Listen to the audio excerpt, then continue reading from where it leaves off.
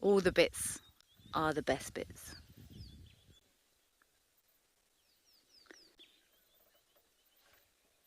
I just memorized this. Where's he gone now? The stallion of this group has actually got quite a lot of marks around his chest. So I'm going to keep an eye on these zebra and see if we can't recognize him again. I'm going to send you across to the lovely Ben and see if we can find one last view of your boy Maribs.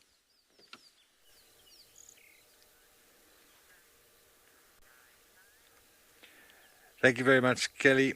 Well, what an incredible morning it has been. Prince Maribs has given us quite the show this morning. We found him lounging on a log at Gary Dam, then he's walked halfway across Djuma, and now lying here just east of Battle. It looks like he's settled in for the day. Thank you so much for joining us this morning. It has been an absolutely wonderful drive and a pleasure to share it with you, and we will hope to see you in Escape to Nature straight after this show. Have a wonderful rest of the day.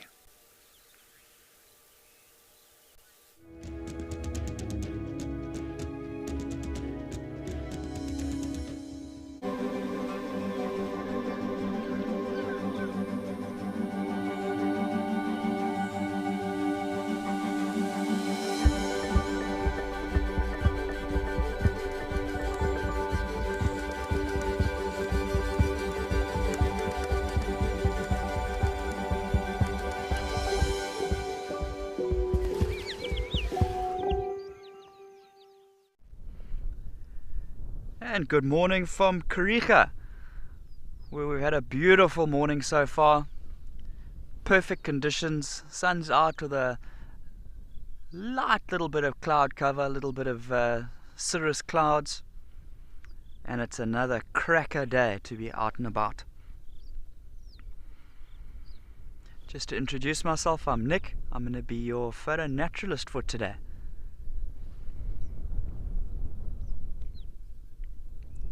And remember, this is also going to be a live and interactive experience. If you've got any questions or if you'd like to see anything in particular, please let me know.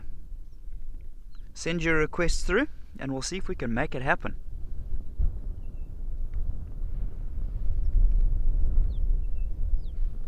And you can see we've got a lovely herd of buffaloes here, a mixture of males, females, calves, juveniles.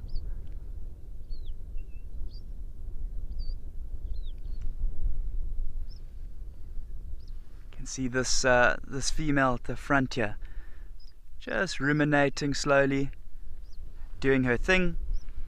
You can see a little calf at the background lying down.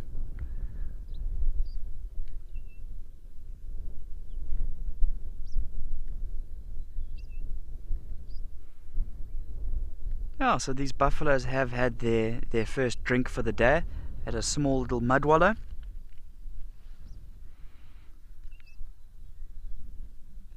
And we might even be able to see some of them that have got a little bit of mud on them. Let me see if I can pan to the left just a little bit here. You can see that female right at the back there. She's got a good amount of mud on her.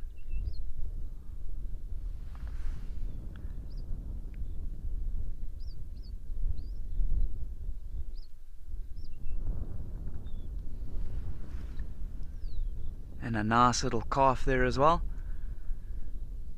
having a nice scratch up against mom, using her as a scratching post.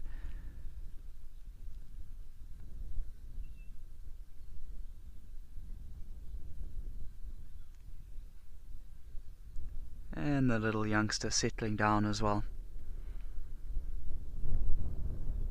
Nice peaceful way to get our morning started here at Kariega.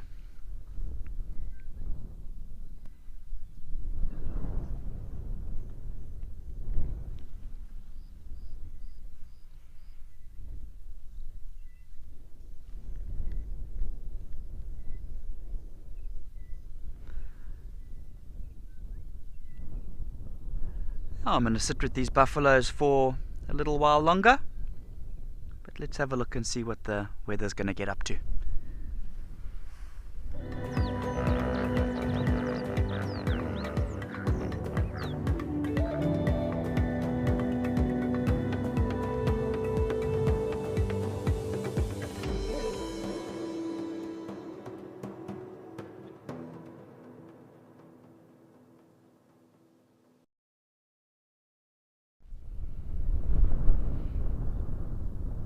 Yeah, you can see that the mother of that youngster, the cow, just resting, putting her head down on the ground.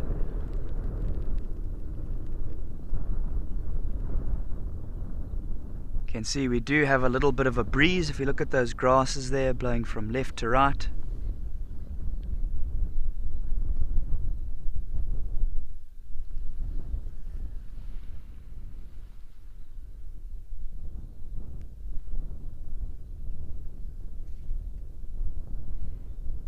Nothing wrong with taking it slow.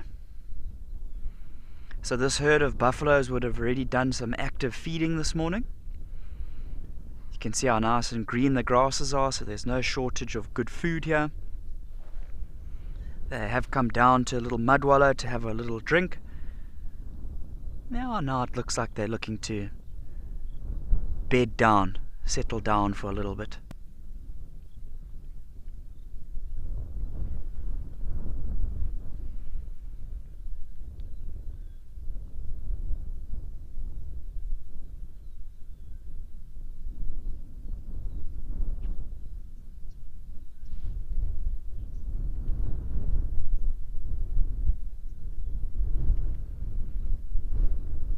Tom, 100% I agree with you. It is a beautiful, beautiful morning here at Kariega already. The sun is out for us, it's not too hot. The animals are out doing their thing, and I'm sure it's only going to get better. Speaking of getting better, we're about to see some zebras making an appearance on the top right of our screen. And boom shakalaka!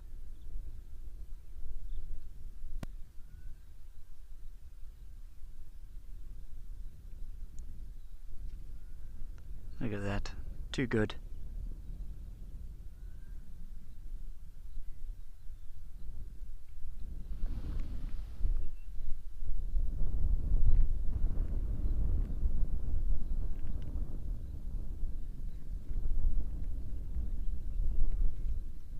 Yeah, so that little buffalo calf that we can see in the frame there, he's one of two that is that sort of age, that's got that sort of brownish type of coat. And then there is a smaller one in the herd that I can't see at the moment anywhere here, most likely lying down in the grasses and quite well concealed. But there is one that is a little bit smaller than that one. And as the day progresses, I'm sure these buffaloes will get up at some point and continue to feed. And as they start to shift and jostle their position, maybe at some point we'll be able to get a view of that little small youngster. I'd love to be able to show him to you.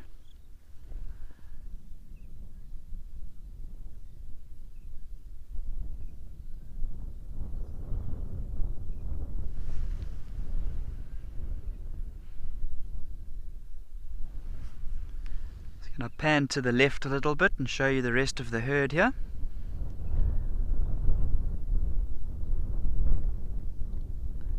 We've got more zebras in the background.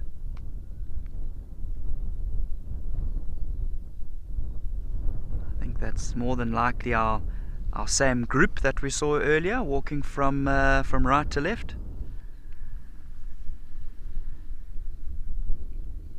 Little impala dashing past at the front of the frame there.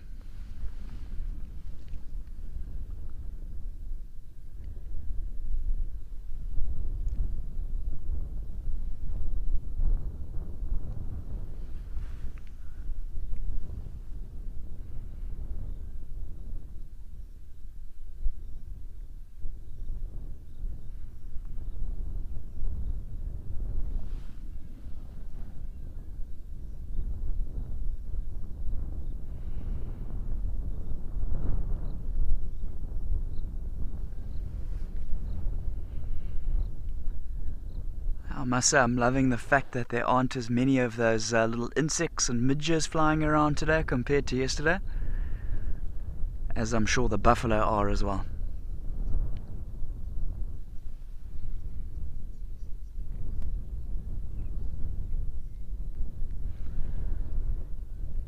And I agree with you, yeah, I also love it when there's a few different species in one frame. Just adds a extra dimension to what you're looking at. You look at it, creates like another layer, even for your photography. You know, you've got the layer of the buffaloes, you've got those zebras at the back. Kind of adds a lot of depth to your photograph. Besides the point that it's just very enjoyable to watch, having two different species in one frame here. You can see those zebra at the back, also quite relaxed with life, just taking it easy.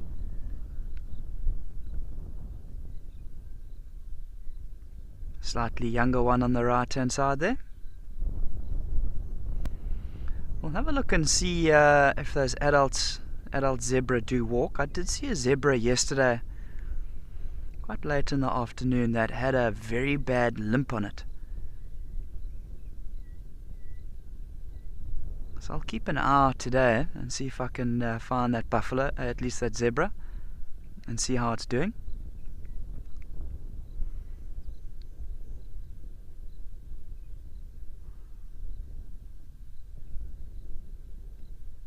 Remember, the resilience of these animals out here is incredible. You know, that zebra could be limping today, but you know, in a week it could be fine. You know, you think for us, you sprain your ankle very badly, maybe you'll have to wrap a bandage or something like that around it. But all these animals have just got to put their big boy pants on and get on with it. I did see a lioness trying to hunt a zebra once before, and it was running after the zebra from behind and did manage to pull it down, but did a bit of damage to that zebra. Luckily it did survive.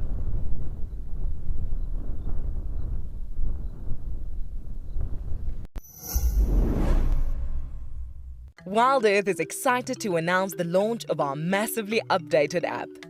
There are so many brand new features that we have to share with you. Tune into our live channel, and if you are an explorer, you can now watch completely ad-free on the app. There are also many other channels, including behind the scenes. You can find the app on app stores worldwide.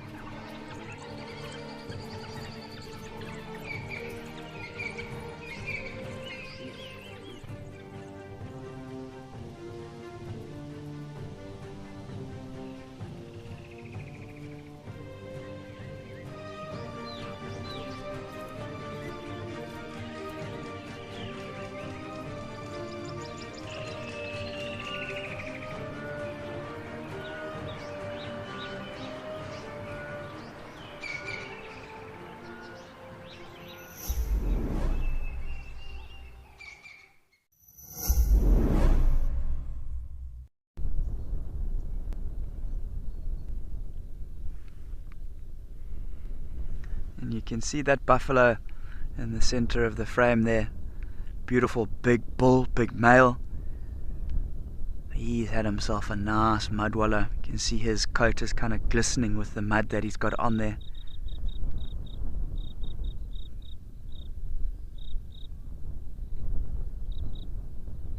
Beautiful set of horns on him as well.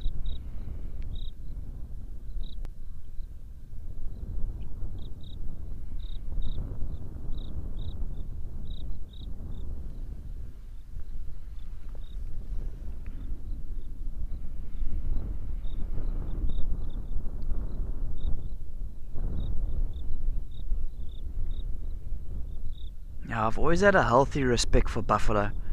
You know, you look at them like this and you think, oh, you know, they're big cows. But these are some of the most dangerous animals out there. I think I'd rather come across on foot one of the cat species than an angry buffalo, you know. I remember when I did my training to become a guide, and we were tracking an elephant bull, a single elephant bull. There must have been about 5 of us. And it went through quite a dense section of guarri trees, magic guarri trees, and white-stemmed guarri as well.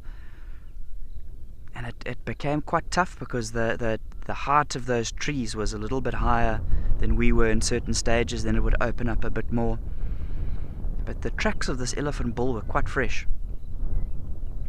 So we kept doing our thing, tracking. And all of a sudden we just heard the sound of stampeding sort of hooves hitting the ground.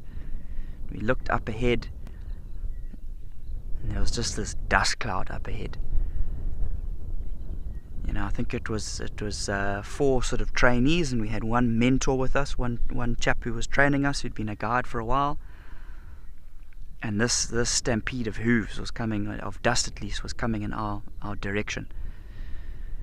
And each of us climbed a tree. There was quite a few marula trees and things like that in the area. And we each climbed a tree to get a bit of a higher vantage point as well as a safer spot. And a huge herd of about 100 buffaloes came stampeding right underneath the trees that we were in. You know, and you look at these animals resting like this, they don't look like much. But I promise you, once they've got some adrenaline going through their system, when they're up and moving, that's one big body of just muscle and strength.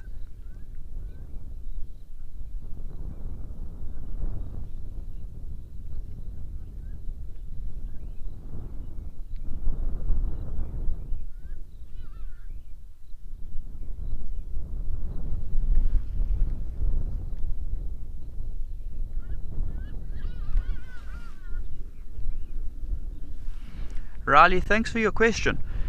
In terms of the movements of buffaloes, they are led by what we call a pathfinder.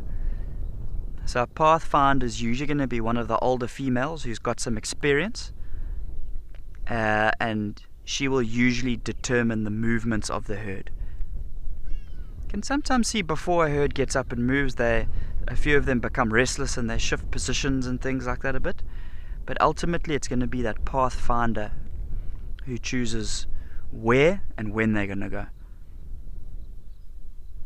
You know, it's obviously going to be one of the slightly older females because she needs to have knowledge of the area. You know, in years of drought, she needs to know where the best water resources are, you know, which areas are going to hold water or which areas usually the water holes will dry up. You know, she needs to know where the good feeding grounds are. There's a whole lot of information that she needs to know because ultimately the herd is relying on her. You know, your bulls, your big bulls, they would usually kind of be trailing at the back of the herd. You know, the chaps that are sort of 10 years old that are looking to maybe leave the herd soon, they would be trailing at the back of the herd quite often. Yeah, you might find a few of the younger bulls closer to the front, but they're not going to determine the path of where the herd is going to be moving.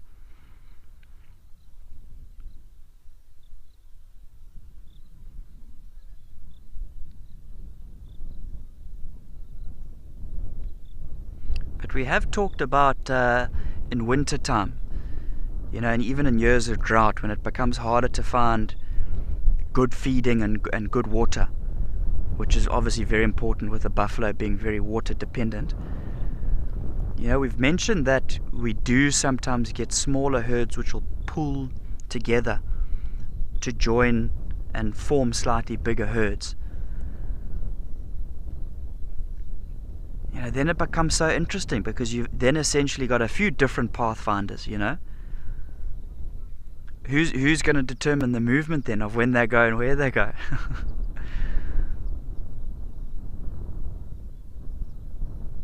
One of my friends, his favorite animal is a buffalo, and he is quite happy to sit for a whole day, a good sort of 8-9 hours, just watching the behaviors and, you know, trying to figure out the relationships between different individuals within a herd.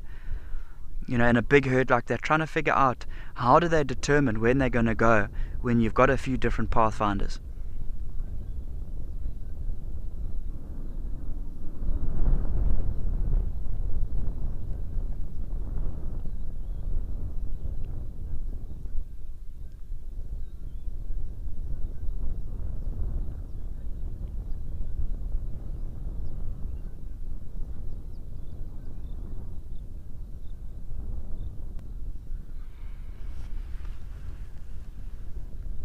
Yeah, and I think, you know, reading textbooks and like that and things like that is definitely very important.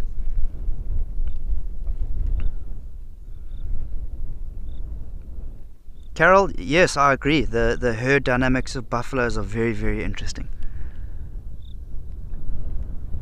I agree. You know, you can, like I was mentioning about those textbooks, you can read plenty of textbooks, and that's a good place to start. You know, you're going to glean a lot of information from them. But at the end of the day, I think there's no substitute for just sitting and watching and learning yourself by what you see.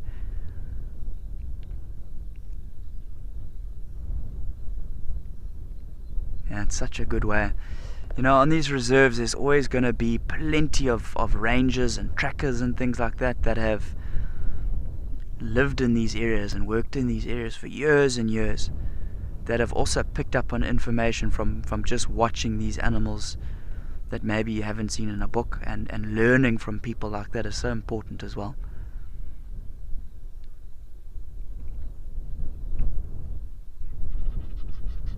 You know, there's always going to be exceptions in terms of something that you maybe haven't heard of or haven't read or something like that.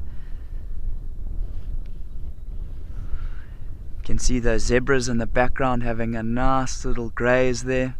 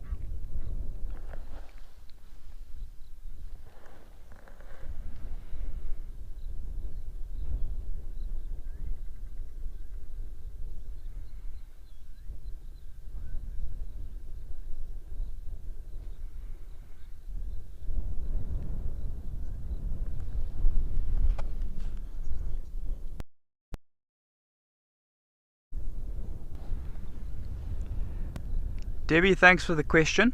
In terms of the development of buffalo horns, they're not sort of born with horns that are fully developed. You know, they've obviously got to grow, but from as young as a few weeks they'll start to develop. You can see there's that calf on the right, a little bit hidden, a little bit concealed, but if I do get a chance to get a nice close-up of a calf at some point, I'll try and show you his horns and where he's at now. But from as young as a few weeks they'll start to develop.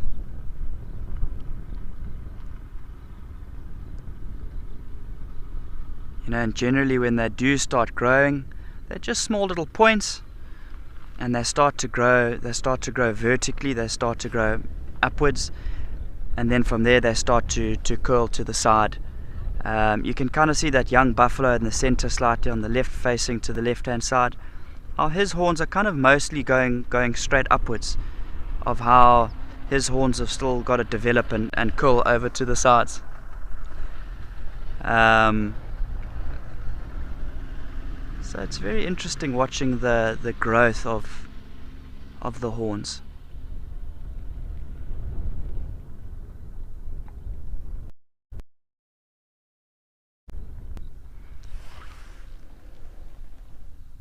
Yeah, you can see that that buffalo on the right hand side there got a beautiful set of horns curling over like that. You know, you're obviously going to get different genetics coming through with the horns. You know, that buffalo on the right, that curl over and upwards quite symmetrically almost. It's almost like perfect. Other times a buffalo's horns, when they're fully developed, may come sort of horizontally to the side and only right at the edge kind of curl over a little bit. Whereas this one's horns are, you know, if you had to put like a small circular shape in there, it would fit in there perfectly.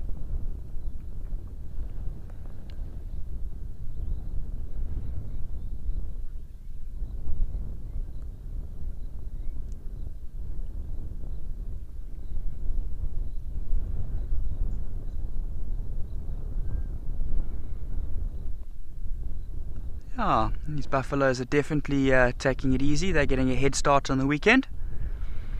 Let's take you across to Alex and Okukuyo.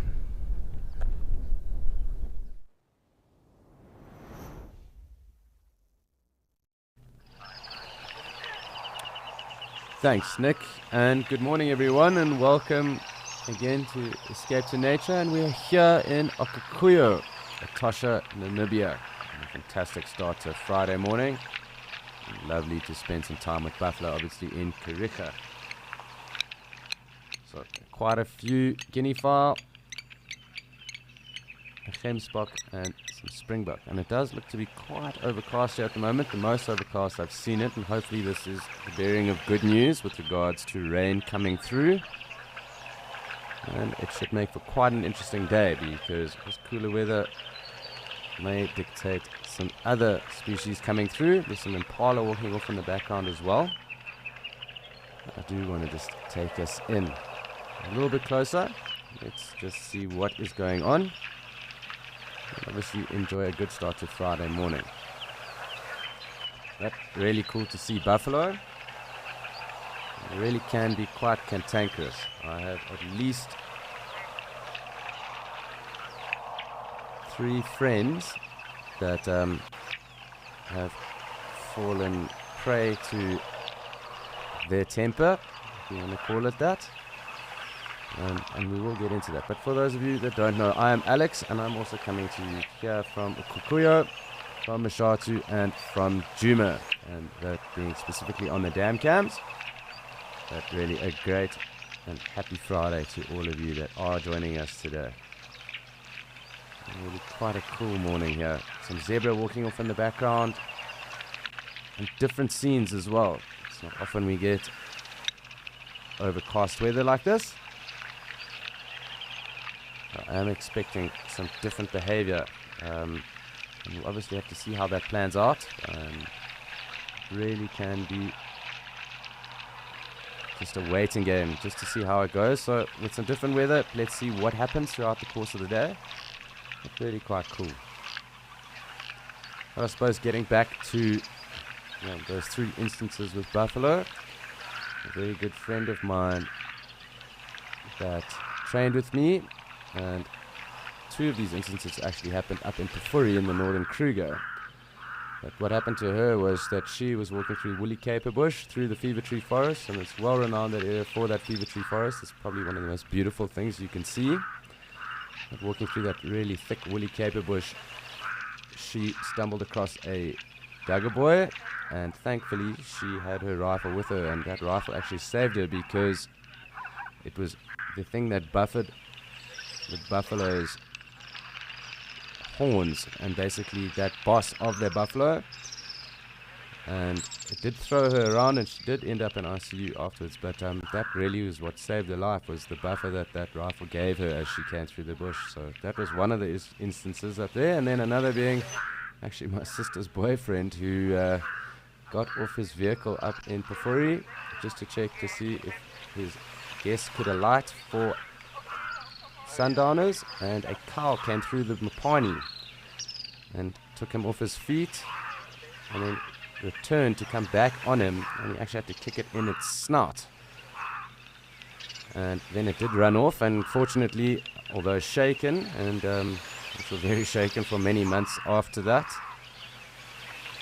he is alive to tell the tale, and he wasn't in ICU, fortunately enough. And another being a very good friend of mine, a guide and mentor, where the buffalo actually almost scaled onto the bonnet of the car. This did happen, if you do know equal training, it did happen in one of their spaces, and that buffalo bull really got into that car.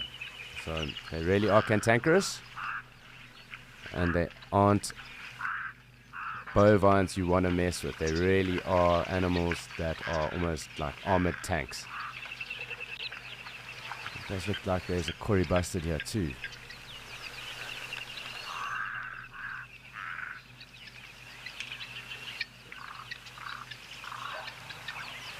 So we do have a Kori bustard, and great to see, and I do think that the bird life might be a bit different because of this overcast. Something to look forward to.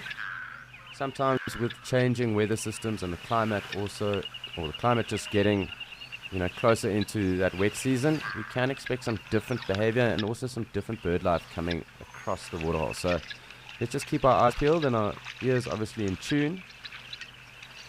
And let's see what might unfold for the day.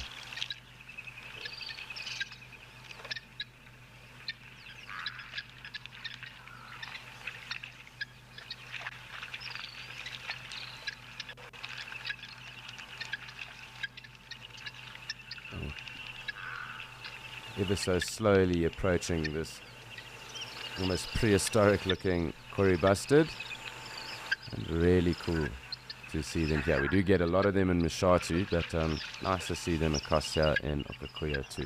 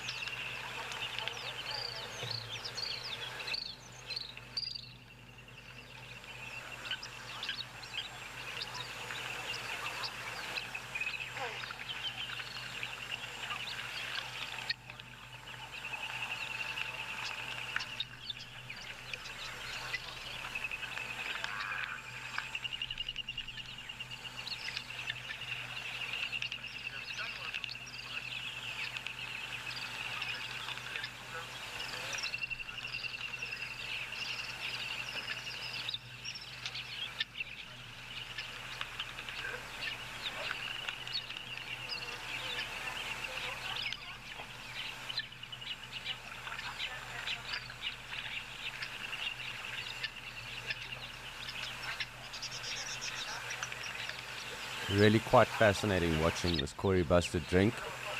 It does seem that it is on its legs still at the moment. What's quite interesting about Kori bustards when they do drink is that they're one of the few birds that actually suck or basically drink water.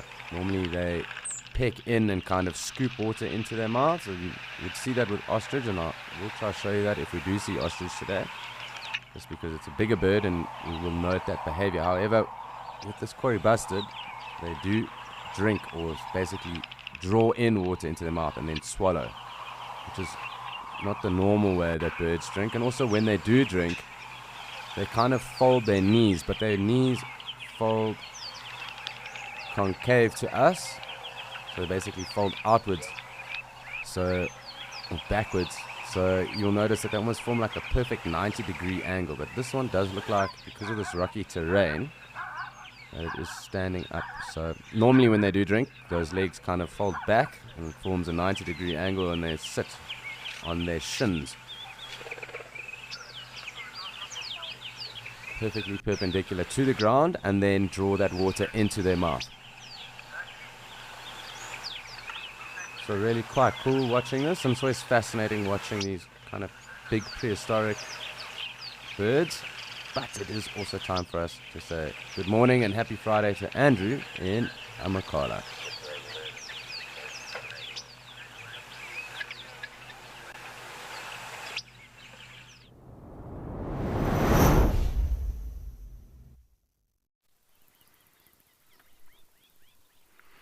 Good morning, hello everybody. Welcome to Amakhala Game Reserve out here in the Eastern Cape Province of Southern Africa. And we are in the basin currently watching two waterbuck bulls side by side looking opposite directions.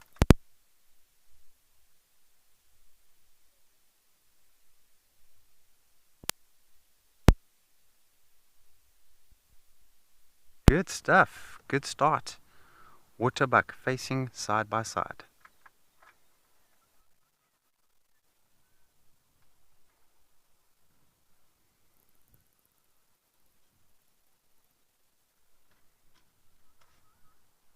It's actually a nice position.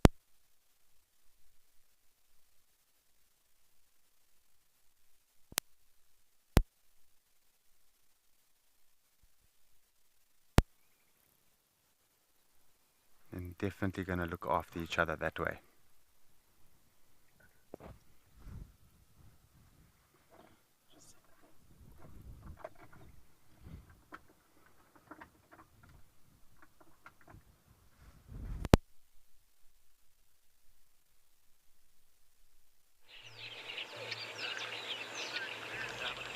So we are back here in Okakuya, and unfortunately Andrew had to leave us, but he will be back. Don't worry. Those waterbuck are pretty awesome anyway. So we are just waiting to see who does come through. There were a number of zebra, and I could hear a number of them as well braying in the distance. So as I did allude to, it is a bit overcast. It does look like it's burning off. It does look like the prelude to the beginning of the wet season here. So I do think in the next few weeks we will start to see exactly that. Rain falling, possibly more in the evenings as well, but it'll also be quite sporadic up here. So Etosha does have an annual rainfall of around 350 mils, which is actually quite a fair amount if you consider that up in Pafuri in the northern Kruger that is also around the same amount. In the southern parts of Kruger though we can expect more, so sometimes up to about 450 to 500, sometimes 700. I know that this last year around Basabi they did get around 700 mils, so that's almost double what is expected here. And it is also El Nino at the moment, so for the last 2 to 3 years we have had higher rainfalls across the southern hemisphere, and just because of those climatic conditions. So can also expect that some drought might happen within the next 5 or so years, just because it does change and it almost is polar opposite. And I do remember when I was training that when I'd at least at my level 1, it was one of those droughts in around 2015 and there was no grass around, so it did take us a long time to kind of learn about grasses and rhizomes and forbs and the rest, purely because there was literally no grass and it didn't rain for around 2 years. So we had lower than expected rainfall because of that and because of those climatic systems. So what happens is that those systems actually develop on the other side of South America, so almost around Chile, those areas in the Pacific Ocean, and that kind of leads us to these climatic conditions of El Nino and La Nina. Both polar opposites and outliers really. They range very, very hectically. And just something always to note. So obviously with those conditions they bring around different behaviors, different aspects of life. Natural selection does start to play a higher part when it is drought. So animals and species that are more dependent on water do suffer at those times. Predators sometimes do benefit, but obviously when you start to lose huge numbers of herbivores, the numbers of prey that are lost also affect predator numbers too. So quite an interesting way and a topic to touch on, but unfortunately right now I do think we have quite a fair amount of rain expected for the next season. Does seem that way at least.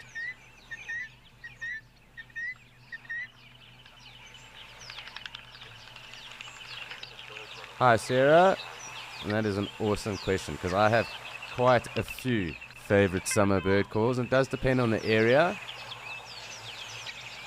I really love the cuckoos that call, that come through. I love the bee eaters as well, that do migrate through as well. But if I think about it, I would say actually the European bee eaters. At least when I'm in Joburg, I love to hear those. I also enjoy the Jedricks cuckoo, also the classes, just because of their coloration. But all three of those birds are actually very colorful. So I do enjoy all three. And I'm trying to think, I suppose black cuckoo as well is also awesome. African cuckoo, all of the cuckoos really. They really are awesome birds. I love hearing them when they do come through. Also, it just kind of puts a spring in your step when you know that all the festivities that are around the corner are slowly or fastly approaching. And yeah, I suppose it does bring that joy. So for me at least, there are many bird calls that I enjoy thoroughly at that time, but I also enjoy with the bountiful nature of the wet season, the amount of other birds that come into breeding plumages and the rest too. So kind of like dressing a Christmas tree. If you are a twitcher, your Christmas tree figuratively or non-figuratively does get dressed, and just because of those specific reasons. So lots of pretty birds to be seen from here and then till around the end of March, April.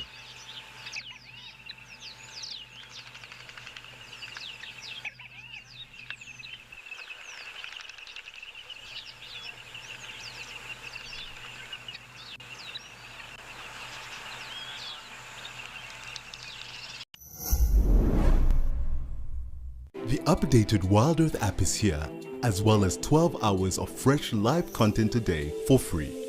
You can watch repeats and highlights of shows you have missed, and if you have subscribed to be an explorer, exclusive access to the behind the scenes channel, access to rehearsals for new locations, a chance to give us feedback, and explorers also watch totally ad-free.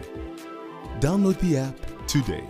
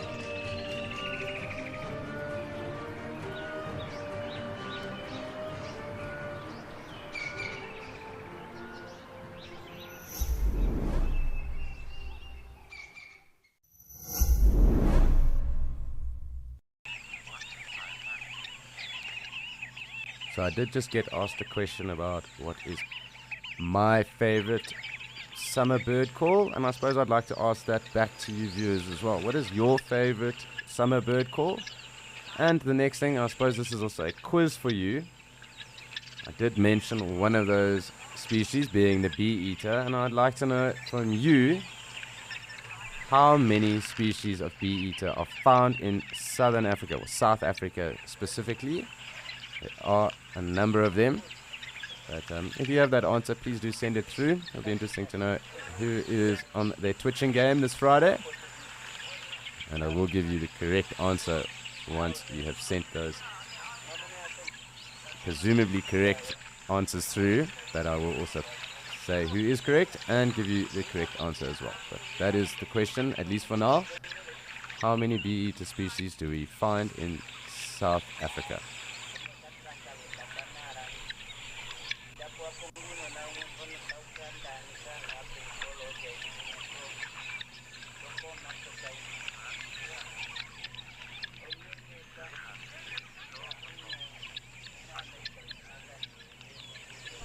So I am going to leave you to ponder that question. I did give you a clue, at least to one of them being the European. And there are a number of others, so do think about that answer. And in the interim, we are going to go back to Nick. And there's stripes and buffalo.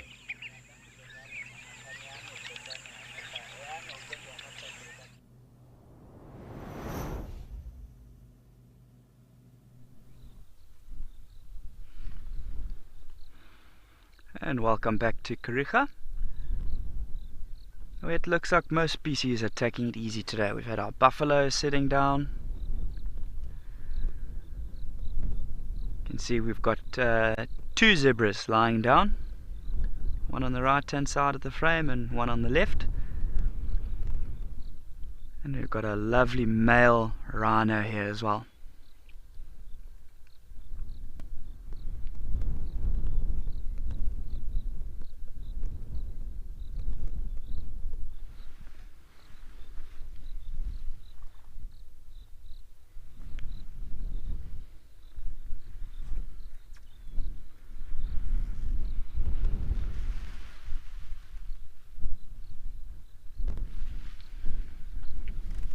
Yeah, it's interesting having a look at the positioning of these animals. So the wind is blowing from right to left in the frame. You can see the grasses blowing there. And yeah, all but that zebra lying down have positioned themselves with their bum into the wind, so that it's a little bit easier for them.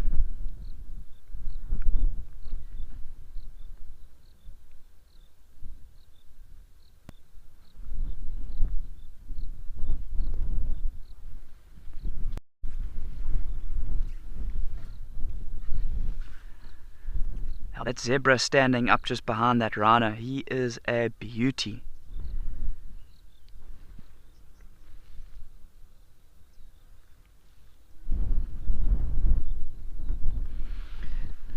Yes, prey species do alert each other if there is a predator lurking. So they've each got their own distinctive type of alarm call. So if these zebras had to see a potential threat, they'd give their call. And all the other animals know that that call means there's something out and about, that there's a potential threat.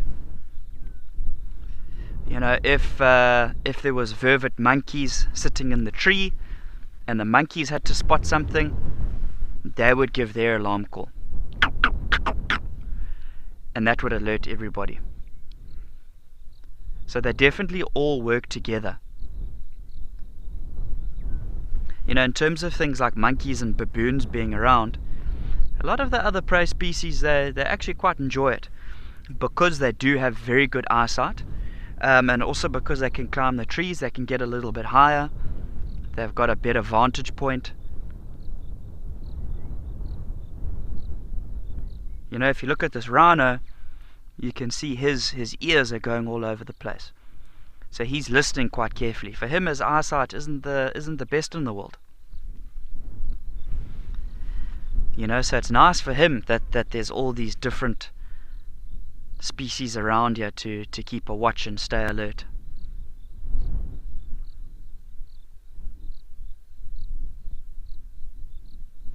So you can imagine for predators how hard it can actually be to catch something, to successfully hunt and catch something.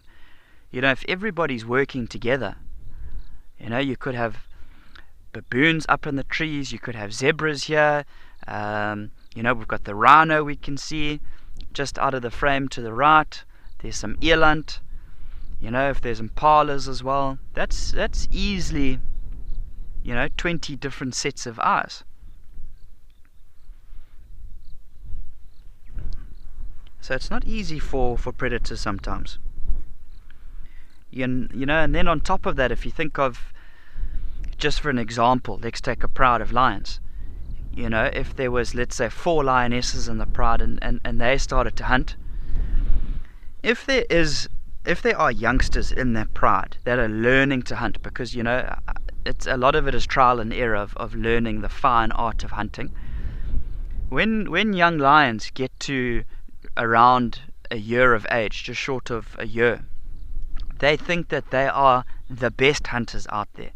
And when the more sort of experienced lionesses know to just wait and bide their time, wait for the prey to move and then make their move, those youngsters are up and moving. And with all the different sets of eyes and ears from all the prey species working together, their cover's blown. You know, and for a predator, regardless of which type of predator it is, the most important thing is the element of surprise. They need to have that element of surprise. If that's gone, there's no point in trying to catch anything. You know, so in terms of, let's maybe use a leopard for example now. If a leopard did have to walk from A to B and an impala gave an alarm call, that ripples through the whole sort of community of prey species. The zebras become alerted, everyone becomes alert. They have now seen this leopard. They have now seen the lion or whatever it is. And often what you'll find, especially in an open clearing like this, is the prey species will generally not run away. You know, you look at like impala. Impala will not run away once they've figured out there's a leopard or a lion there or something. The reason being is that if they now run away and they go down into some thick bush, they know that there's a potential threat 300 meters away, but they now don't know where it is. They can't see it. How do they not know whether that thing is looking to ambush them now, stalking them? And often they'll start to even move closer towards where that predator is. Still alarm calling, still shouting, saying, "Hey, we've seen you. There's no point in trying to catch us. The game's up." And you would kind of think that the first instinct would be to run as far and as fast as you can away from a potential predator.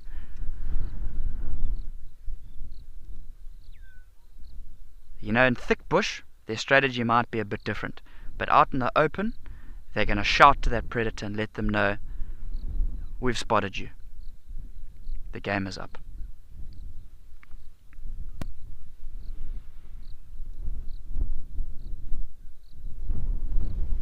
You know, you can even look at even little birds might help, you know, antelope species, prey species, in terms of if they do see a cat of sorts.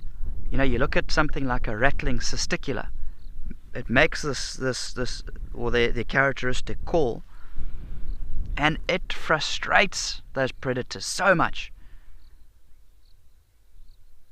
You know, you sometimes see a leopard would raise its tail up in fury at this little incessant bird yakking away. And all of these prey species, they know that that's a sign that there could be something there, and that they'll be put on alert straight away, even if they haven't seen anything. It's just a little bird calling.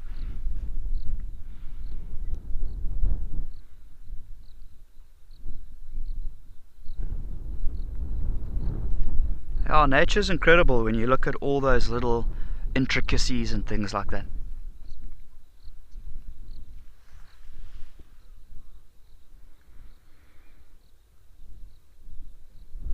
Henriette, thanks for your comment.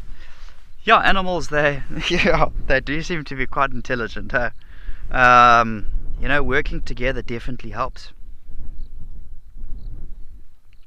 I think in terms of intelligence, you know, as far as I've read and as far as I understand, it seems like elephants, they might be the most intelligent. in terms of cognitive abilities. You know, you look at elephant social dynamics and structures and things like that. And I mean, if an elephant dies, you know, regardless of the cause, if lions killed it or it died of natural causes from fighting, and there's a whole set of bones that are left behind. If another herd, let's call it a year down the line after that, comes and walks past, they will stop, they'll sniff the air, and then every single individual of that herd of elephants will stop, will feel those bones, will sniff the bones, will touch them. You know, it's kind of almost like, it could be seen almost as grieving, you know. It's very interesting to watch. I've seen it a few times before. And every single member of the herd will go and do that. It's not like the matriarch, you know, who's going to lead the herd will do that, and maybe one more bull or something like that. Every single member does that.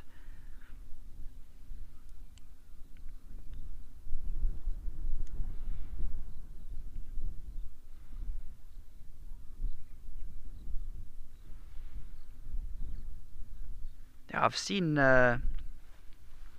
pictures of elephant skulls before. I've never seen a big one myself, but you have a look at like the brain and things like that. It's almost got this like type of honeycomb looking effect to it. Very different.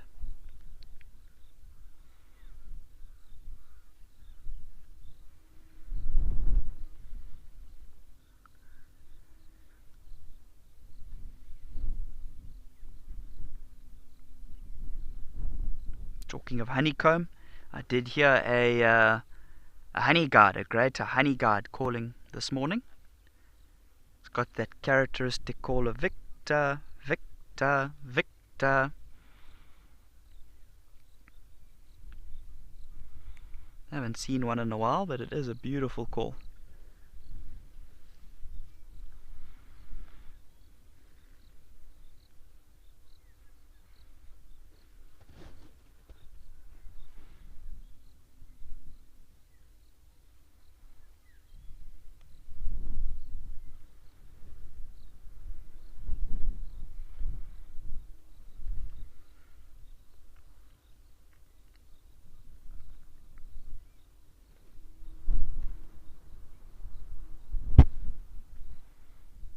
So it's definitely not the hottest day here at Kariega today.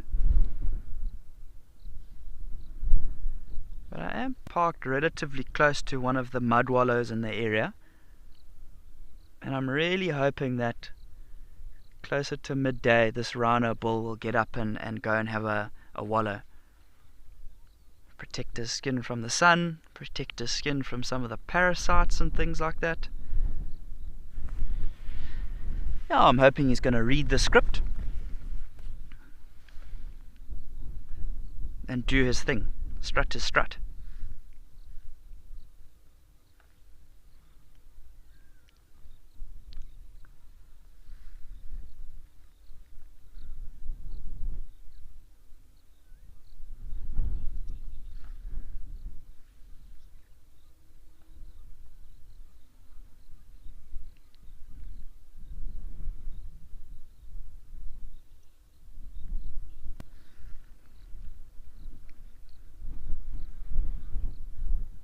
So obviously for this scene here, we've zoomed out a little bit just to get a wider perspective on what's happening here. So you can see we've got a nice group of zebra, we've got this beautiful rhino here, and then there in the distance we've got that lovely shaped tree just behind those zebras. So just as I say that zebra's starting to walk off from his position. But in terms of a potential shot that you could look for, you know, I wouldn't really do it now, but if you had to zoom into this zebra by the tree, let me see if I can maybe zoom in here a little bit for you and kind of show you what's going through my mind here. Okay. And we'll bring this down just a little bit. Okay. So if we look at this here, if that zebra, kind of just those two zebras on the left weren't there, that would kind of help just in terms of creating the story here, because it's kind of a little bit of a distraction. But I guess at the end of the day we can't always have what we want. But what I would maybe look to do here is I would maybe take a vertical shot, a portrait shot, maybe zoom out just a little bit more just to get a bit more of that darker background. And that tree that's behind the zebra, it adds so much depth to that picture. It's almost like a leading line that you look at that zebra, your eyes, it directly goes to that zebra, then after that it goes to that tree at the back there, and the tree kind of leads you into that background, which is a lot darker.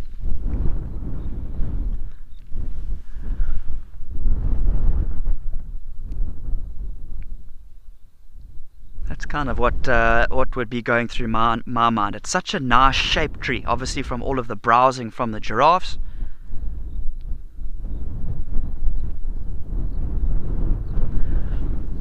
But it's a lovely scene with everybody here.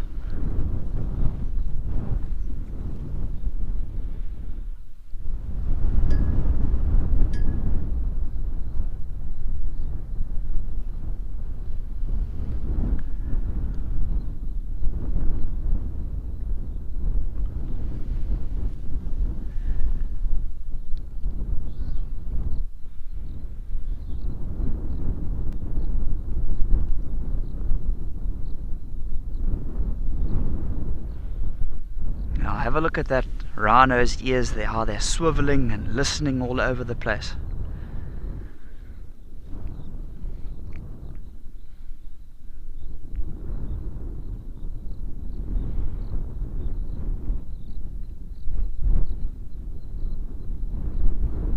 Now the wind is relatively strong at the moment, and remember, for that rhino, his most important sense is his hearing.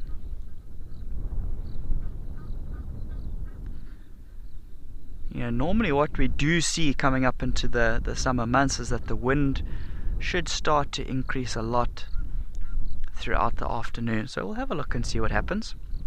See how he's just lifted his head and both ears came forward? There were some Egyptian geese that were having a little domestic amongst each other. That caught his attention, just looked up to see what was happening. He's quite happy that it's nothing to be too scared of. And back he goes to his resting position.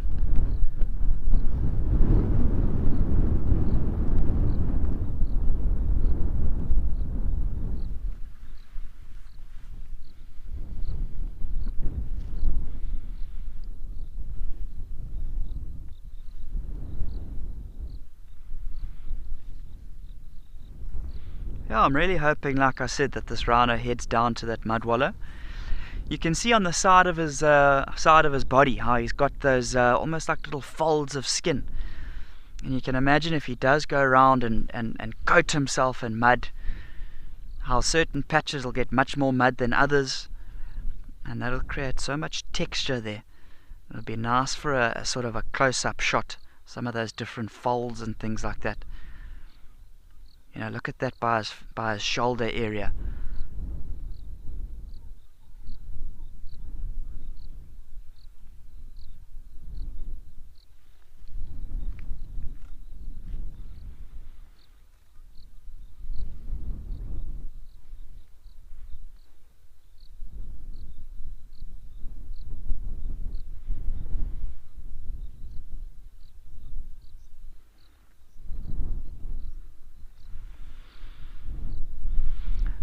Right, well, I'm going to stay here while these zebras are peacefully doing their thing, and we're going to take you across to Andrew, who's got something that would love to be seeing a group of zebras just relaxing like this.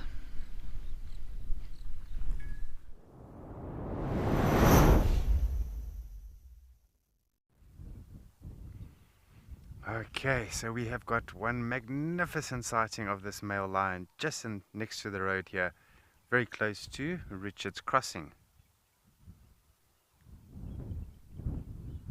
Beautiful sighting. It is getting quite warm now, and you can see this lion is he's battling in the heat a little bit, and he has a semi-full stomach from yesterday from the warthog.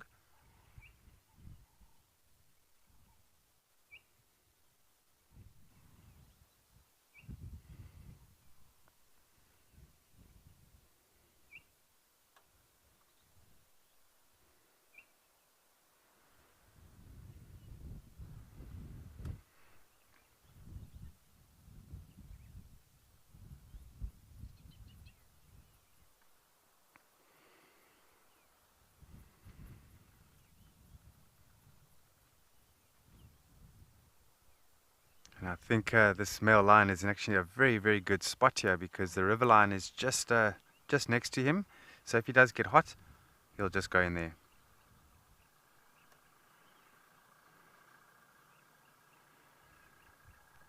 France, morning, I have. Yes, I have. I've worked with a vet before, the wildlife vet here in the Eastern Cape, Dr. William Foltz.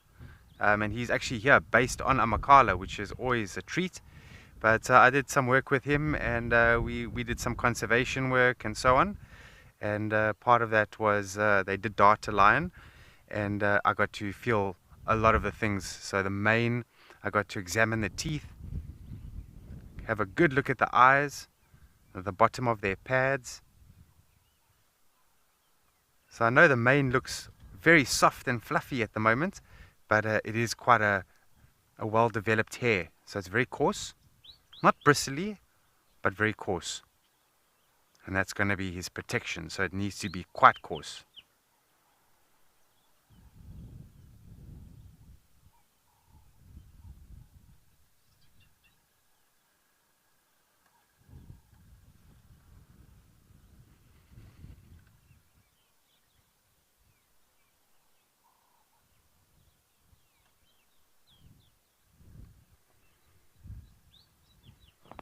So just panting a little bit, trying to cool down. You can see a little bit of his teeth. Those beautiful canines, and they're a little bit yellow. As he gets a lot older, it's going to start going orange, those teeth, and eventually start to blunten and get shorter and shorter. And that's actually a good way of aging a male lion or lion in general. But I should think that his nose tip is going to start going black now, because generally speaking, under 4 years, usually the nose tip is quite pink and sort of pale pink. And as the animal heads towards maturity, it does go black, the tip of the nose.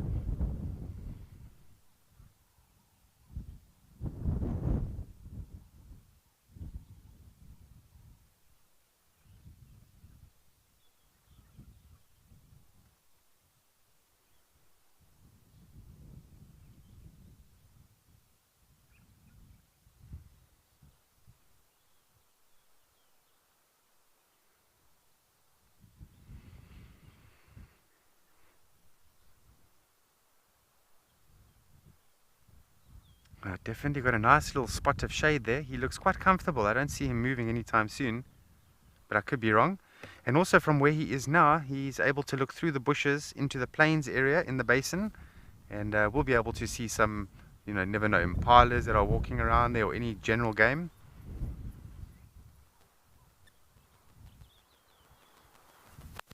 And there was a small pocket of Cape buffalo not far from this area, but the male lion was walking around this morning and the buffalo saw him and they have departed. We didn't even see which direction they went. They just disappeared into thin air.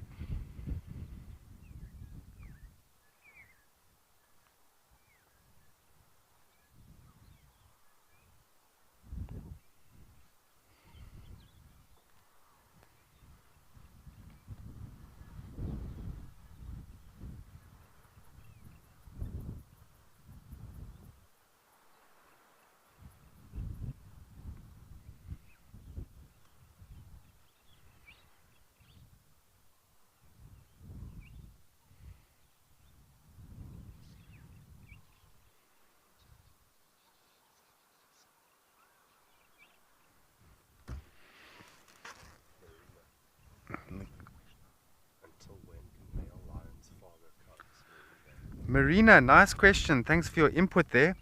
So, male lions don't really father the cubs like the mothers will take care of the cubs. But it does range. I have seen in game reserves where male lions do actively follow and father the cubs. So around about, if that takes place, I would say around about 2 years, because you've got to bear in mind that any lion cubs that are males that are going to grow up and reach the age of 2, around 2.5, they go independent of the pride. The females stay with the pride though, but in that process I should think that the male lion, if he's going to sort of take care of cubs, it's going to be up until around about the age of 2, or just before actually, because eventually he's going to see his own sons as competition, which is fair enough. because he is young, this male lion that you're looking at now. But imagine he was getting on in years, and then there are cubs, male cubs. Those cubs are going to be stronger than him, and there's going to be imbalance, so he's not going to want to sort of have them around for too long. So I would say just before 2 years.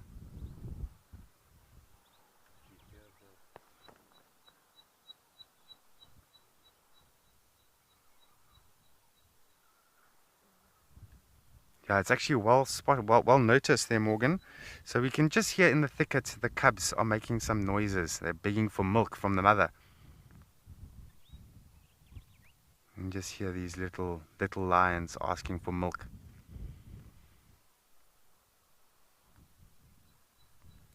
And it's a beautiful denning site area, this where they're at now. So many escape options. And they've got nice thickets. They've got little open areas as well if they want to use those.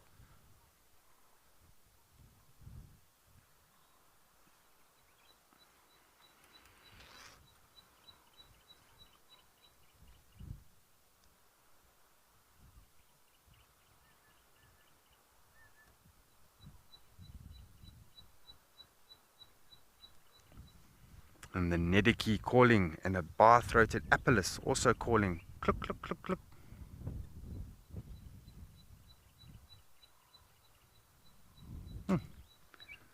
Male lion heard something. He might stand. We'll just see what he wants to do.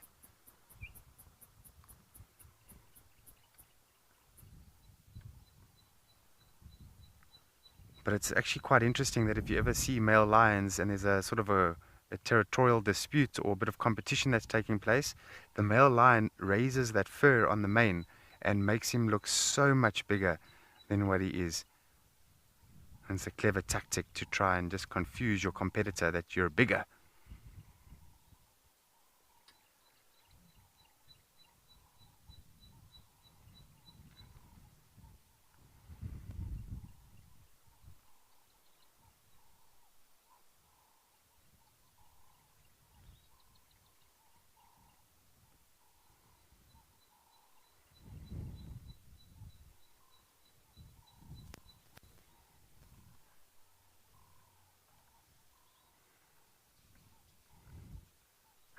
Andrew Bushlow, step up for Rob.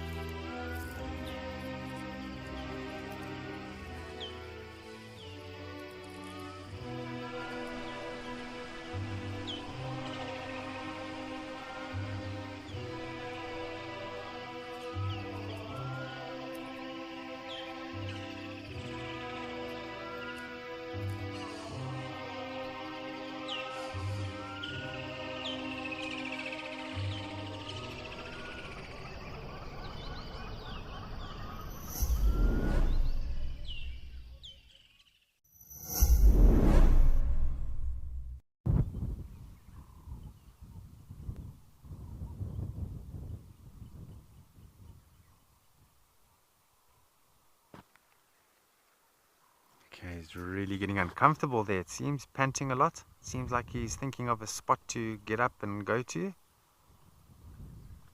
But he has walked quite a distance to get to this area because the females are here with the cubs. And I don't see him leaving this area anytime soon.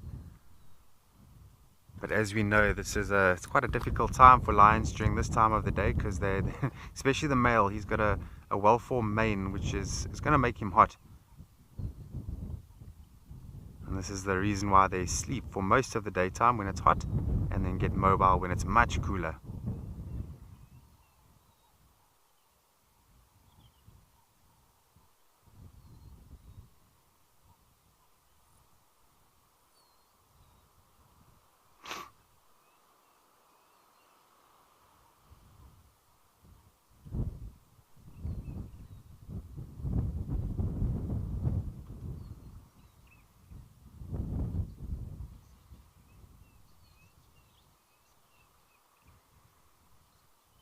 Morning, Darcy. I'm glad you all got to hear that. I was wondering if you were going to hear that.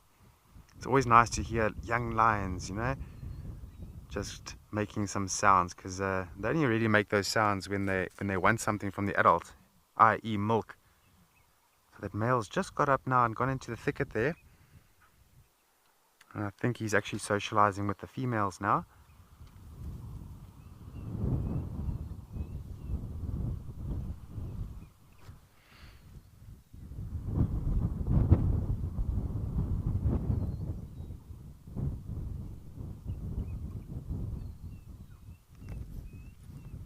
I remember a few years ago at Tswalu when I was working there, young lions was also making these crying sounds, and in a way it was almost like they were practicing roaring the way this young lion was doing it, and it was very cute, very nice to watch that.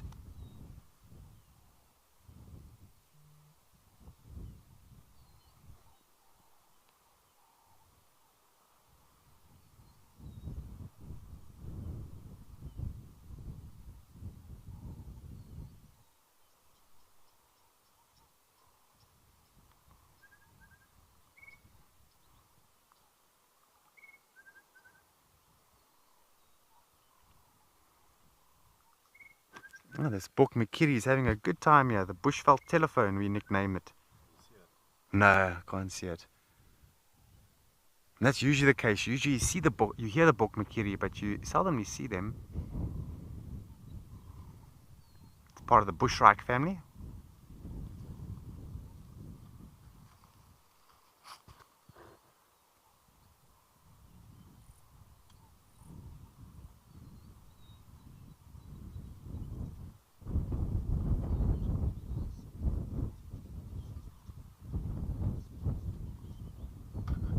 Okay, I'm going to send you all over to Alex. I believe he's got some elephants at Mashatu.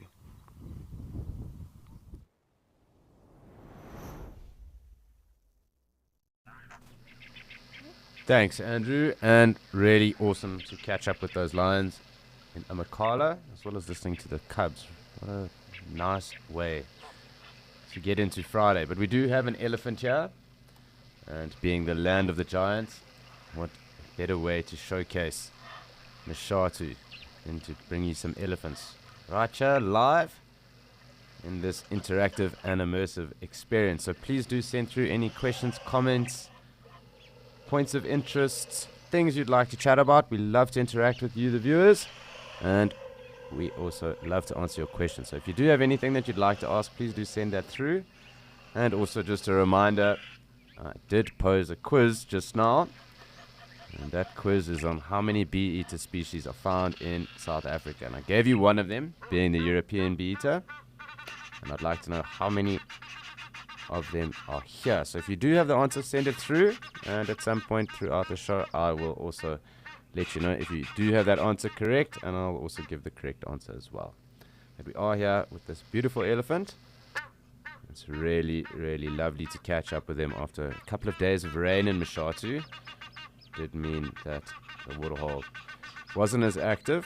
I think everything was kind of hiding under the vegetation too during that time, and was obviously a lot cooler during the day because of that rain. So it has kind of burnt off, And I'm pretty sure we will start to see a few green flushes coming through as well now. So it's always fantastic to note the difference in season, and then the different areas that we do come from. That change of season is quite remarkable, and it is also different. So just a cool point of interest as we do go through towards the end of the year. So it'll be something that does change, and it can happen quite quickly, almost overnight. So something that we will be keeping tabs on as well. It does seem like there is an Egyptian goose that is raining on our resident Egyptian goose's parade. And they are clearly trying to chase it off. There is a gosling here. They did lose 3 of them, but there is still 1 gosling left. And we will try and catch up with them when they stop. They argy-bargy at some point. Really cool. I do think the Ellies might also mud wallow today. So let's just see how it goes. I'm pretty sure it's going to be quite hot and humid here in Mshatu as well.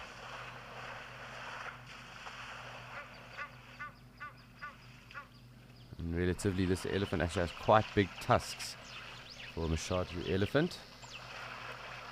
Not often the case. There are a number of individuals that don't have tusks in this area. Also, speaking of tusks, sadly, this last week up in Tsavo, which is in Kenya, southeastern Kenya, it's quite an arid area, but it is renowned for very big elephant and elephants with huge tusks, big tuskers, and the world's biggest matriarch or female elephant with regards to tusks passed away this last year between the age of 60 and 65, and her name was Dida. She really was a specimen. She had massive tusks, bigger than this elephant as well. It is quite a renowned area with regards to big tuskers, and there are a number of elephant there that are really, really, really beautiful to see. And in specific with regards to their tusks, they have massive tusks in that area. It's quite an anomaly because normally in these arid areas there aren't many nutrients, and it does make those tusks quite brittle. For example, up in Natasha and even in Madikwe, we do notice this, where the elephant don't have big tusks and they kind of are broken quite often, and that is to do with the nutrients in the area and from the vegetation that they eat. That does affect their tusks, and it does make them rather brittle. So always something interesting going on in nature in different areas.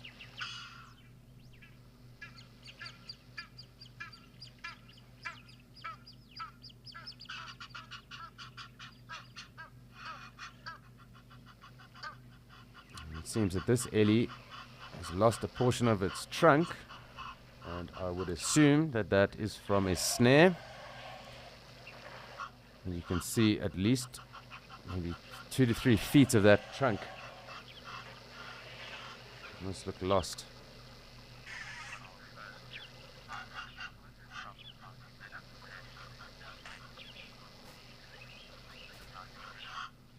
So Darcy Miller, you are on the ball. I'm not going to give the answer just yet. Let's get a few more answers in, but you are on the ball and you are correct. And if anyone else knows the answer to the question I did pose to everyone, how many bee-eater species are found in South Africa? And I did give you the one species being the European bee-eater, but how many of them and how many species are found in South Africa? Darcy Miller is correct. I won't give you the exact number just yet. Let's get a few more answers, but good on you, Darcy. Great way to start a Friday.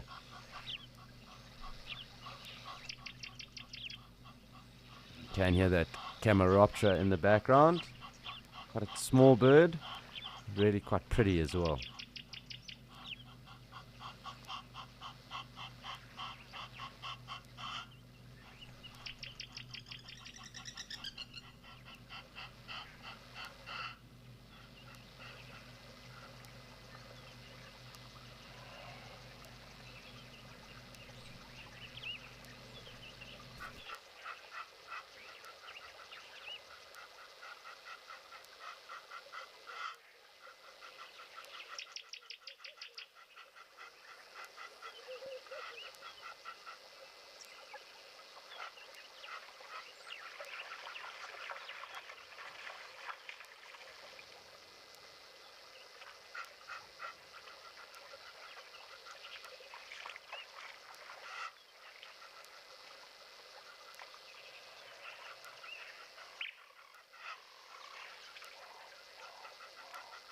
So you'll be able to notice the size difference between that bull and his youngsters and 2 cows.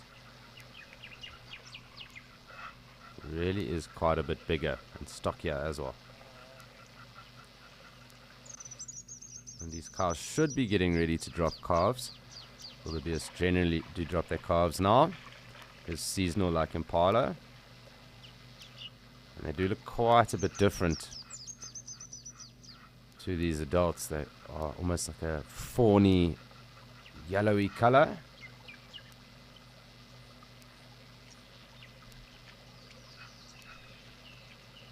And they are precocial, so they do get up and run fairly quickly.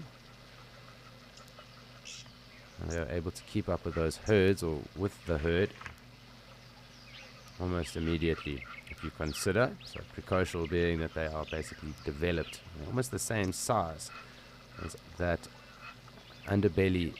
So they kind of fit almost directly underneath that underbelly. But they do live in almost little creches as well when you do see them when they're young calves.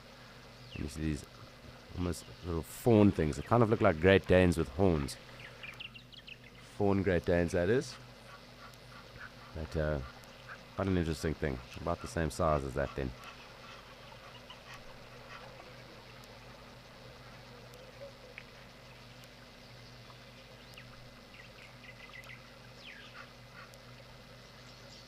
This bull really is quite a specimen. He's pretty big. Horns are big as well.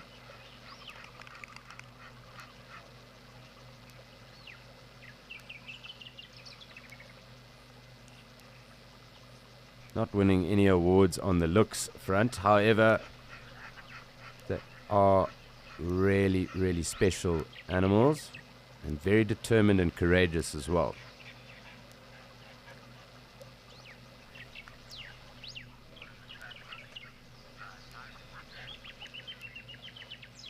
You'll also notice those stripes on these blue or brindle ganoon. So, different to those that we see that migrate, like in East Africa, the western and eastern white-bearded gnu. Very different. There's also a species that migrates in Zambia too. There are a number of different subspecies of wildebeest. And then we also get the black wildebeest that is endemic to South Africa and more highland or highveld specialist or grassland specialist. Their horn placing is different. They are also a bit smaller than these blue gnu too.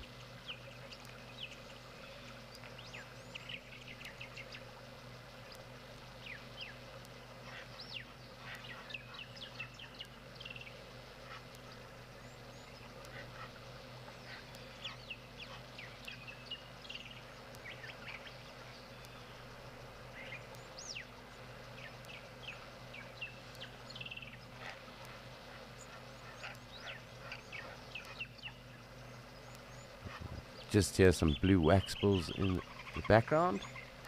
And quite interesting, we haven't had a lot of quelea around of late. So the last 2 or so days, just with all the rain that has happened. Possibly that will change throughout the day, but it's been interesting having that chorus going while they have been around. You can see that front kind of starting to dissipate as well, so that weather system is slowly drying up here. Possibly will build up obviously with all this rain that has happened and the moisture that is now present. It does allow for a lot more to start to fall as well going forward.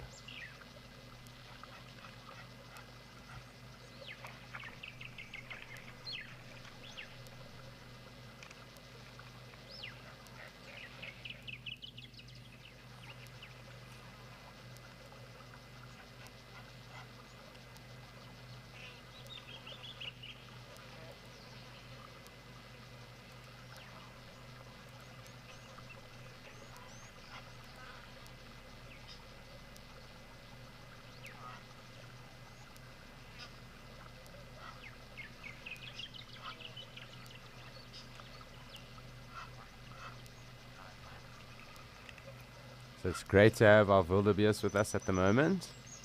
Now to just appreciate a quiet moment with them also hanging around.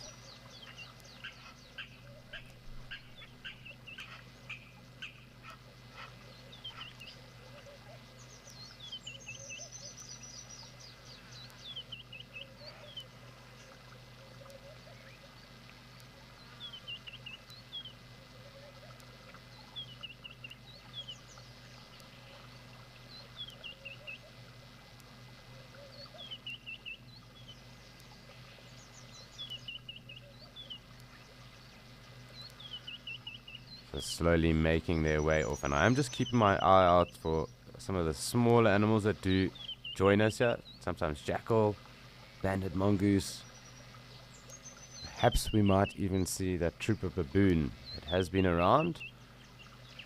But who knows? With that water, animals do start to disperse as well. So might be a green flush here or there.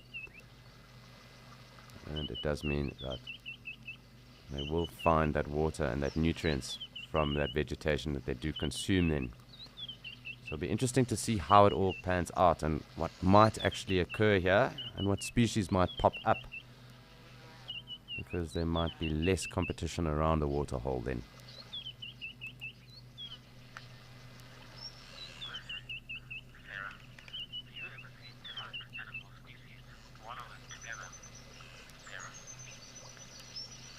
Hi Sarah, it does depend on the wallow and the area and also how dry or what season it is. So it's not uncommon to see different animals wallowing. I've definitely seen white rhino and buffalo in the same wallow, but it was obviously quite a big wallow then.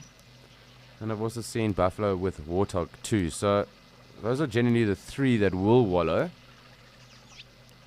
Black rhino too, but they're more active at night, so harder to see them actually wallowing. They will tend to rest up in the shadier areas under some undergrowth and that during the day too. So generally the three that we do see wallowing together, or at least frequenting the same wallows, are warthog, white rhino and buffalo. I have seen white rhino and buffalo in the same wallow before. And actually, interestingly enough, hyena. But they won't be sharing that wallow with those herbivores I did just mention.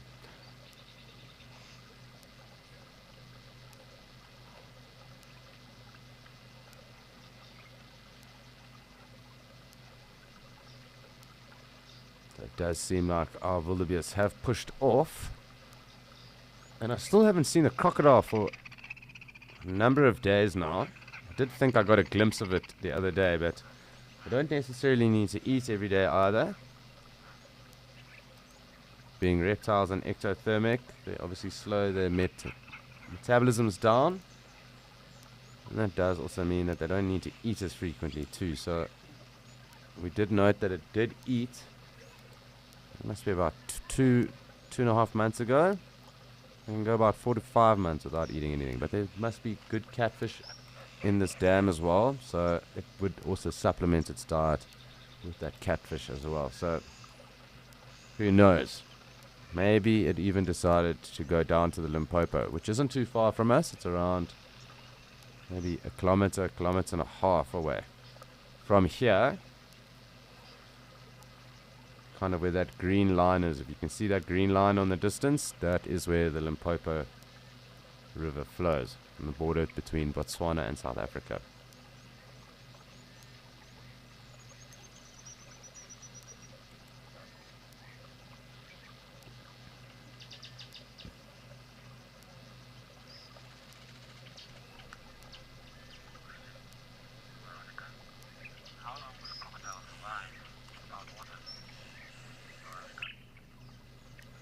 Hi Veronica. So it will obviously depend on conditions as well, because sometimes they will even hide in caves, and they're noted to hide in caves in very dry areas where they've got access to moisture and mud. But if they are pushed out and if there is competition in the area, I would say probably around a week at most, and they're known to even travel around 3 to 4 kilometers if they have to find a new water source.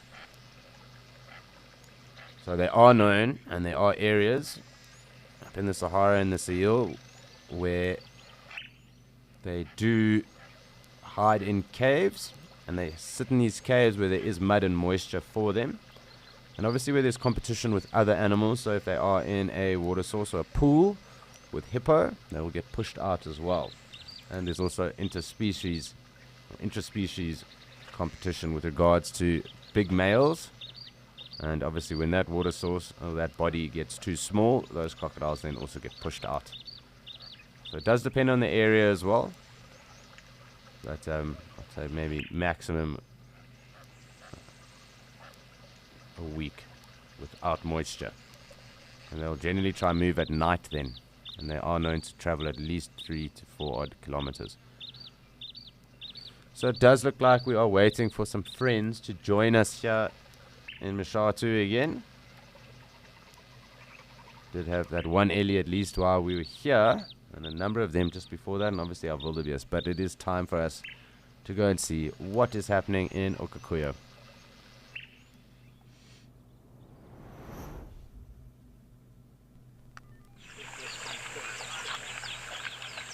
So quite a cool scene. Almost looks like a bushveld depiction of a Pyreneef with those 3 giraffes in the background, that camel thorn to the left, springbok in the Okakuyo waterhole. Quite a cool scene. So we are just going to wait for those giraffe hopefully to come down and join us. There's a springbok obviously quite deep into the dam.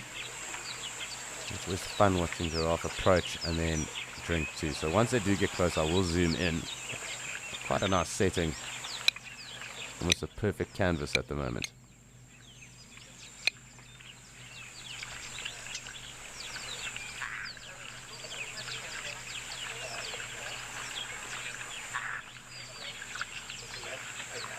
So these rocks here are calcrete stones. So they're actually deposits from the ancient lake ocean that used to be here.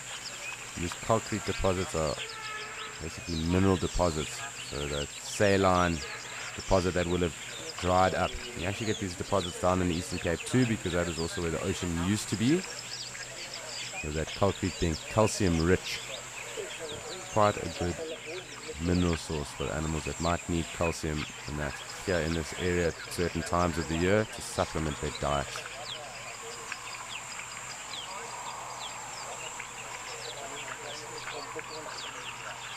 We are just going to sit here and just wait to see if these giraffes do approach. I'm not too sure how long it will take just yet, but as they do get closer, we will also get closer and we will get a better view of them.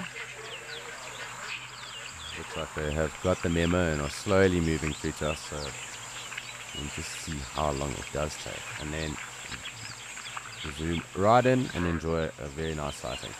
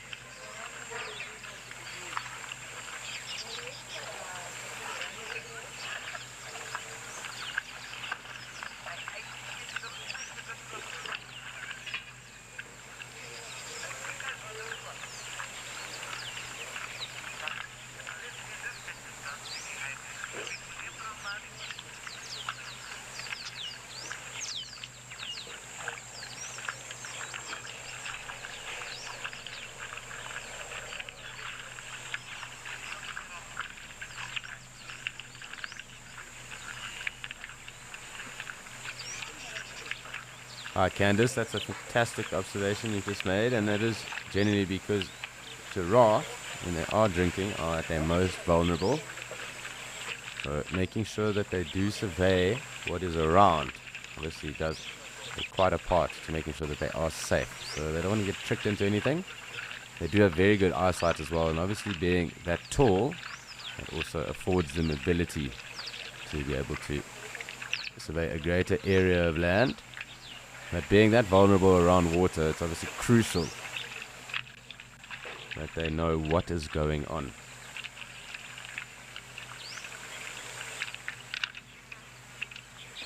And they're also quite elegant and to some degree quite dormant in their actions and reactions as well. So they're kind of quite placid, gentile, and as I said, very elegant. So I suppose it befits their behavior to survey everything and ponder their actions, really. I'm trying to think of the best way to describe it, but I think pondering their actions and say route forward is probably the best way to put it.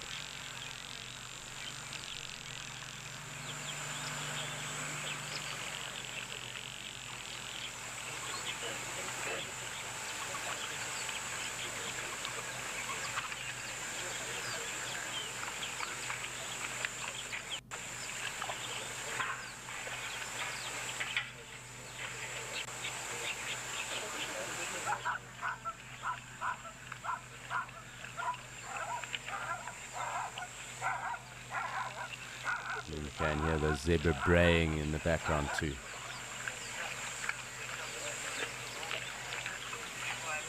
So it's awesome, just because of this cloud cover we are getting a bit of a silhouette off of the water surface at the moment. Doesn't normally happen at this time of the day here. So quite cool to see kind of two frames moving towards us, if you want to put it like that. Almost like a shadow line, and then obviously the real thing happening. So very cool.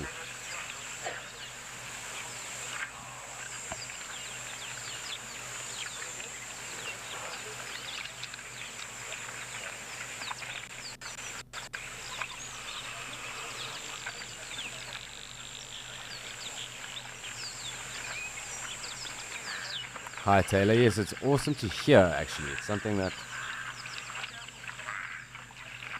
it's something that definitely lets you know they are in the area, but quite a unique sound. Kind of like when a donkey eeyores, zebras braying like that. Also quite unique.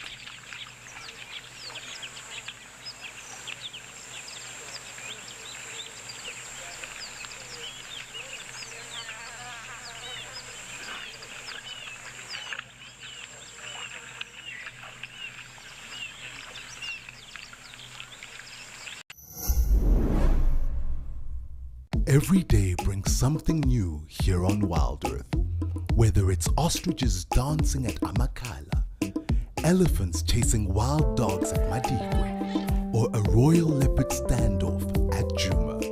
Now, you never have to miss a beat. If you are not always able to watch live, then download the Wild Earth app and you can catch up no later than 1 hour after the live show has finished. Wild Earth, it's in nature.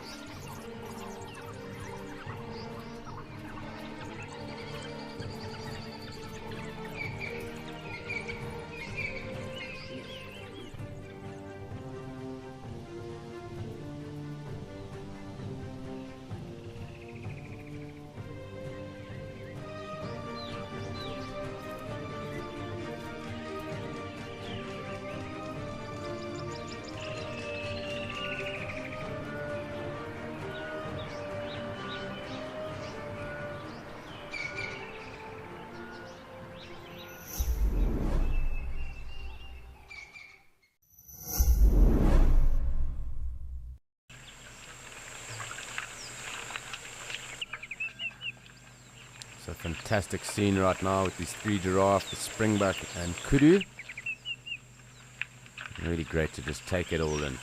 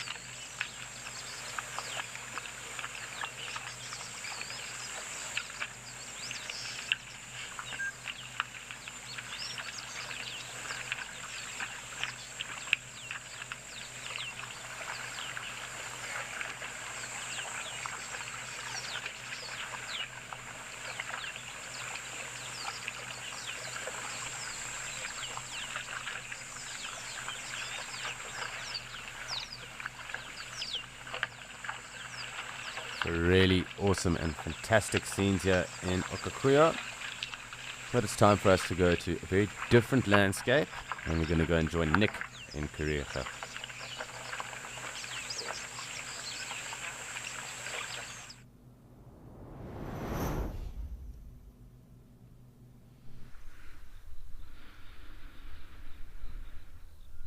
Definitely a different bit of scenery from Okakuya, from the drier environments to the lush green environments here at Kariega.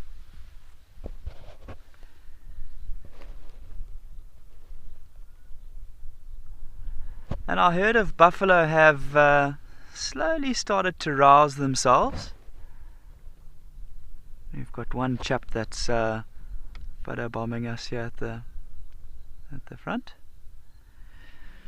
Yeah, like I said, one or two that are slowly starting to get up, move around. It has definitely started to warm up a lot. And there's lots of signs of life, of movement from these buffalo. Remember, we were talking a little bit earlier about how, figuring out in terms of pathfinders, deciding when to go, where to go. I would say that these buffalo might even head back towards that little mud wallow now that it's starting to heat up. Let me just pan to the right here. I did have a little view of that calf.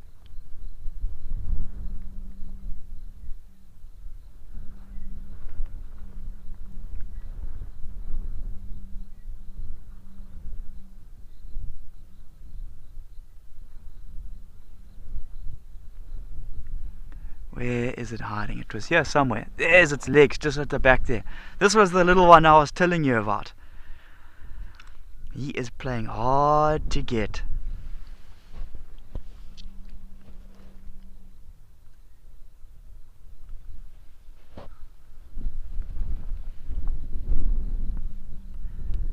Yeah, a lot of the members of the herd are still lying down, further on the left-hand side out of the screen, but these guys are looking to get up, and I reckon there's a good chance that they might head back to that mud wallow.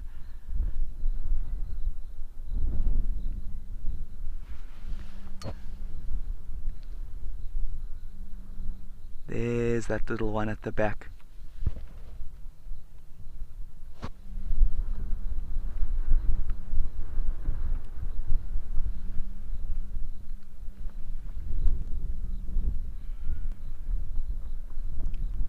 Just taking it easy in the shadow of Mom there. Staying a little bit cooler. Nothing wrong with that.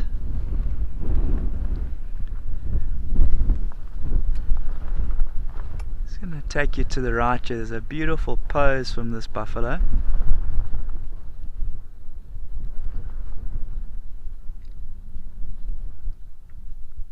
He was looking at us beautifully, just like that. Look at that. What a stunning photograph.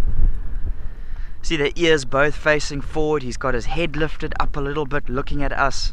That's the sort of the focus that we want when we're looking for a photo.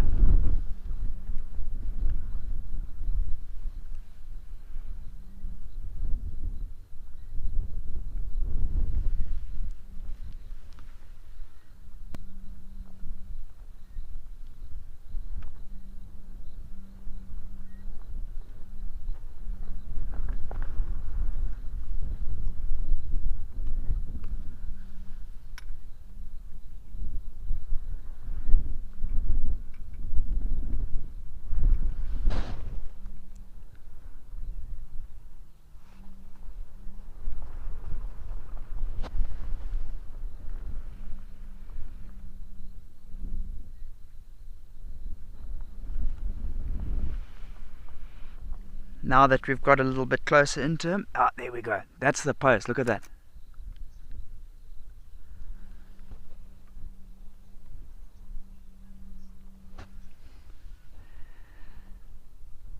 Gina, thanks for the question.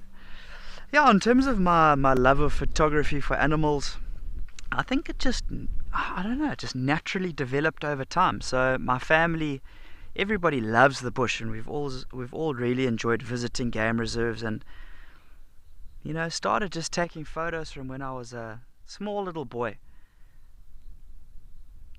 there's never a day that I can remember that, I decided this is it. I actually enjoy this as a hobby. It's always just been something that I've just loved to do.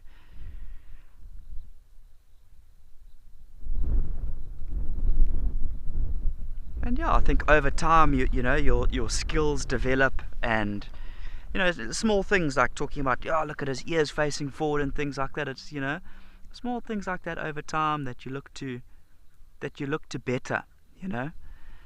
I feel like you can really get an awesome picture, but there's always some type of room for improvement. Check out this guy just checking us out here. Beautiful.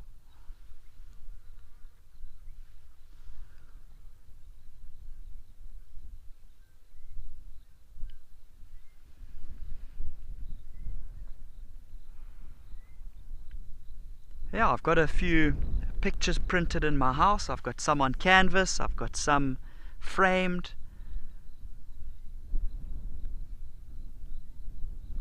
Yeah, it's always amazing when you do print some work out and you put it on the wall, and sort of like 10 years later, 5 years later, you take a look at it and see how your photography is improved, in terms of technical aspects and understanding, and you look at it of what you would do differently now. You see, from a buffalo that's kind of just maybe feeding, grazing, got half of his head in the grass that you can't really see, look at this pose and this posture that this buffalo is giving us. That is exactly what we want.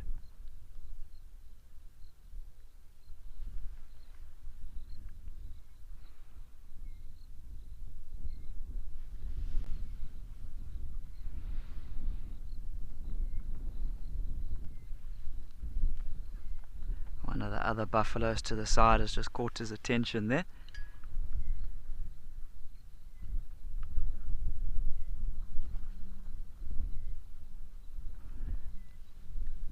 Let me show you all the others on the left, still just taking it easy here.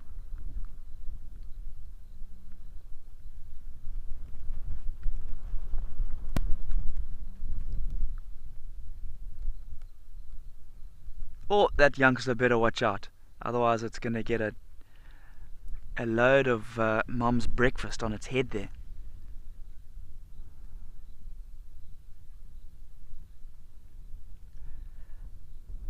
I feel that's where buffaloes have got such an unfortunate suckling position for the little calves. So remember, for your normal sort of cow, calves will suckle from the side. Whereas for buffalo calves, they suckle directly from behind the mother. That's the access to the udders. And because of that unfortunate position, those youngsters do often get the load of breakfast on their head.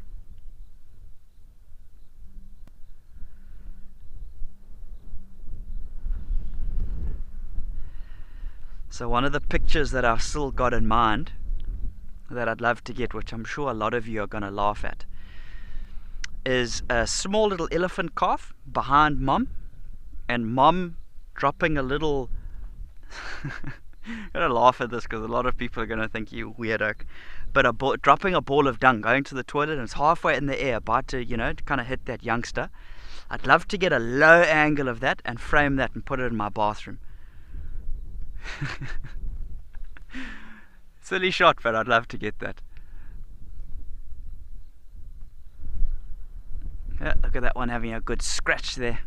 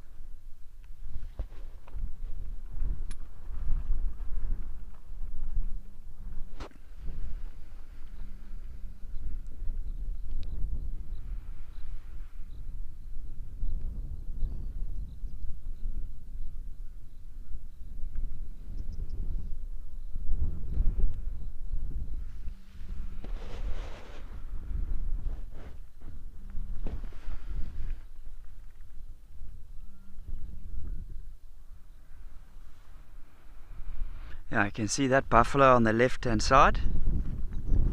He definitely snuck into that little mud wallow. I actually didn't see him down there. You can see he's got some wet mud all over himself. Whereas that buffalo kind of in the center of the frame lying down.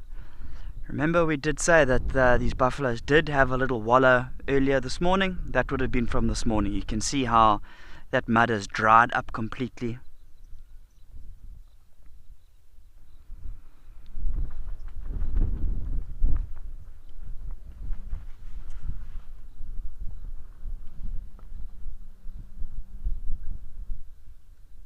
Yeah, I really thought they were going to all head to that mud wallow. Seems like just one or two snuck down there. I'm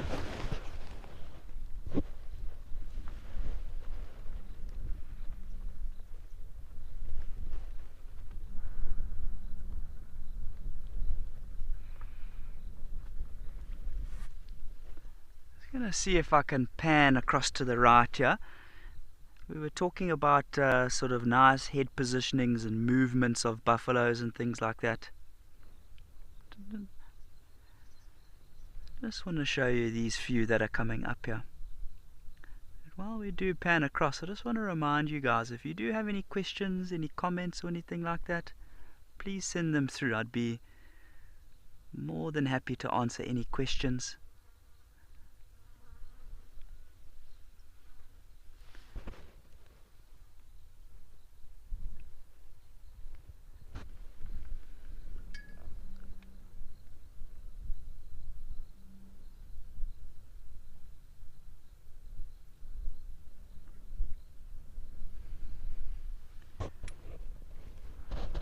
Now you can see that's the head positioning that we were talking about. That's what we want to see. If we can get all three of them with their head kind of up looking at us, look at that. That's the position we want.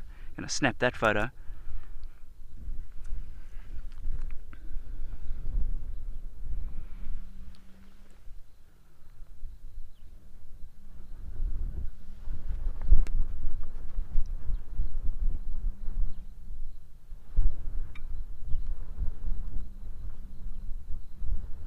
Wow, look at that posture in the center.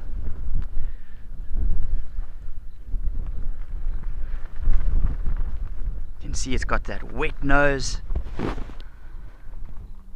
And you look at buffaloes in terms of when they do get frustrated or angry. They don't give you all the signs in the world. You look at something like a lion or a leopard. There's a lot of information they give you in terms of how they're feeling, in terms of ear positioning and what they do with their tails and body positioning, whereas buffalo seem to kind of just snap more quickly.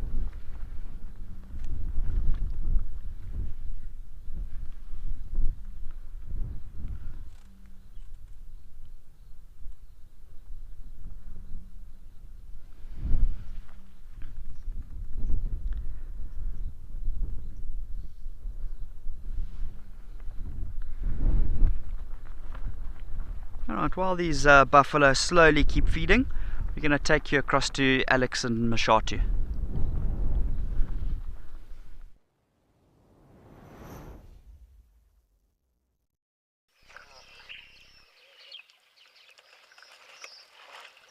Thanks, Nick. And we are back with some of our Ellie friends again. As I did allude to earlier, I do think with this change of weather and the clearer skies, less rain, we will have a lot more elephant action today. I really do enjoy coming through, and you can see that other approaching now. It's awesome actually watching the animals come through this vegetation and approach the waterhole as well, so quite a cool scene. Interesting to see how it all pans out. You can clearly make out that with that rain, these Ellies are that quintessential grey colour, not the normal, typical red that you kind of see them with here in Mashatu because of that dust that they do spray with them. High iron oxide dust that is in the area and the substrate. And this bull clearly deciding that it needs to throw its weight and chase everyone kind of around. So I do think throughout the course of the day we might see them throwing mud on themselves and wallowing, and then also maybe even dust bathing as well. So just interesting to note, almost like a clean canvas after this rain. Do look like true Ellies right now, but quite a big bull. And definitely letting everyone know that he is boss.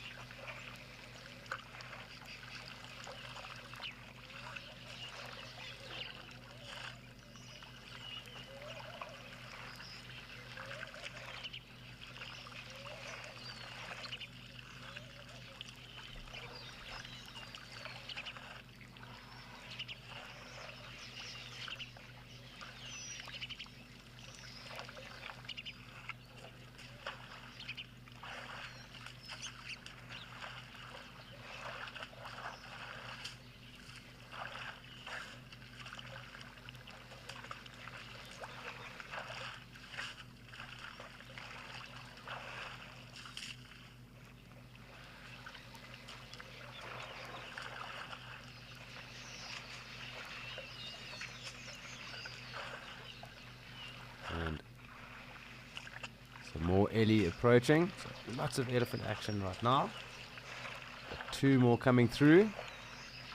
And again, it's always interesting watching how they interact with each other too. So I did mention earlier, and the quiz is still running. Darcy Miller did get it correct though. I wanted to know from you, the viewers, how many species of bee eaters there are in South Africa. Darcy Miller being the first to get it correct. I did give you one of those species, being the European bee eater. And if anyone else can answer that question, please do let us know, and I will call out the answer throughout the course of the day.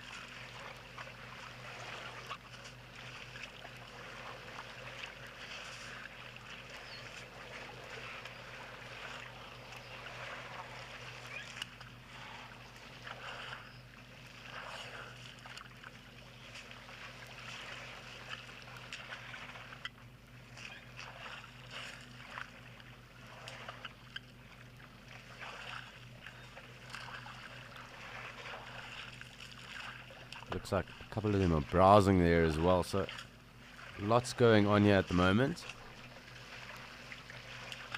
I actually can't zoom out anymore, otherwise I'd try and fit more of them in shot, but it does look like 1 or 2 more also approaching. There's a couple of game trails that do lead here, but I can see lots of elephant coming through on different game trails right now. So it seems like our waterhole commandeers have definitely picked up their mantle again.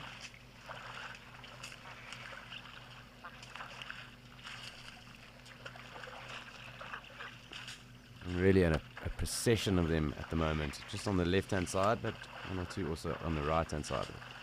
A long line of elephant coming through here on the left. And I do think a lot of them, with the sun coming out now, will start to wallow and mud wallow as well, and even start to dust bath too. So this might be a theme for the rest of the day.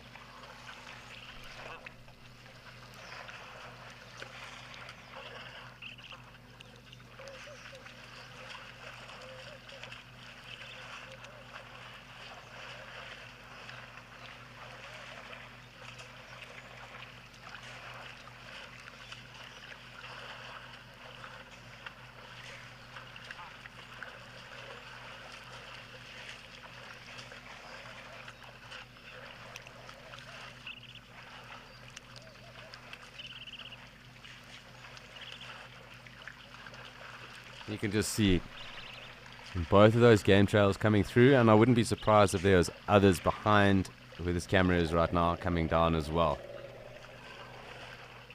But two of those game trails really very active with elephant right now, and as I said, I wouldn't be surprised if there are a couple of others from behind of us that are also bringing elephant through to the waterhole.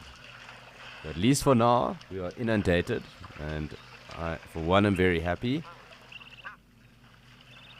It's amazing what changes of weather can do. Hopefully we'll get them swimming at some stage as well.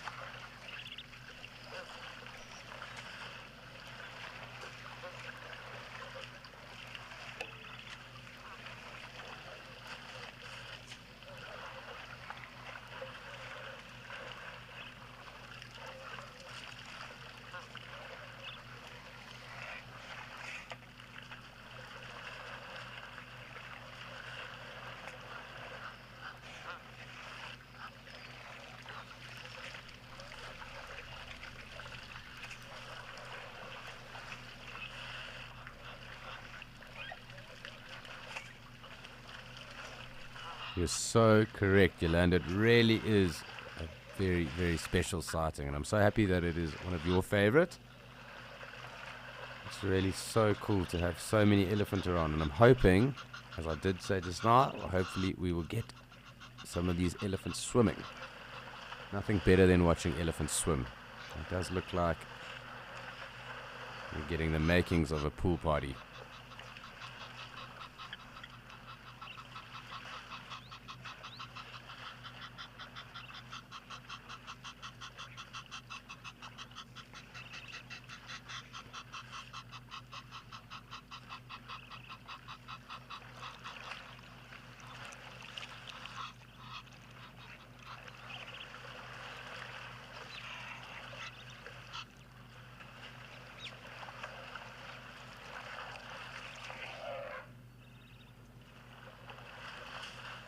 So it's always interesting to watch the youngsters, the calves, when you are at a water source with the elephant, because they are generally the leaders when it comes to playing around.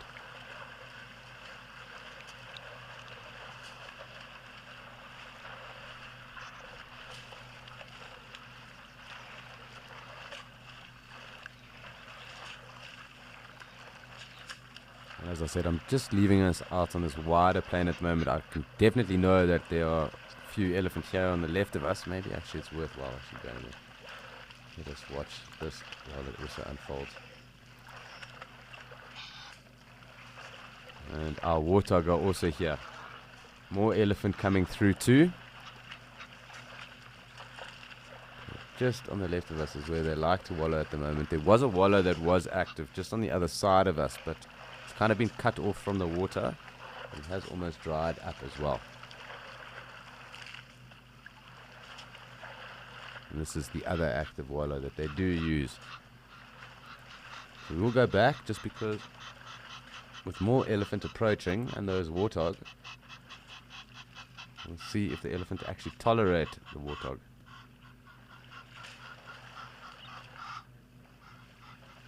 You can just see another herd coming through the bushes there as well.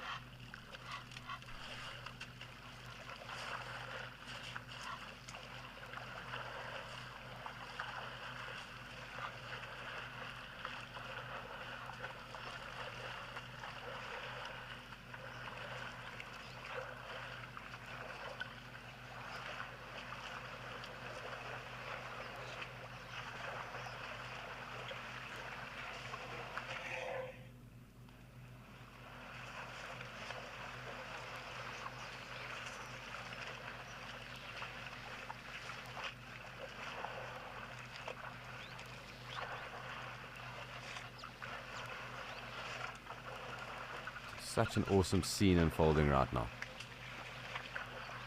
It seems that those Ellies, the younger ones, pushing their weight around and making sure the warthog aren't in their way.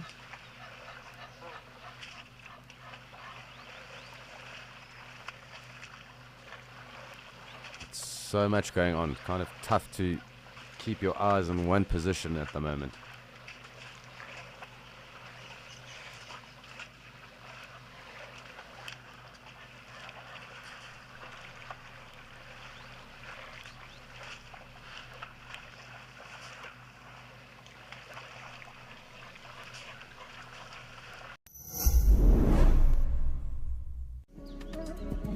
Mara Triangle is one of the most stunning locations that we have had the privilege to broadcast from, thanks to the unsung heroes, the Mara Rangers, who risk their lives to protect this Eden. These brave men and women deserve our support.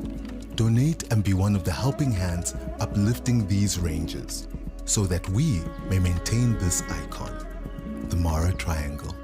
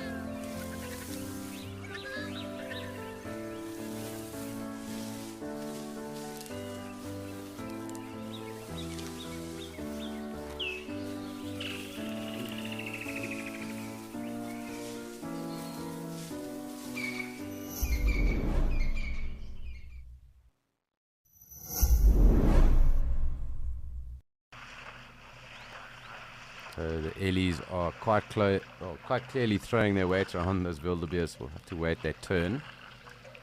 It seems that even though they were allowed to come drink, these Ellies decided to move on. And if you're in an elephant's path, then you get told to politely move. Sometimes very impolitely, but that was kind of a polite way of saying, it's time for you to get away. You can come back just now. It might happen again now.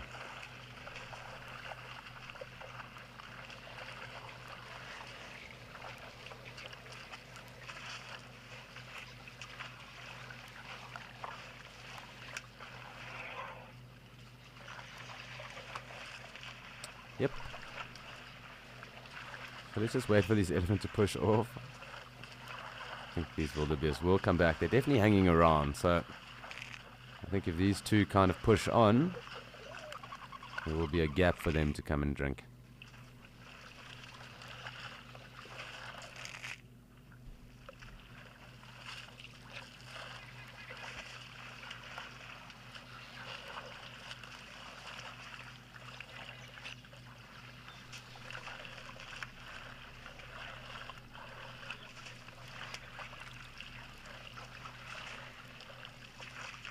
So true, Ben. They really are. Around the waterhole, elephants hold hierarchy, and they really can be bullies. And I think we might see it play out again. Maybe this elephant will allow these wildebeest to drink. But they generally throw their weight around, and you do often see all the other animals scatter when their presence is near. I suppose rightfully so, being the biggest terrestrial mammal, up to 8 tons.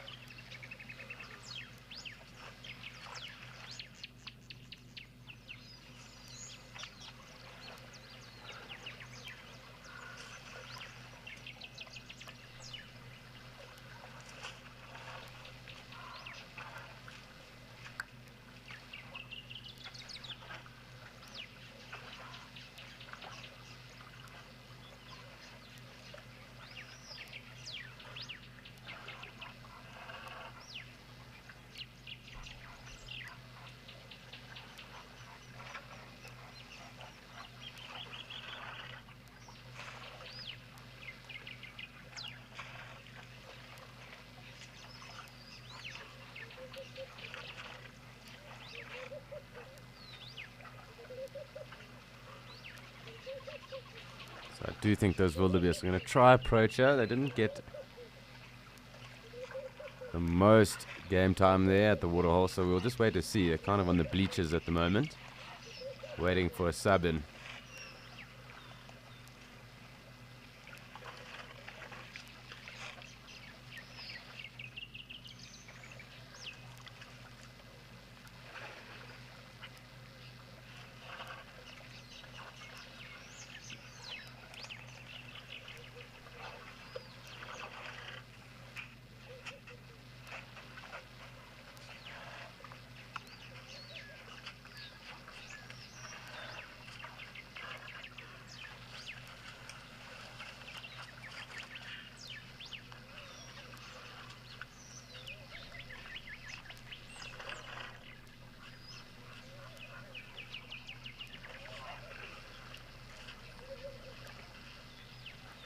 Hi Lillian, the only one that would really go for an elephant calf would be the lion here, and they aren't really known to predate on the elephant here either. There are areas in Botswana and some in Tanzania that are known to go for elephant, possibly even in Zambia too, but not in this area. They aren't renowned or known for taking on the elephant. They do generally go for the eland and the giraffe, as well as kudu. I have seen them on a lot of kudu kills here, but a lot of eland as well. And they obviously take out impala, inyala, and the rest as well. So they're not known to take the elephant. Doesn't mean to say that if there was an elephant carcass that they wouldn't feed on it, and maybe perhaps out of opportunism go after a young elephant calf. So lions would be the only one in the area, but they would need to have quite a big or strong pride.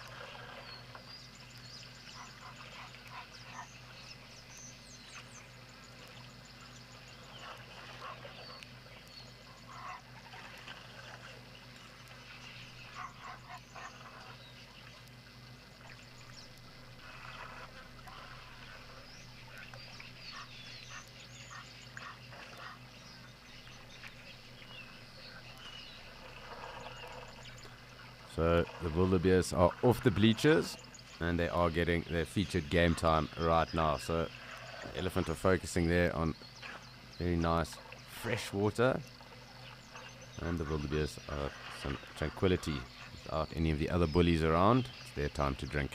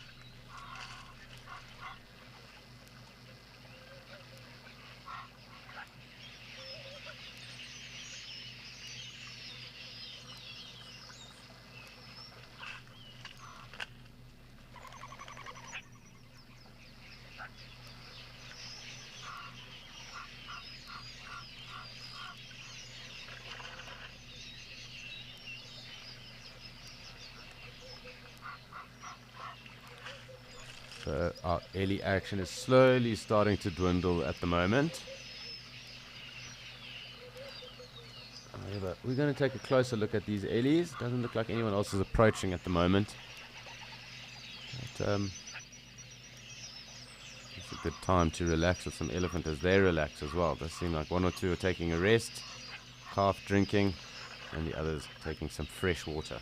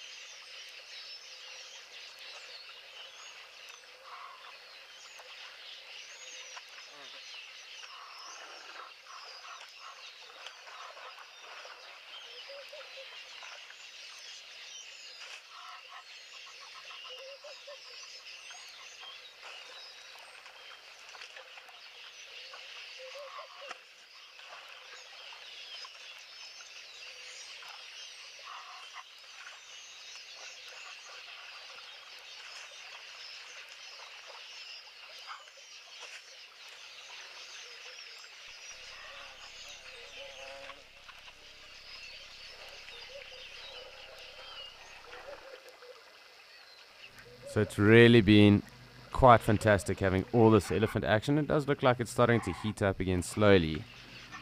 But it is also time for us to check up with Andrew and the secretary birds in Amakhala.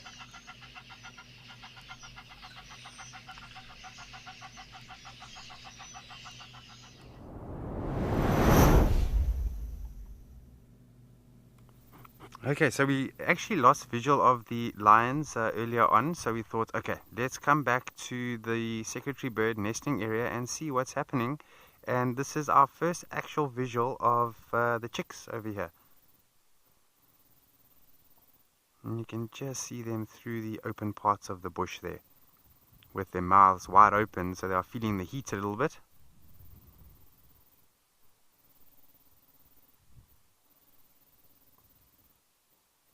And then there is one adult just to the left as well.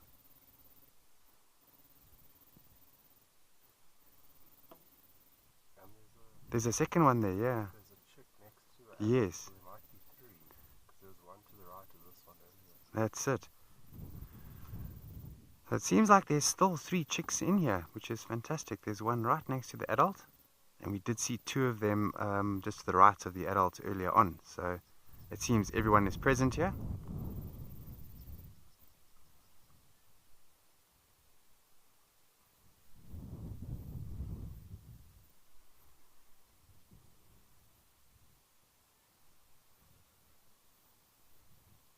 Shame, just gasping a little bit there. It is very, very hot today, and they're very exposed, being on the top of this bush here.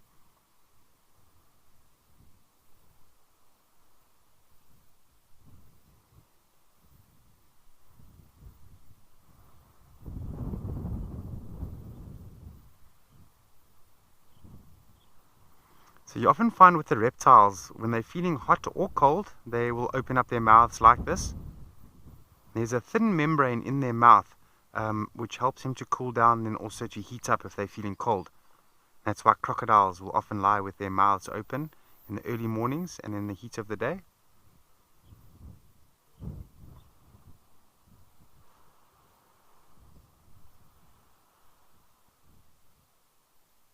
So it looks like there's a chick bonding with the mom over there.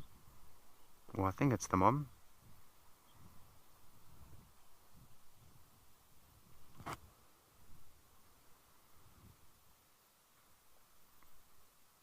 Yeah, and as I say, it is very difficult to tell males from females with secretary birds, so everything is just pure speculation.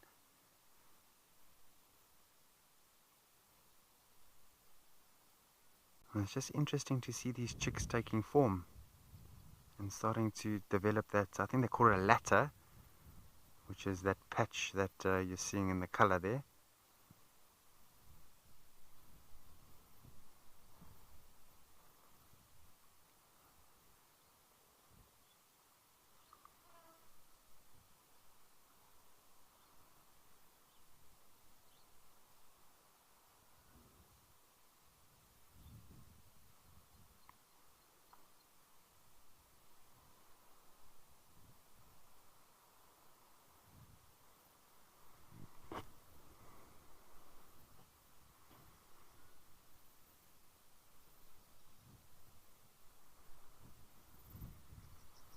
It'll be quite interesting to sort of understand from, up until this point exactly what the chicks have eaten and how much of whatever it is that they're being fed to grow at the rate that they are growing.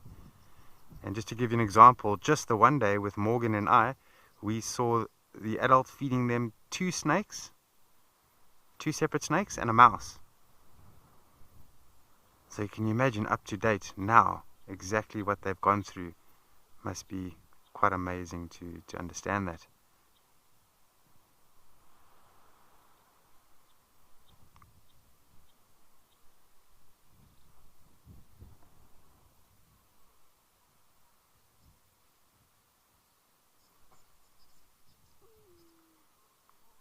Oh, Layla, we are excited as well. I'm glad you are excited. We are so enthusiastic. Actually, Morgan spotted it from way back. I just saw him lower his sunglasses and he's like, what is that? Are those the chicks there? So I quickly whipped out my binoculars and I had a look, and it's true as Bob, my first sighting of secretary bird chicks in my entire career.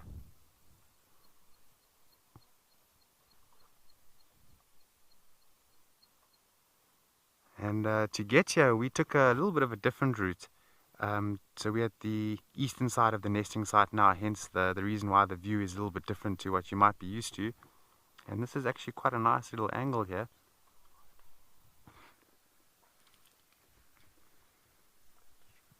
Okay, beautiful there.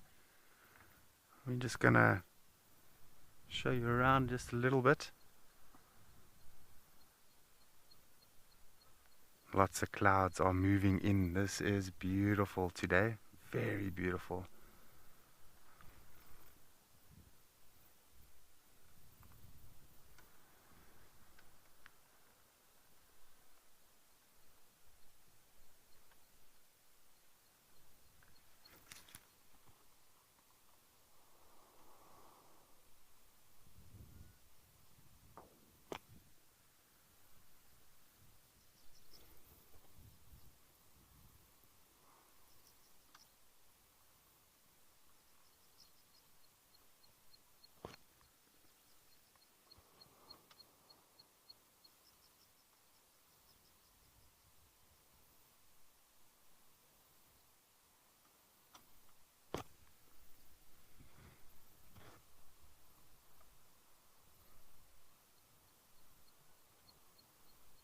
So I'm just scanning the distance here with binoculars.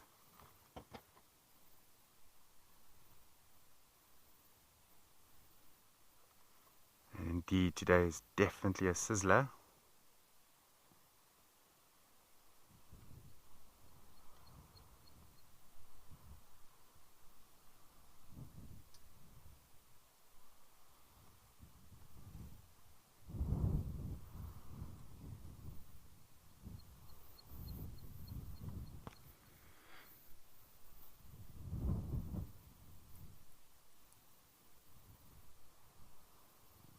Very prehistoric looking birds, if you ask me. And in fact, if you're not aware, but a closest relative to dinosaurs are in fact birds. And they often, you still see scales on the legs with birds, which is typically a reptilian feature. And they have the nictitating membrane in the corner of their eye. And in fact, if you look at a feather, next time you pick up a feather off the ground, shine it into the light, that represents a well-developed scale. And during the Archaeopteryx lithographica, which was the study of reptilian, sort of avian birds. I'm not going to say avian because avian is more how they've adapted over time. but through fossils found in sediments, it was found that the Jurassic sort of flighted dinosaurs were a little bit different to the birds as we know today. They had well-formed scales on the body, which would have been a little bit heavy. They had a mouth full of teeth, and the bones were solid all the way through. But with time, they've adapted to being more avian and flight adapted. So certain things needed to change, and one being the scales sort of being well developed into feathers, the bones becoming spongy or hollow for flight, and then losing the teeth, which can be also quite heavy, and rather developing a beak or a bill. And in fact, the reproductive organs of birds, which we call gonads, are only really prevalent in breeding times, and the rest of the time the body absorbs it and they disappear in non-breeding times, because we know it's going to be excess baggage in weight, it's going to be extra weight for flight, and that's no good if you're a bird. So only develop those parts when you need them.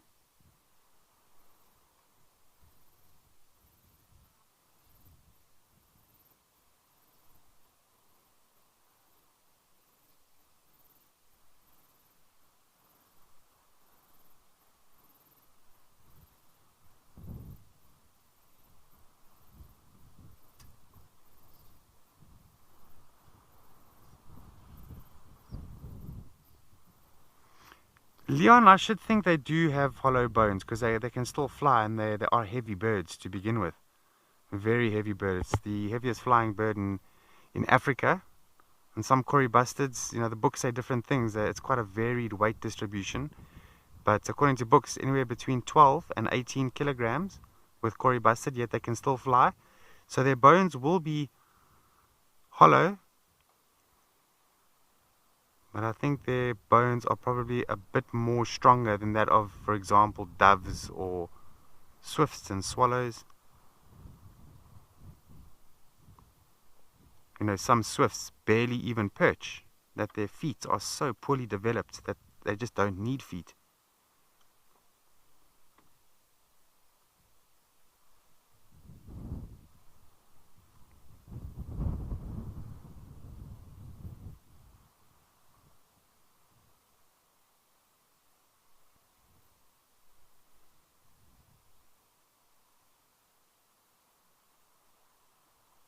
And even if you look at a bird like an ostrich who doesn't fly anymore, they are totally terrestrial and land bound.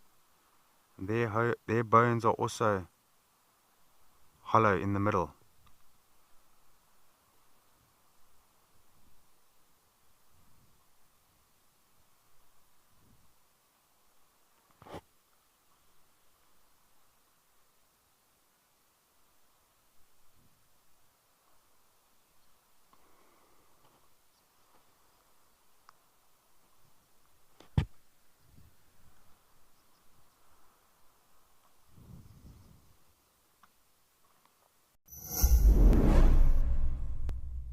Elephants are one of those few animals that you can watch all day without ever finding a moment where there's nothing that's interesting you about them. Register for free on our website or on our app and get stuck into all the excitement of live wildlife viewing. Ask our expert guides your questions, learn more, and enjoy this community of animal-loving people, all in real time. Wild Earth, connecting you naturally.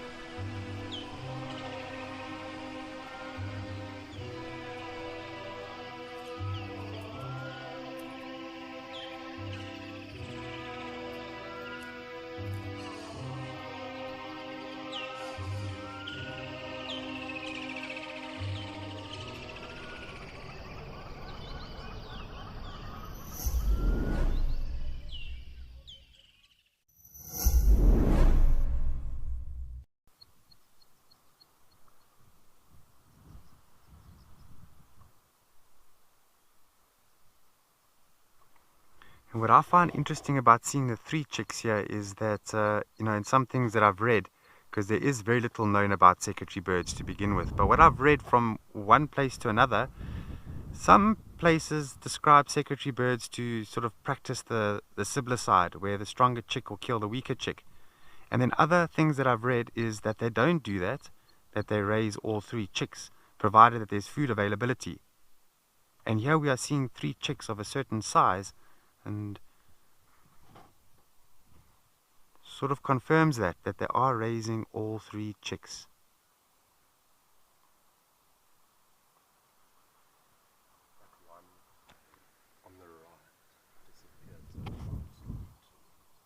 Yeah. Morgan raises a good point. We could be 2 chicks that we're seeing in there, maybe just moving around in the nest.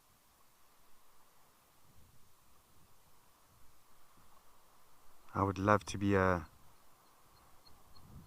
crow or something where I can just fly over the top of the nest and just take a peek in there and actually see what is going on in there.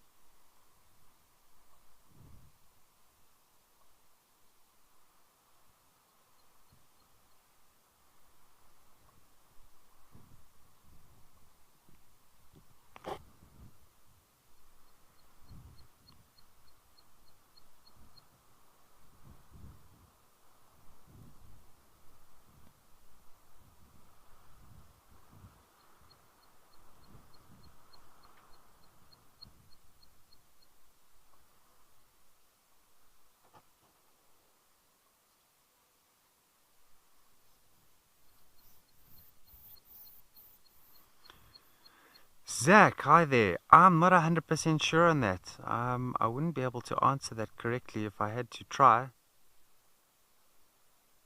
Because, as I say, there's still very little known about secretary birds. And usually when you see them out in the field, foraging and looking for prey, they're in adult form. You don't really see a juvenile form when they fledge on the nest. So when these youngsters do fledge, they're going to be in adult form, sometimes a little bit bigger than the adults themselves.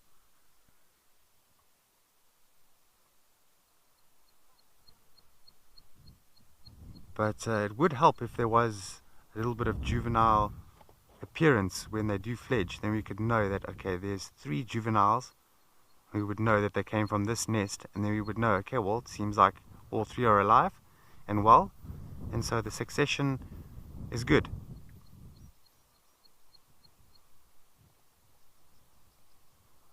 But it's amazing, before these chicks do fledge, the adults feed them so much just to make sure that they're going to survive out there. And so they actually get bigger than the adults in some instances.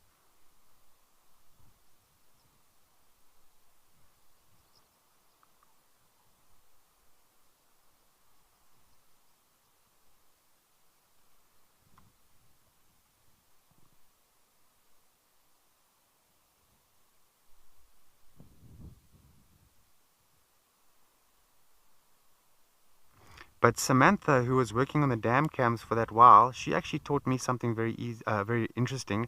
And I think you'll remember that she was working in wildlife rehabilitation for many, many years.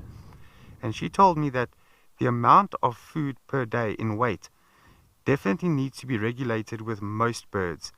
Because if they're being fed too much from an early age, then their bones cannot handle that weight. And so the weight of food given per day needs to be regulated.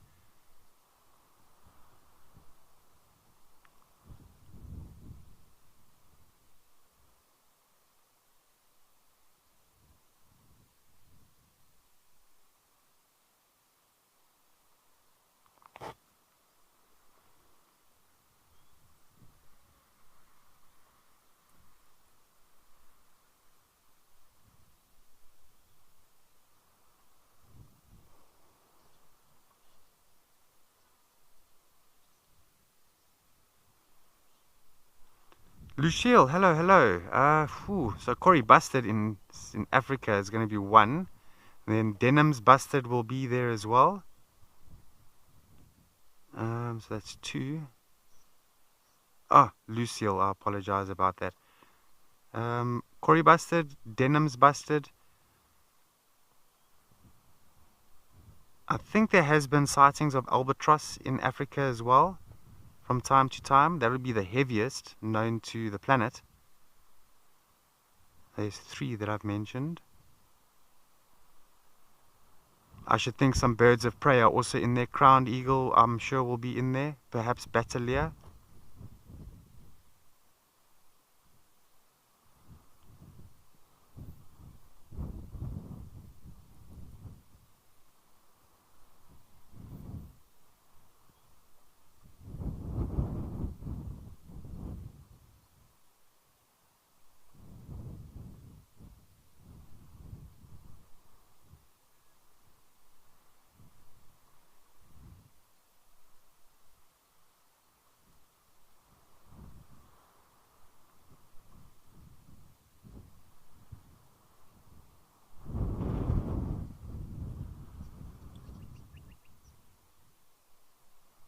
And very interesting questions, definitely getting my mind going. But talking of questions, if you have anything that you are wondering, please do feel free.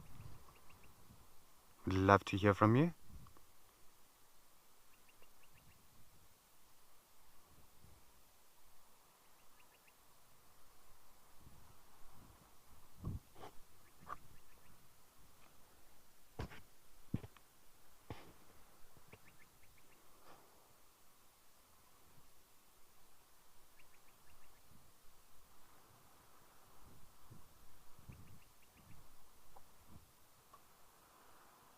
Myself and Morgan are just wondering about the other partner, because we're seeing one mainly. We have seen the other partner, but not for a good few days now. And so when one partner takes sort of the nesting duty with the chicks, the other partner has got quite a big responsibility, has to go out there and provide food. And they do switch roles as well.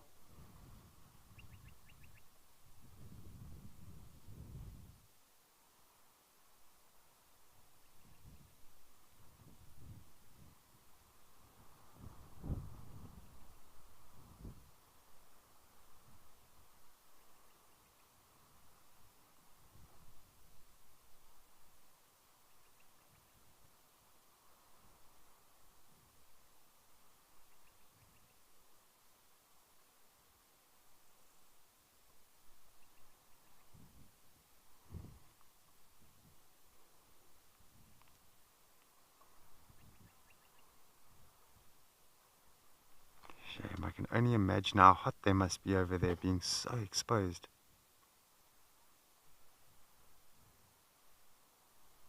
But not only will the adults provide food to the chicks, but they'll also provide water. They'll bring water to the nesting site and just dribble it into the chicks' mouths.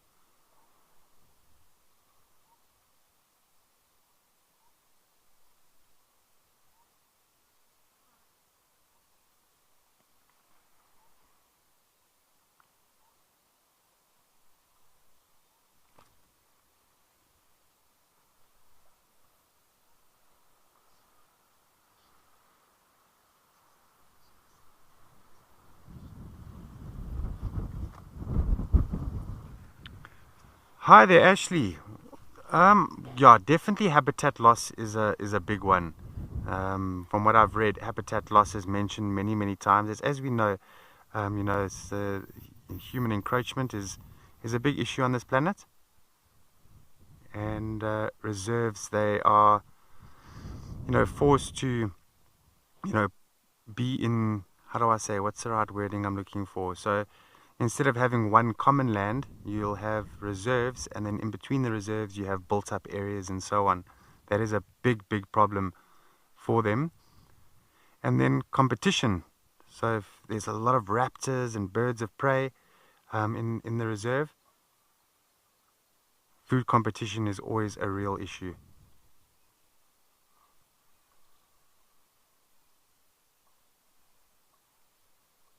Because although they do specialize in snakes, they'll go for anything they can overpower. Mice and mongoose and hares, rabbits, scorpions and insects. And as we know, other animals also eat those animals.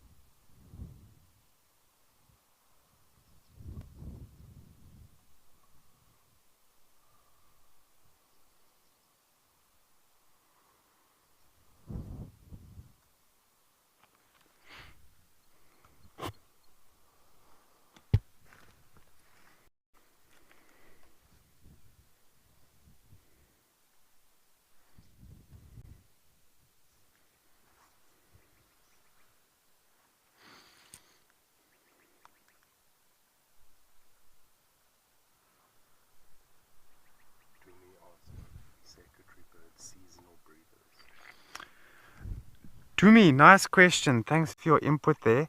Yeah, so summer months they are breeding. So not spring, just after spring. Well, at least in Amakhala from what I've noticed. But not midsummer. That's going to be a bit too little time for them to raise the chicks, because summer, as we know, is an abundance of everything really. The snakes come out and the mice breed. The insects are breeding. So for food availability, just after springtime, and that gives them enough time throughout summer to raise the chicks.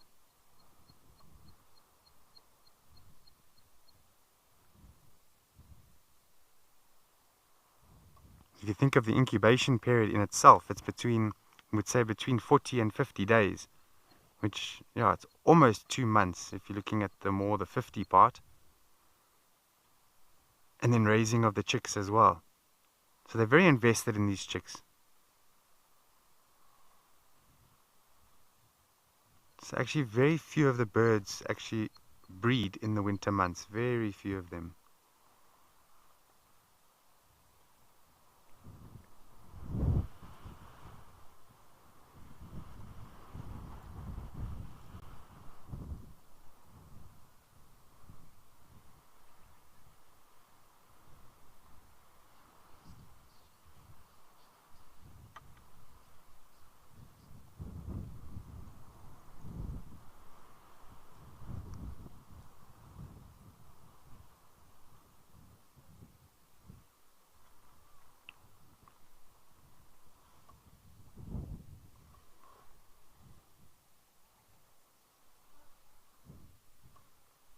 Very nice to be here. It's a unique sighting in a unique part of the game reserve as well, an area called Vredeland.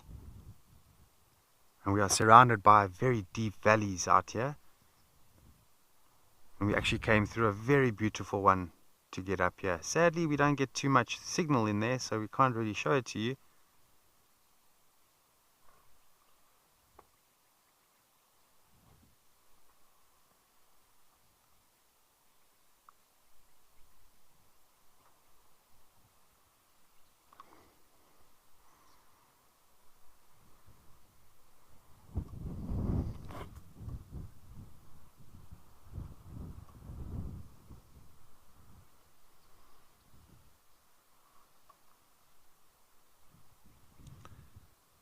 There's a nesting site not too far from Bukela Lodge, between Bukela and Hlosi, along that sort of gap that I used to sometimes take my guests out there to have a look.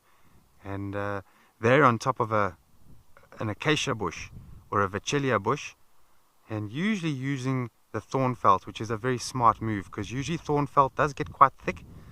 The branches form quite a dense thickness to the canopy, and they like to nest right on top of that, and they hide that nest inside there. And I'm trying to figure out, is this a big nest or a small nest? And from what I can see, it does look like a fairly large nest. And every year when they return to the nest, they do add extra material just to make it stronger, and from that the nests become bigger and bigger and heavier.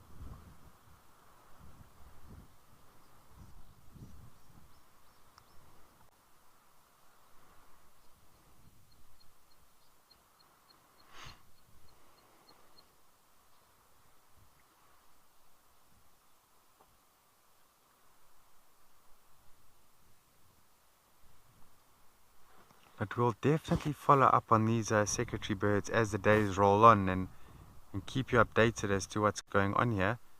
And what's a big experience is that we can sit here for a long time and watch them. And in that time, we are likely to see something amazing. Such as the adults feeding the young.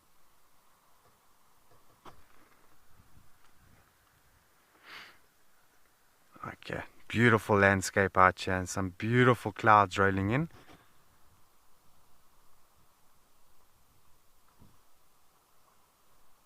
And definitely one of the things I really love about the sky is clouds. I really enjoy clouds.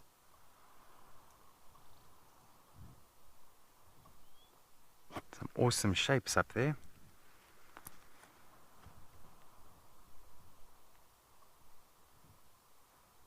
This is a perfect environment if you have a look. All the short grass, perfect for secretary birds to walk around here. See any prey that's going to try and run away or slither off.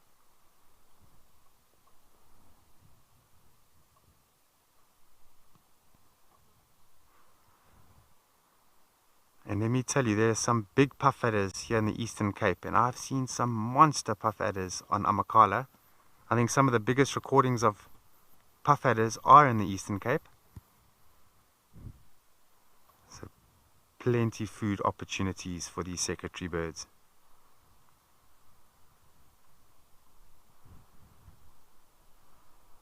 And I'm sure you're wondering, what happens if a secretary bird gets bitten by a puff adder? So for the most part, absolutely nothing. Their legs are so long, so they can actually stand back from their prey and still kick it. But then the scales on the legs really do protect those legs. It's very, very well formed armor. But in the event that a secretary bird does get bitten anywhere above the legs, the breast or the chest, that's when there's problems.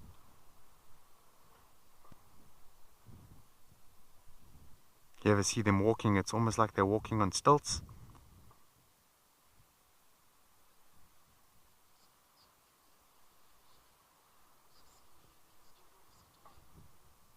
Okay, we're going to continue watching, and then meanwhile I'm going to send you to my good friend Nick out in Kariega and see what his giraffes are doing.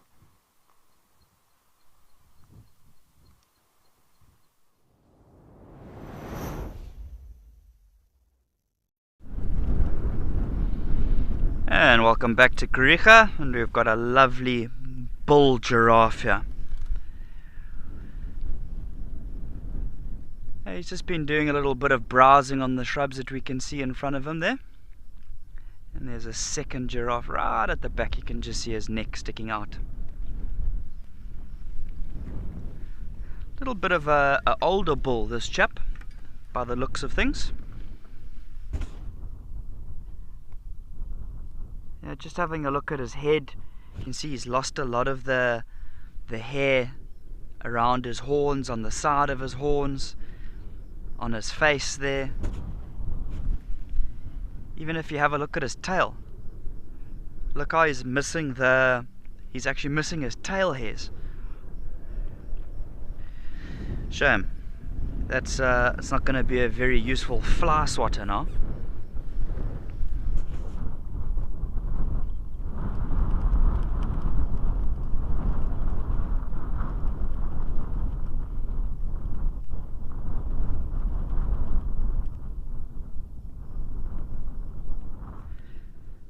Oh, just having a look at his neck region as well. He's still in good condition, you know, physically speaking. He's still got a nice thick broad neck, lots of muscle. In certain areas of South Africa, when you find older male giraffes, you see they've sometimes got those wounds on the side of the neck. It looks like they've been in a fight, almost like they've got little patches of hair missing. So that's it's not from fighting. It's a parasitic disease that where you sometimes see that hair missing. That affects sort of the lymph nodes and things of an animal. Filaria. You know, as those males get older, they sometimes get more and more of those hairless patches. But this guy's good to go. He's got none of that. He's absolutely golden.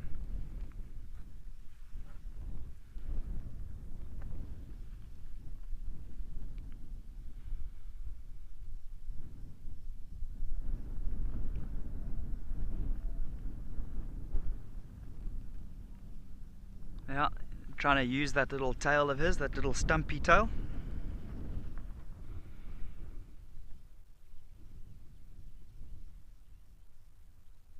Zachary, thanks for your question. Life expectancy of giraffes is around 30 years, just short of 30 years. So a good amount of time, huh?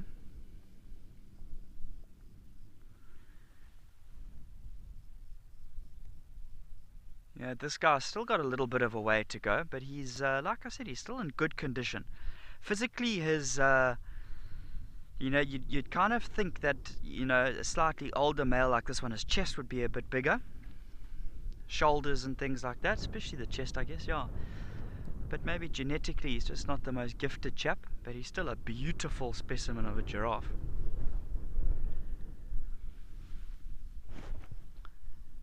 We talked about earlier today how genetically some males go a little bit darker in terms of color. It's the same for patterns. Some giraffe have got very symmetrical patterns, whereas other ones have got very sort of asymmetrical patterns. You look at the coat on this giraffe. Look on his neck there, and on his shoulders and his stomach. Beautiful symmetrical blocks.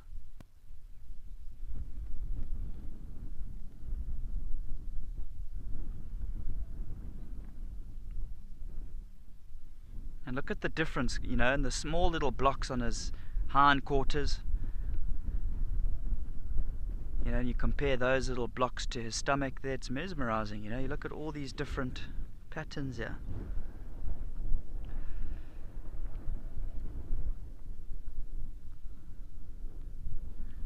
So like I said, he's been doing a little bit of feeding on the shrubs on the left. And just behind him there is a small little patch of water, maybe 20-30 meters behind him or so. So if he was thirsty, he could head there, have a little bit of a drink. There is a prominent scotia tree, Karoo boerbean. Behind him, maybe 200 meters, if he gets a bit hot, he can go there to the shade. So he's got himself a pretty good spot here.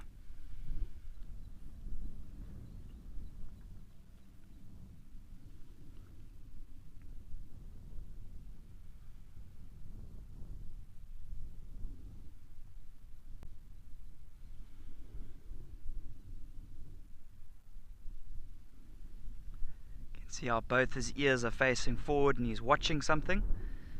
That other giraffe that we saw at the back of the frame is just kind of looping around. I think that's who he's having a little squiz at.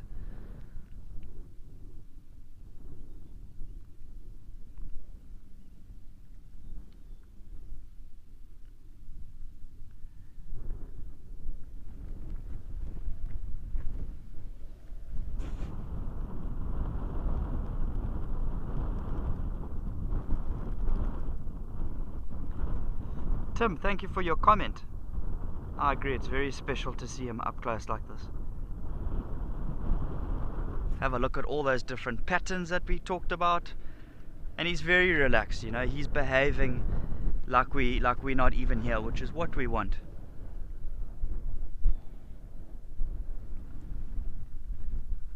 And a beautiful backdrop behind him as well.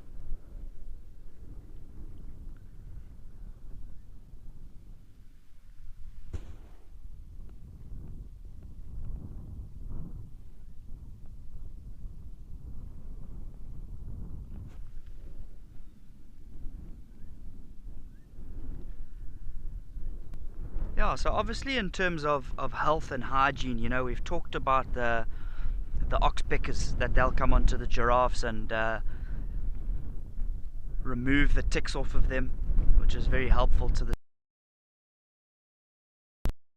giraffe. It can be quite ticklish for the giraffe, it seems like, and it doesn't look like they particularly fancy the oxpeckers going under there and under sort of the armpits and things like that. And quite often you get a higher tick load, tick density under folds of skin like armpits and things like that, and between the the hind legs and things like that. And obviously when a tick is there, you know, one tick is bad enough. But I mean, when there's plenty of ticks, it can be very itchy. So you often find a giraffe finding a very low kind of bush, and that giraffe straddling that bush and rocking backwards and forwards, just trying to get that itch, trying to sort it out.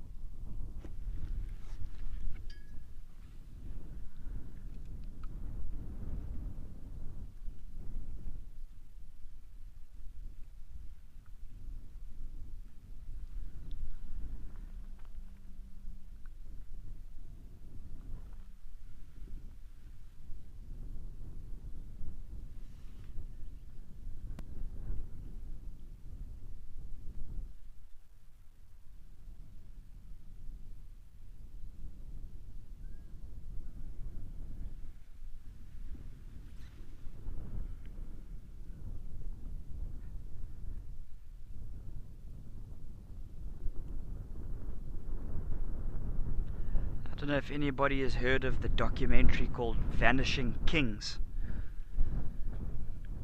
That's a documentary that's filmed, I believe it's in the Kalahari, of a pride of lions living in the Kalahari and how tough it is for them out there, you know, with sparse resources and things like that. And one of the scenes in this documentary is how these lions try and hunt a big male giraffe like this one that we're having a look at. And the footage is shot, it seems like quite late afternoon. The lighting is nice and soft and golden, and there's this pride of lions that are chasing this giraffe who's trying to power through these soft, sort of rich red colored sands of the Kalahari. And you know, the camera that they've used is obviously a very high-tech camera, and they've slowed it down into slow motion. And they zoomed in quite close to the legs of the giraffe, and they just show how this giraffe is trying to power through the sand to get away from these lions. And it's the most incredible footage of it's something just as simple as all of this dust that gets kicked up, all the sand that gets kicked up by this giraffe. It's an amazing sequence that they filmed.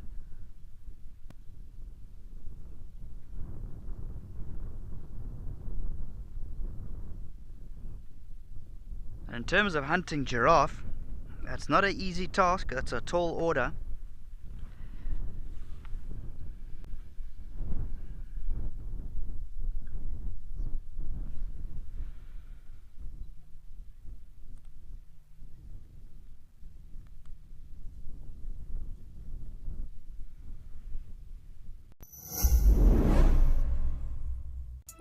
Have you ever wondered what happens behind the safari?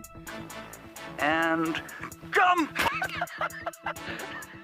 Living in the wild can affect you, It's the smell that... and things don't always go as planned. I'm gonna start coming down. Whoa! Download the Wild Earth app and join the crew behind the scenes. It's in your nature.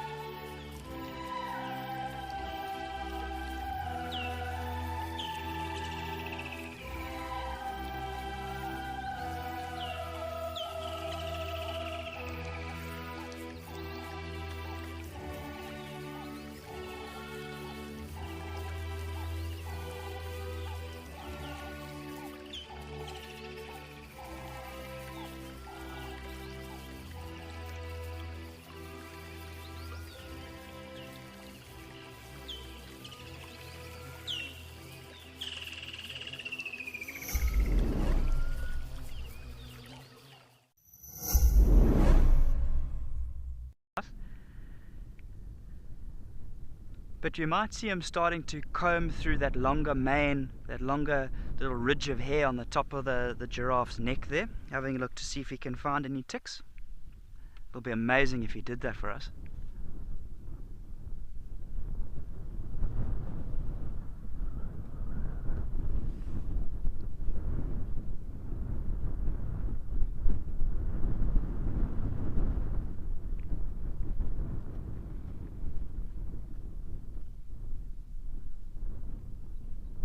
Remember, those oxpeckers have got that specially adapted foot structure for holding onto giraffes and other species while they're combing through the fur to feed.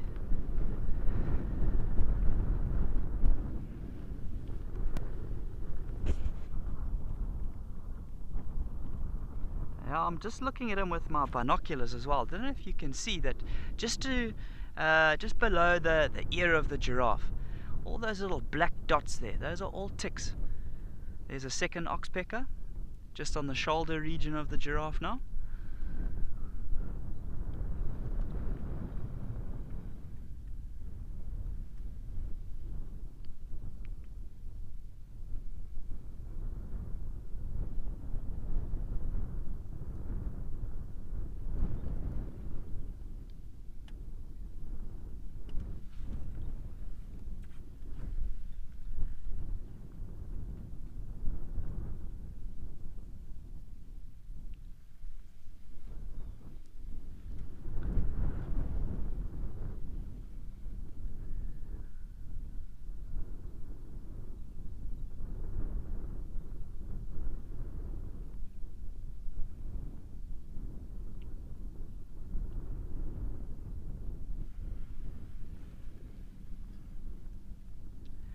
Yeah, that oxpecker just making his way up the giraffe's neck there.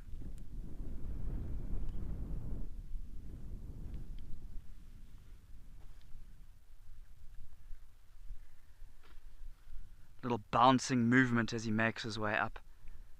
There goes the first oxpecker, he's flown off. Still got one on his neck there. So remember, those red-billed oxpeckers have got that very reddish beak.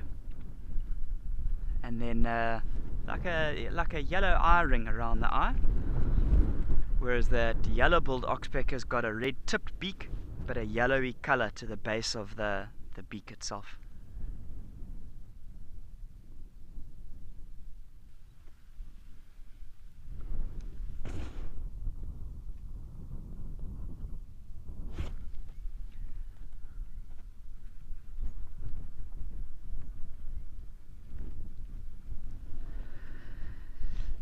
Justin, thanks for the question.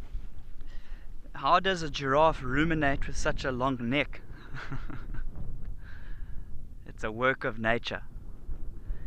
So obviously when they're actively feeding, they'll swallow the food, and then that food will go into the first chamber. Remember, they've got 4 sort of chambers in the stomach there.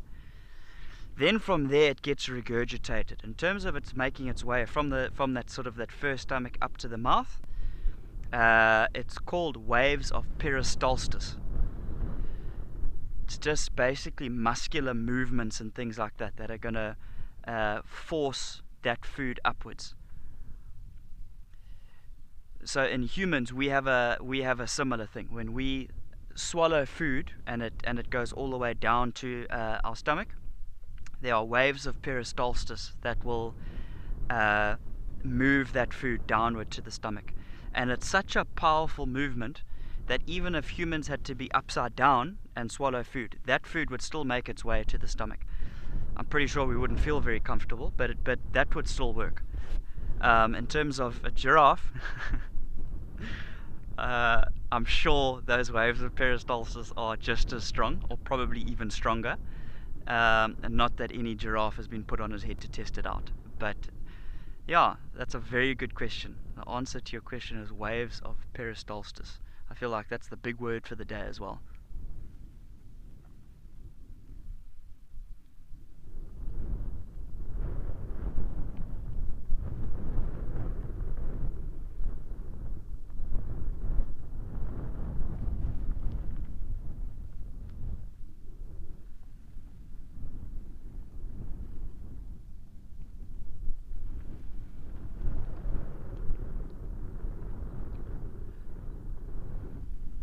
Now we'll have a look and see while we zoomed in like this.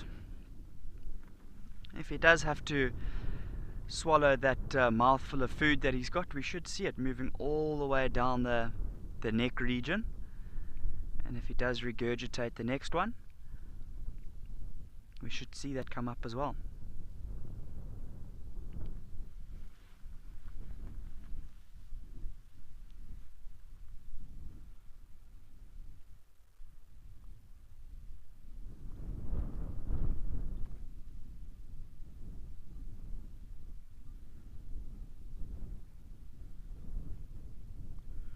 Yeah, so remember we said when he's actively feeding, it goes to the first sort of chamber in his stomach.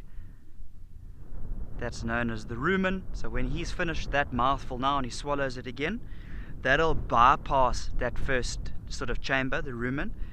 Then it'll go through to the second, then the third, and then the fourth. So it's quite complex.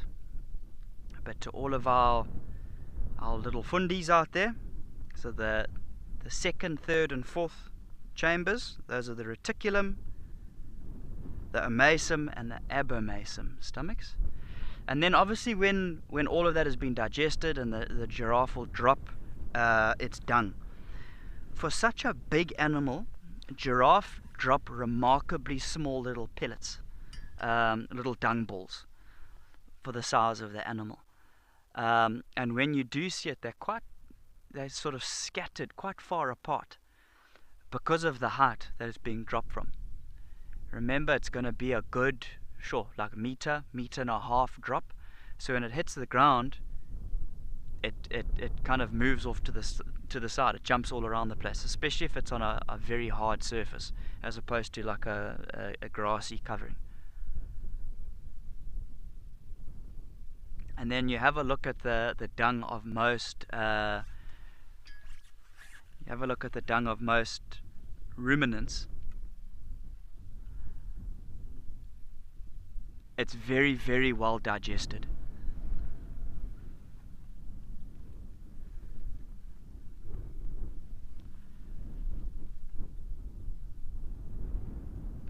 You know, it's very, very fine. Whereas you compare that to something like an elephant, who's not a ruminant. The dung of an elephant, you can see it's not very well digested at all. You'll be able to see, you know, whole bits of grasses and things like that. If he's been eating roots, you should start to see some roots.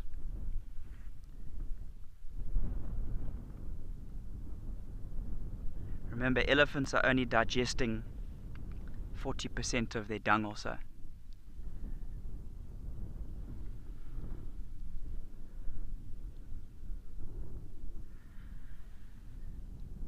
It's like he read the script. He's dropping his little bit of dung there for us.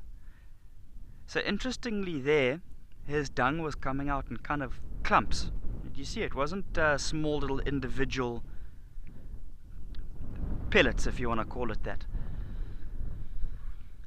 In terms of why that could be happening, I'm not too sure. But he read the script for us, my man.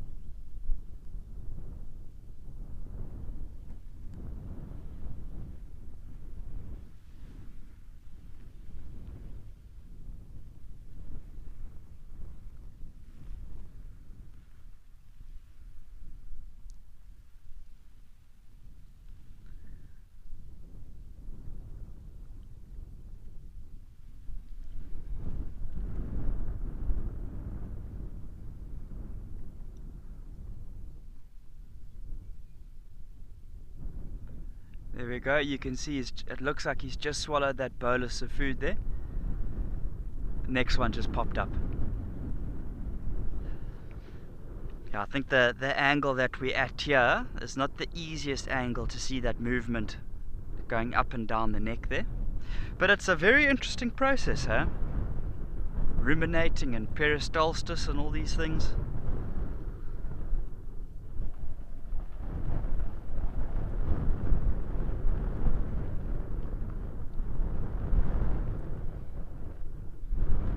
And it blows my mind how a lot of these, the bigger animals that we get, they're all herbivores. You know, you look at your elephant, your buffalo, your rhino, your hippo, giraffe. They're all herbivores.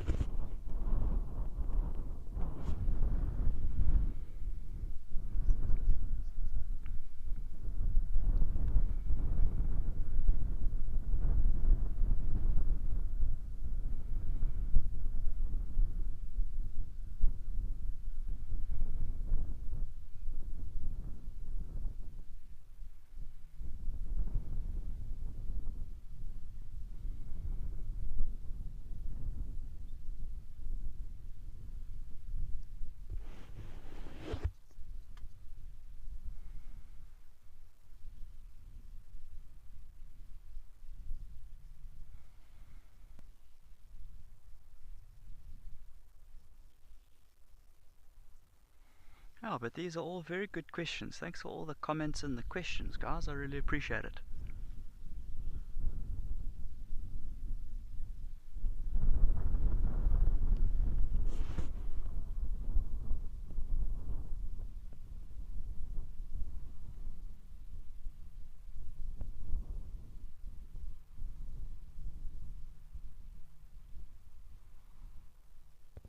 See, there's another little oxpecker that's just landed on his neck there.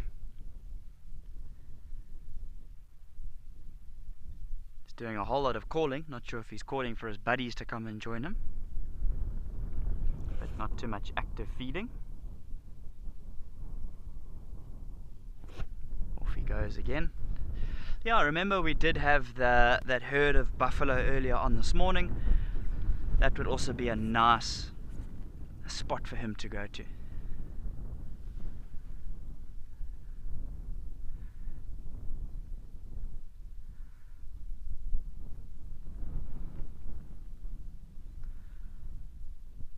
Alright, we're going to take you across to Amakhala with Andrew, and he's got the secretary birds, and word on the street is that it's feeding time.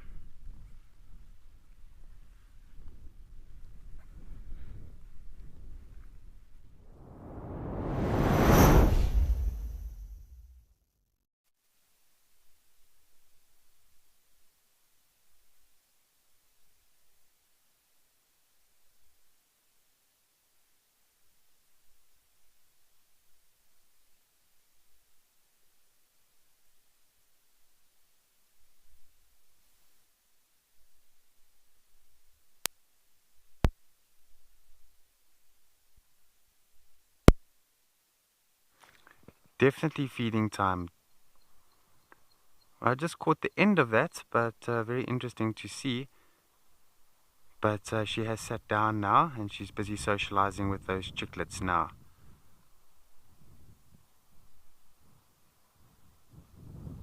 It's quite nice when they stand up like that and you can actually see the full glory of the animal. And it makes a lot of sense why they're so pale in color. Being so exposed out here, they definitely need a mechanism just to help to push away some of those heat.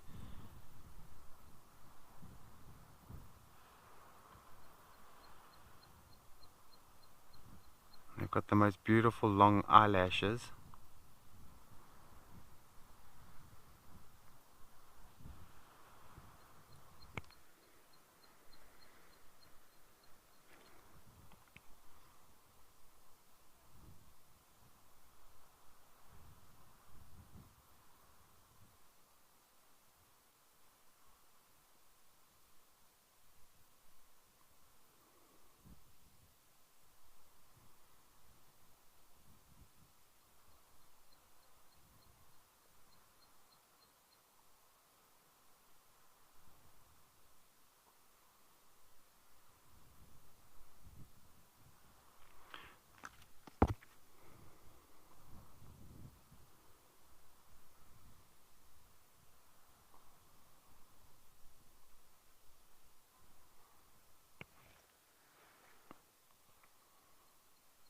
just see the tops of their heads just bobbing over.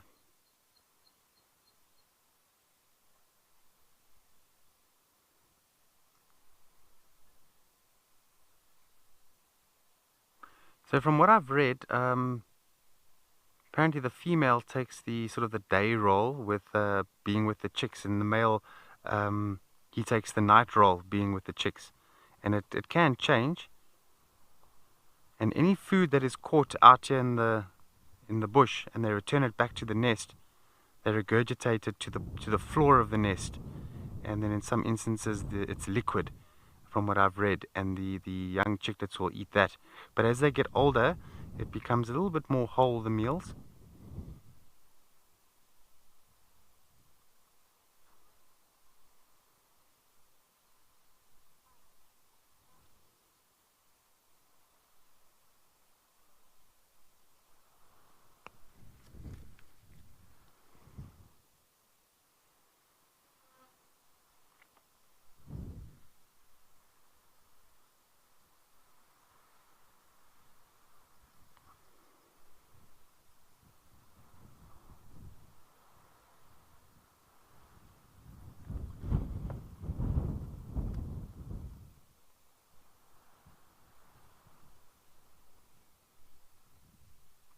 I'm just looking at them with the binoculars here.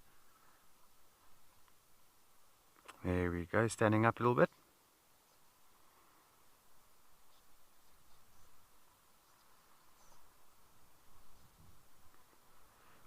Whew, Betty, let me give that a think. The birds that make the best parents. Let me give that a think. I would say one of them is African Jacana. They actually tuck them in at the folds. The adults will tuck the chicks in the folds of the wings to look after them. Ostrich as well, they make very good parents as well.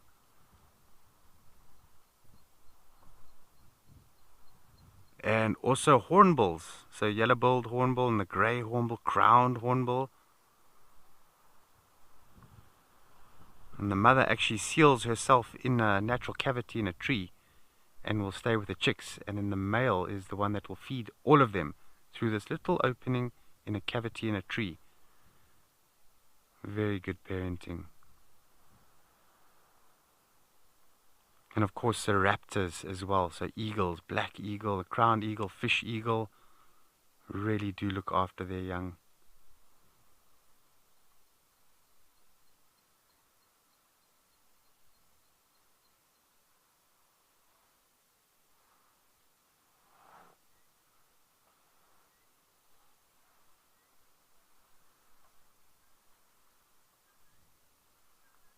Now, there used to be a crowned eagle nest on Amakhala out in the dune thicket. Hasn't been used for many, many years, so I'm thinking those ones passed away.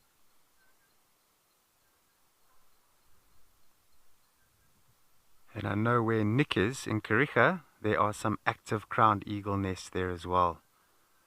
And they've been going there every year for quite a good number of years now.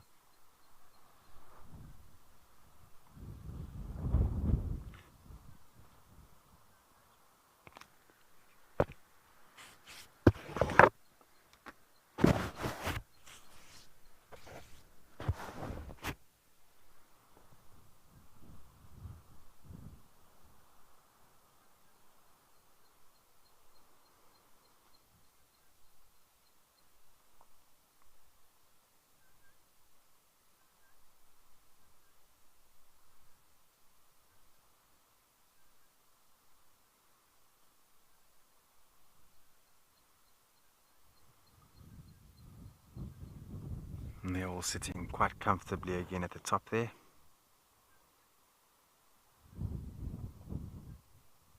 You see how the face is orange with the adults, but a bit more yellow with the juveniles.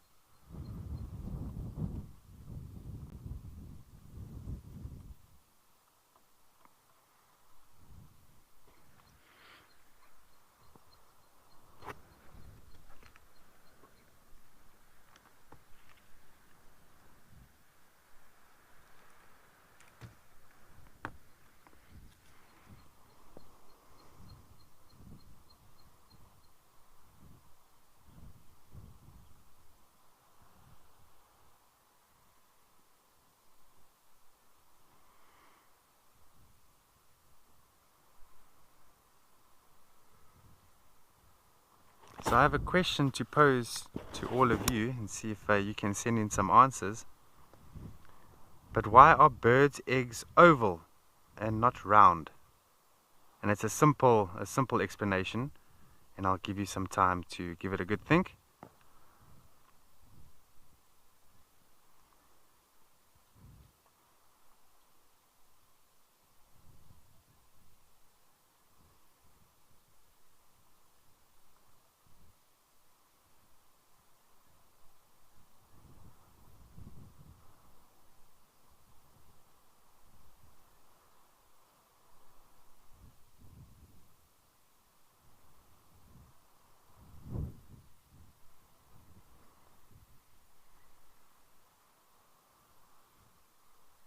Okay, there's a second head bobbing there, and I think I can see a third head at the back, but not confirmed.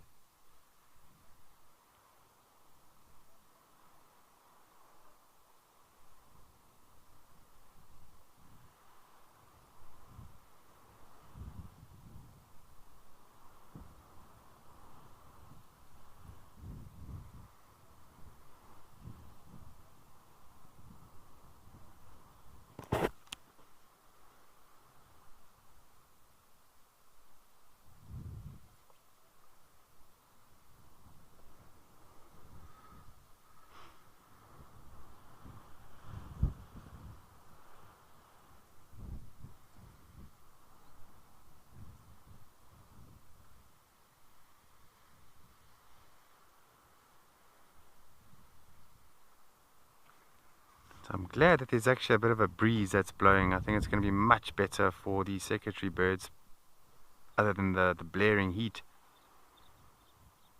And it's indeed helping Morgan and I as well, just to cool down a little bit.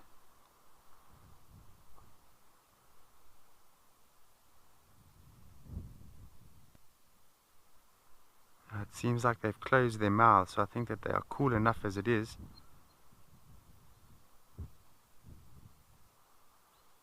But a lot of elements that they need to get through. You know, the cold nights sometimes, dense rain. This is also known to be a frost area. In very cold winters, there can be frost out here.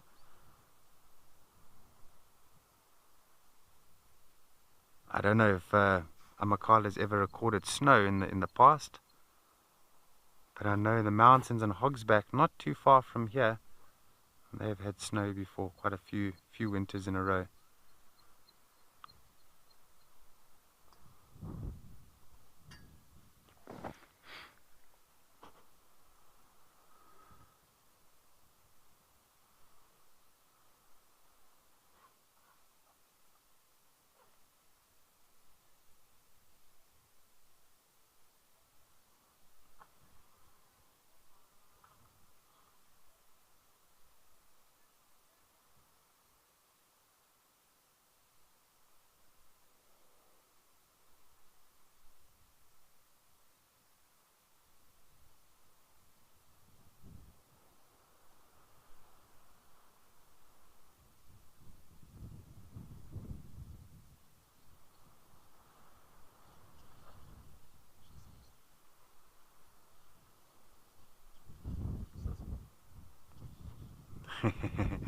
Okay, good one. So our first answer is the correct answer. Joy in Hong Kong. Very well done.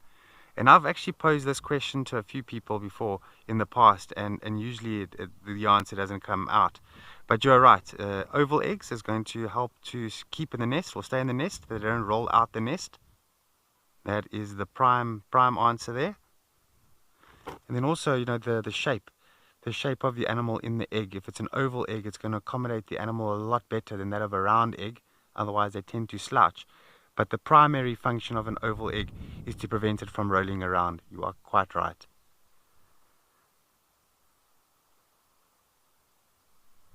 And I've often found nature is very simple.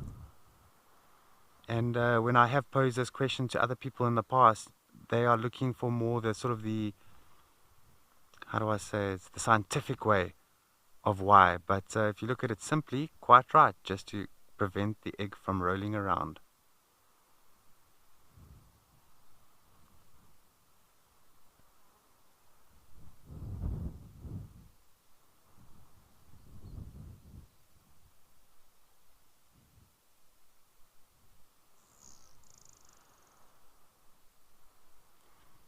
And talking about the egg of a secretary bird, or eggs of a secretary bird have been, yeah, they've been recorded to be white in color, but then also greenish in color, much like hawks and kites and eagles. And in fact, the secretary bird is more closely related to eagles and kites and hawks.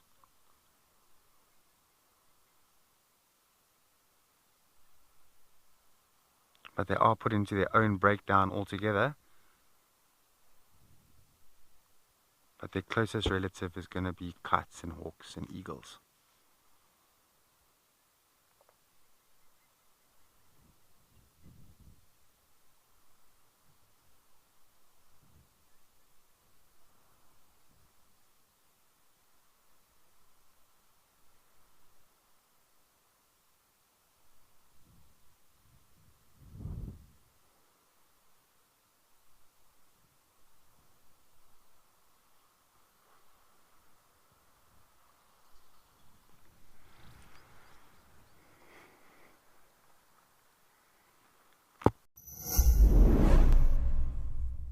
Did you see that incredible sighting with Lauren and the wild dogs?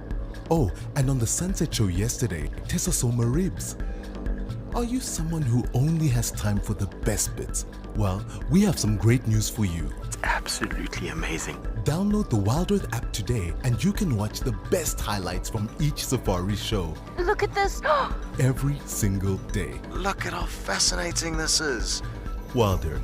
It's nature.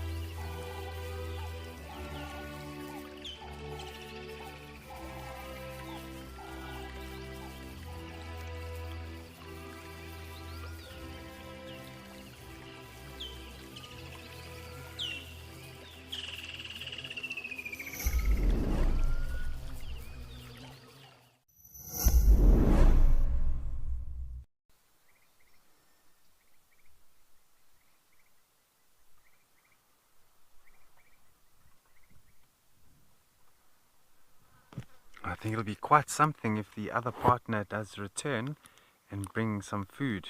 That would be very interesting to watch. And I did show a photograph to Donovan to see if he could identify the snake that myself and Morgan saw feeding to the chicks. And he reckons it could be a Rinkels, which is a snake that looks like a cobra, but it's not a true cobra. Also has a hood and all of that. Very venomous and very aggressive actually.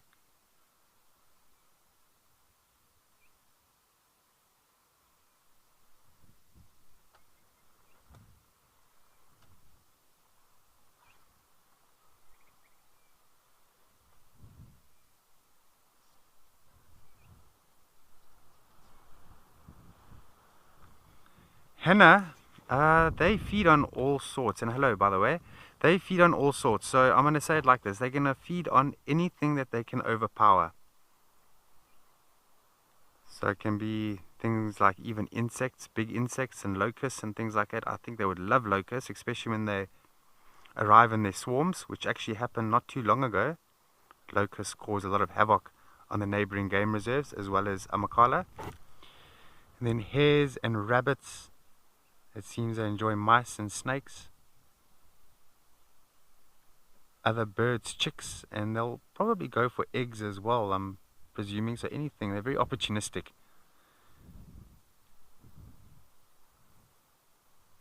And we find that most wildlife is very opportunistic. They'll take what they can take when it arrives.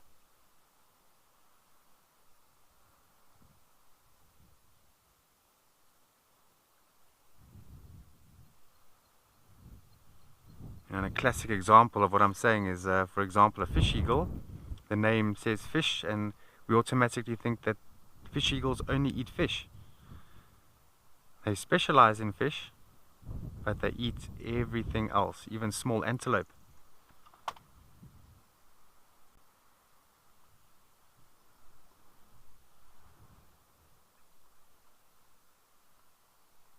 I believe there's even been a recording of a fish eagle grabbing a young lion cub, a newborn lion cub.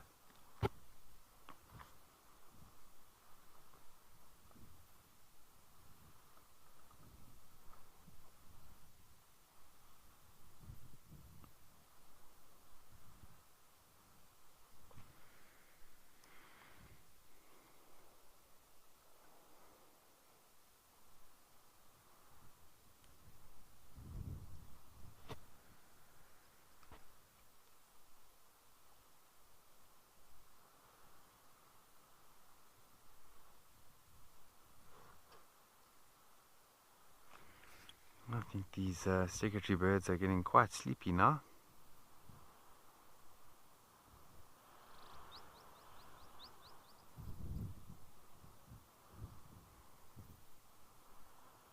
But definitely secretary birds are competing very much with the crows that we find out here. Here in the Eastern Cape there's a very solid population of crows. It's a white-necked raven as well, pied crow, Cape crow. And I think that's the main reason why we don't see too many of the crowned hornbills out here.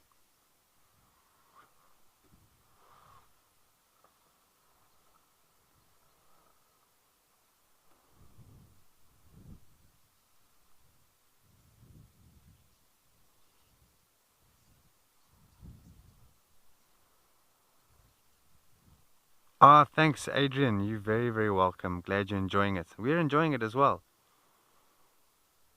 You know, myself and Morgan, we often have a cup of coffee in the morning and we discuss the plan of the day, and secretary bird is always on the agenda. Shall we go there? What do we think they're going to be doing? Very enthusiastic about spending time with these secretary birds. And it's a nice part of the reserve. We're not terribly far from the den site area for the lion cubs, and elephants enjoy the basin, which is not far either, so we are in a good central position here as well.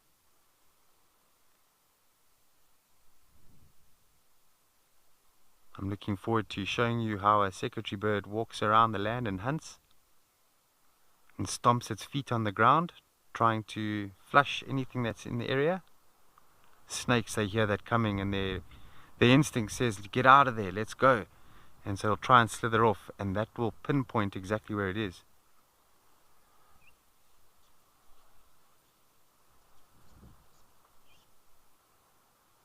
Okay, good show. We're going to continue watching a bit. We're going to send you over to Nick in Kariega.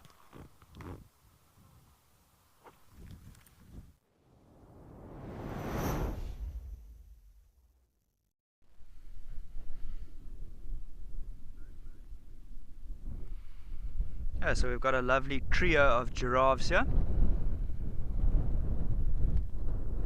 And a beautiful colour on this giraffe closest to us. Beautiful, rich, warm colours. Those two at the back there definitely don't don't have the same sort of vibrant coat that this one closest to us does. This one closest to us, he looks a little bit younger than that last male that we were having a look at earlier. And I love this positioning of all three of them. How we've got all of them facing towards us, similar body postures. So we have had some sort of thin wispy clouds moving overhead. And I was really looking for a scene of where we could try get those clouds into the scene. In terms of where these giraffes are here, they're quite low down, closer to the bottom of the valley. Let me see if I can zoom out for you a bit here. You can see closer to the top of the frame. You can see there's the ridgeline at the top there. Oopsie, sorry. But those those wispy clouds have now kind of moved off. If these giraffe were maybe closer to the top of that ridgeline and we had those wispy clouds, the silhouette picture might be nice there.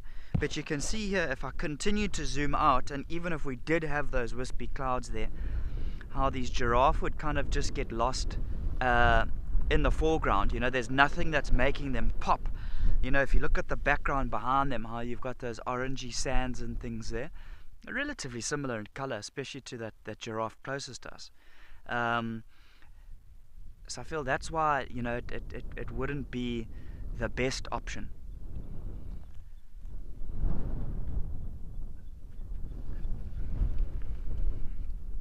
But I mean, if they were standing at the top of that ridgeline, then we had that wispy cloud, I think I'd be looking for a black and white picture straight away there. It depends how much of the blue you get in. If there's a lot of blue sky, it's obviously a nice, bright, colorful color. And it all depends upon when they get up there, or if they did have to be up there, whether we'd look to keep it as a color or maybe a black and white.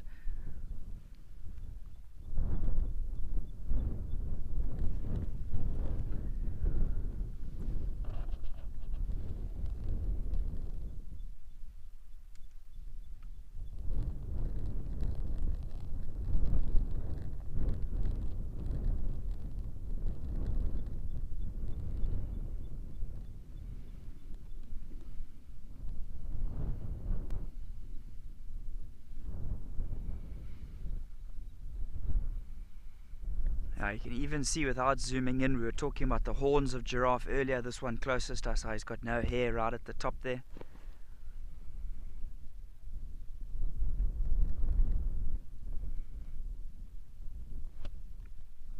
But this is quite a nice sort of angle to have a look at some of the habitat of what the area looks like behind these giraffes.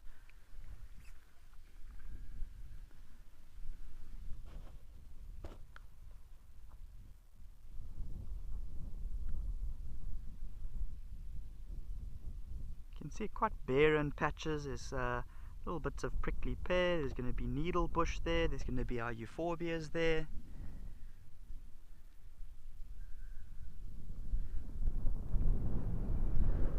I'm sure our southern chagra that we talked about yesterday, that would be a good spot for him to be hopping along.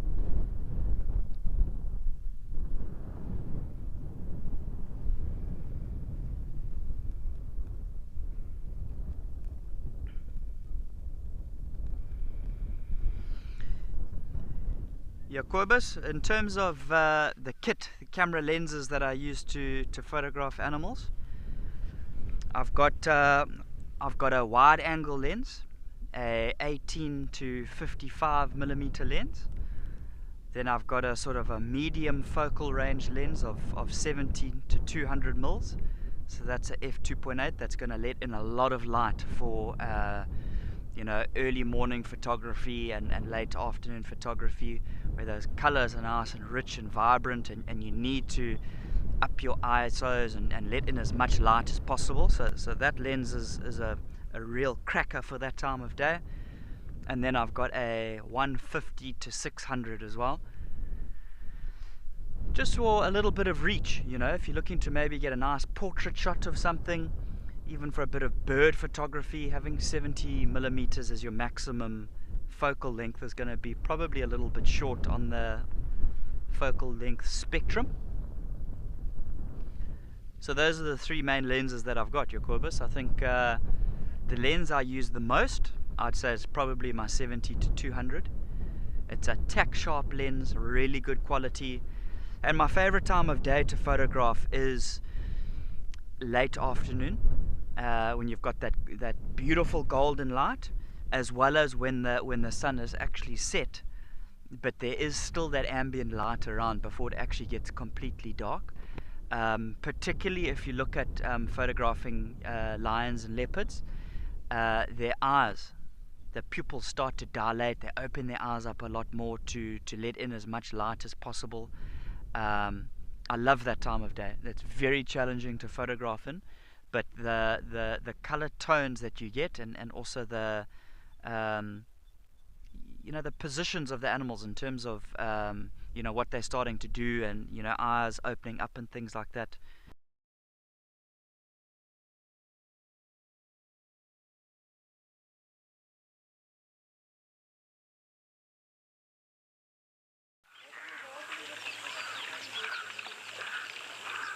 Sandy, we did just lose Nick. However, he will be back with us. So not too stressing. He will obviously tell us a little bit more about his photography and what times of the day he does enjoy shooting. However, we are here in Okakuya, and it really does look very picturesque with these clouds building as well as all these springboks. So I'm going to take us in a little bit to zebra on.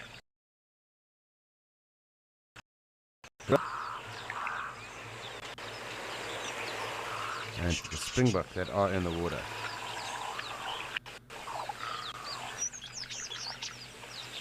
And if I am correct, just off in the distance, quite a few wildebeest.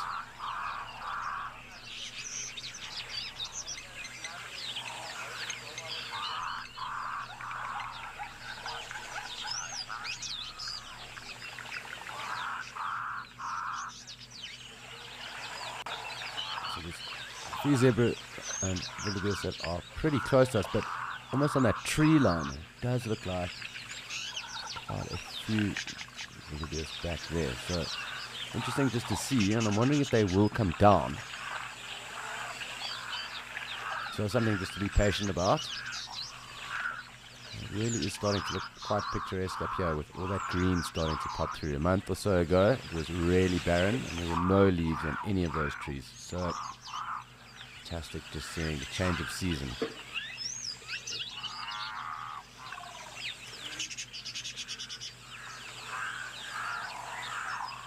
It seems that everything is on the right hand side of us. So we're just going to hang here for a minute. Hopefully we will get a cool approach, and then obviously as everything else does come through, we will come into a closer shot. It's great to watch our springbok. They have been rather plentiful, at least this week. Looks like a zebra coming through on the left hand side of us. Let's just see what's going on.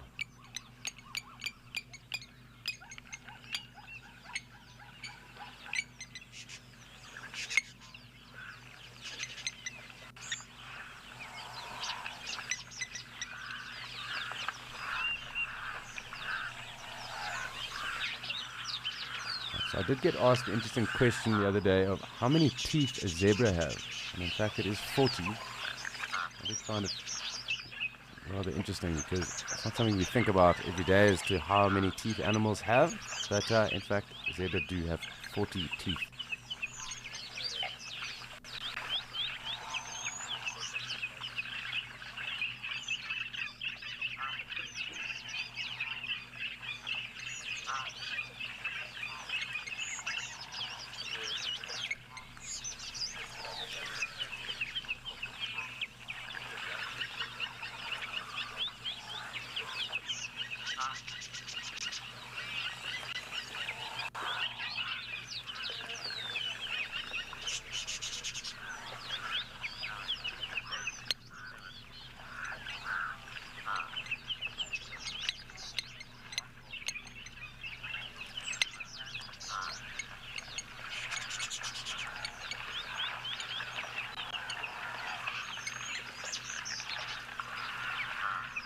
So lovely that we have some of our zebra through. I'm going to just get a bit closer. They do hang around quite some time as well when they are around, at least down at the water. So it's fun to watch them. They generally drink around twice a day as well. So luckily one or two of them do look rather heavy set. So possibility of some foals joining the fray, definitely a thing.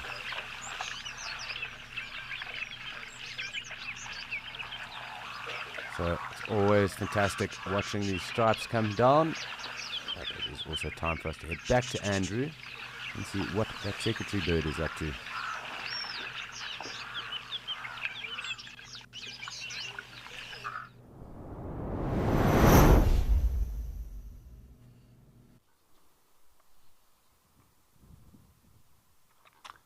Thanks very much, Alex. So we have seen a little bit of a change here. So this adult over here flew in from the left side, and as it landed on the nesting site, the other adult that was with the chicks took off. So there's a bit of a switch and roll at the moment. And that blasts the theory out the window that one sex stays for the daytime and then one sex stays for the nighttime. But that could be Amakhala specific. So there's so much information that is still yet to be discovered with secretary bird. Oh, what is that? It's an insect, yeah. I just saw some wings. Could have been a locust, grasshopper of sort.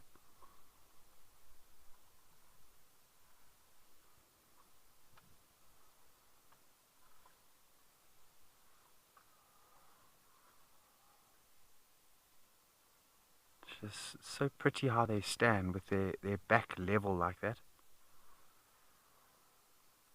And the beautiful crest. I love that.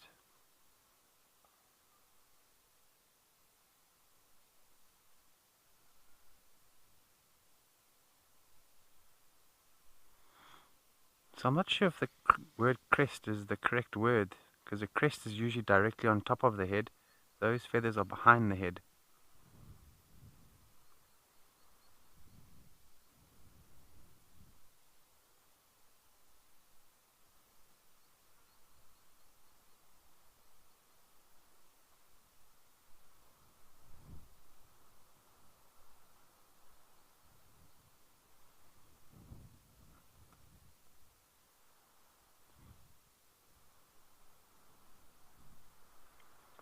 And then as this adult joined the nesting site here, I saw 2 mouse being dropped on the floor.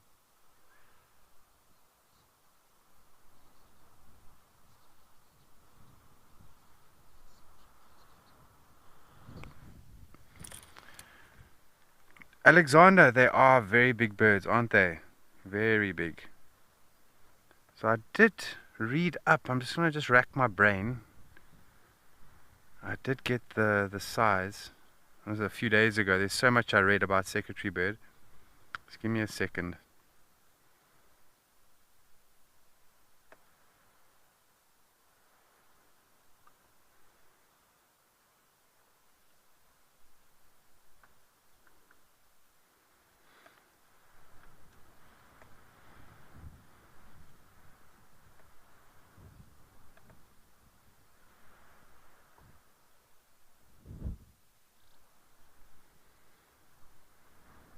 Okay, so I'm resorting to Google here, so I'm sure you all figured that out. But up to 4.27 kilograms. And average 0.9 to 1.2 meters tall. And the description is just beautiful. Secretary bird is a large-bodied bird of prey with an eagle-like head and crane-like legs.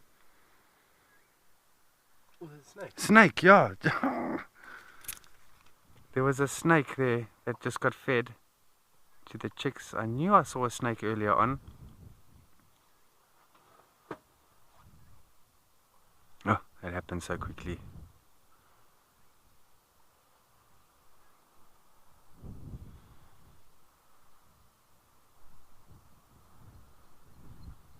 But you probably didn't hear it with the wind in the background as well. But as soon as that snake started to come out, you could hear the chicks just getting really excited. Here comes a good meal.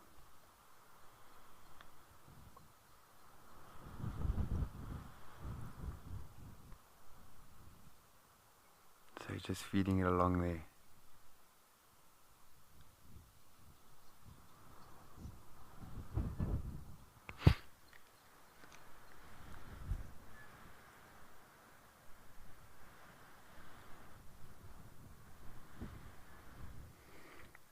While you're watching that, I just want to bring up to you, don't forget about the Safari Best Bits.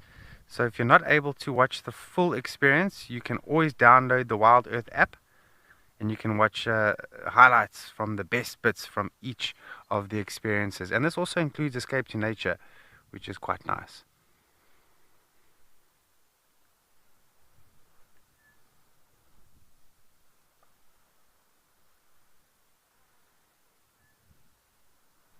Ah, just stretching the wing there a little bit. Oh man, look at that. What an impressive looking animal this is.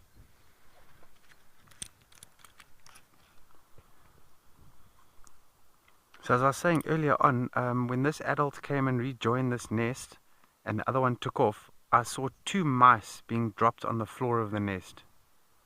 So it could possibly be the striped field mouse, which are very common in this area.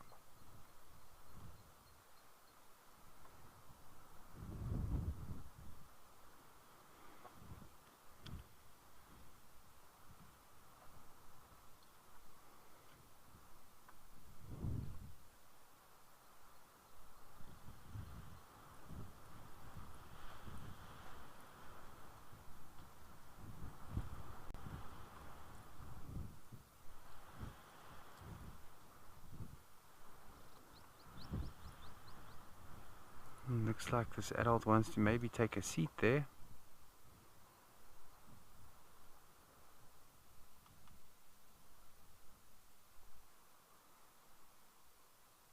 The beautiful long tail.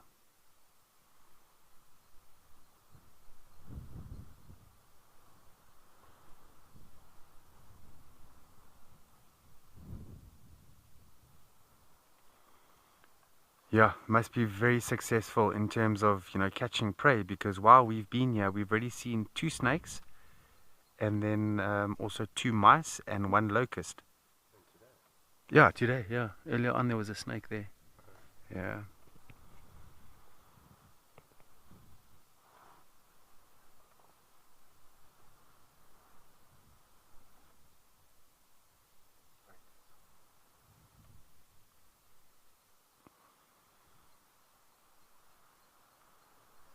Extraordinary animals.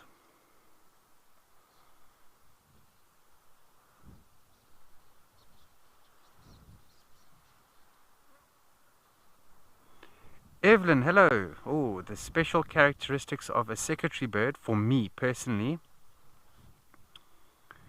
I would say the way they walk. Just the way they walk. It's almost, it's level backed, and with those dark feathers on the back of their body, it almost looks like they're walking with their hands behind their back, just neatly walking through the bush.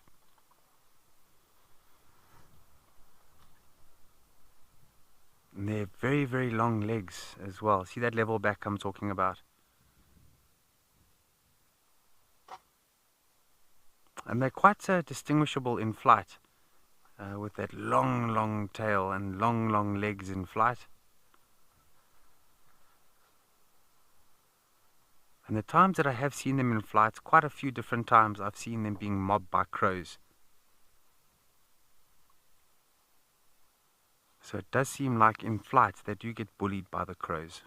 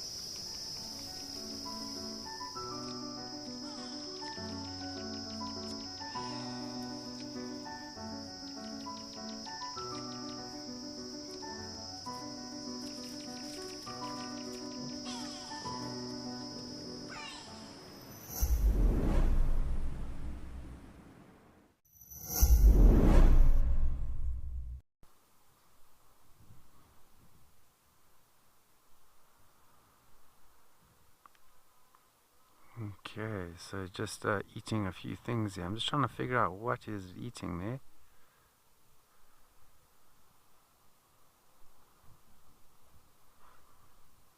I must say it was quite special to watch the switch. As this adult landed on the nest, the other one flew off and is now foraging in the fields. Not sure where.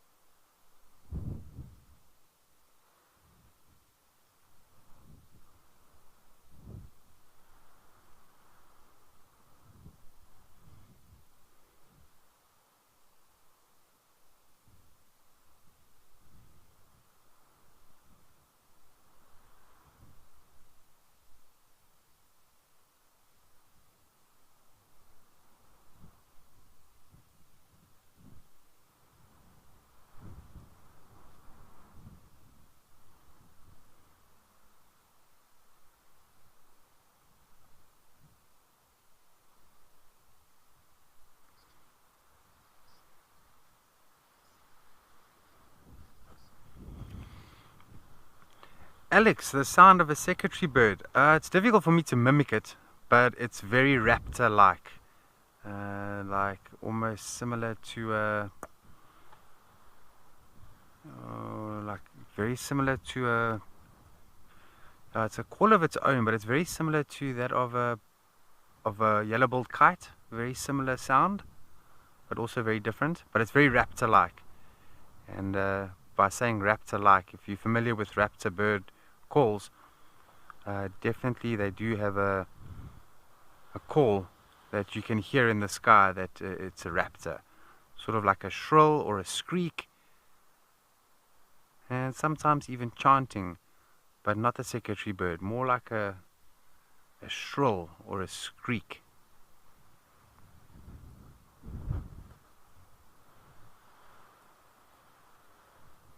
Actually heard one 3 days ago making a call out in the northerns in the early morning.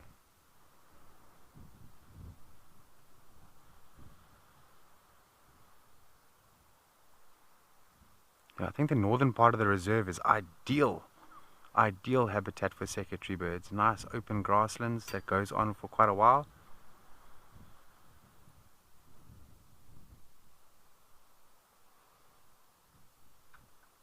And we had a sighting of a secretary bird at Liebenbosch Flats the other day, which was lovely to see them there.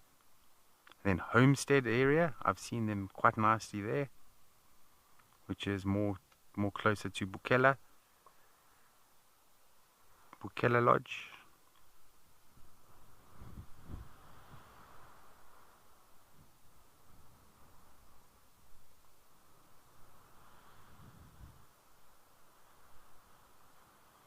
Yeah, look at those feathers on the back of the head there. Beautiful.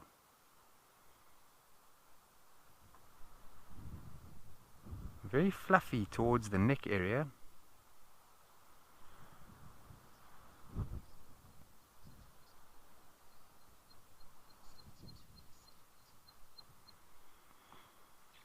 Oh, let me ask Morgan. Morgan, when do you think these birds started to nest, eh? Because Morgan actually, he was here a few months ago, and this was the start of the breeding process of the secretary birds, and they had just laid eggs. So Morgan is going to try and backtrack Is it, eh? Okay, so last week of July, they were starting to, or they had eggs, they were freshly laid. So last, July, August, September. Okay. So I don't know if you remember when Lauren was here on Amakhala. So if you reverse the timeline all the way back to when Lauren was even here. And it's a good few months ago. And I see the chicks are very well developed now. They're already starting to get the face of the secretary bird as well.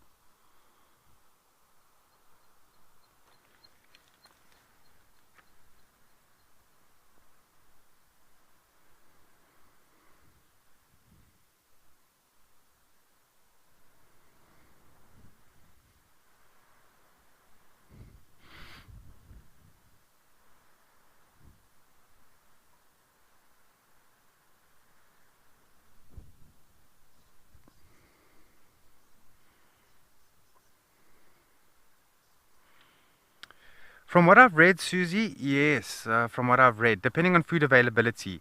If food is available, then it is quite successful. But then if conditions are quite harsh, extreme droughts, which in fact Amakhala is still in the grips of a drought. I know it's hard to believe. But 2 years ago, a year and a half ago, this land was very, very dry. And you're going to find that success is going to be much lower. So it's all got to do with food availability, and this goes across the board with most animals. If food is available, they're going to be a lot more successful in raising up young and getting them on their way.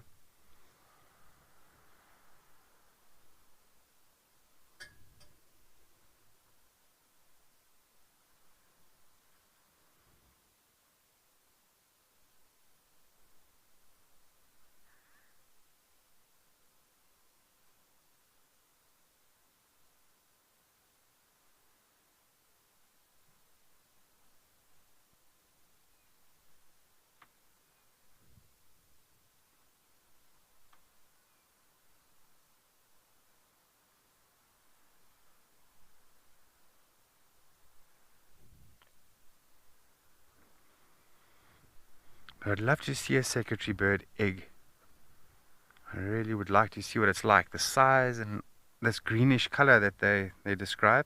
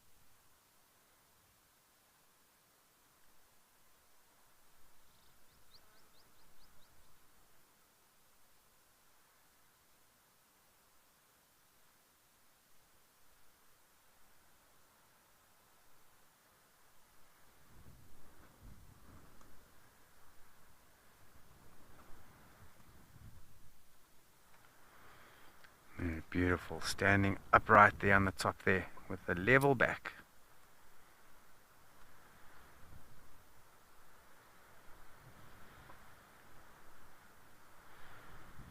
You can see the legs, the black feathers going halfway down, and then the long extension of the bottom part of the leg.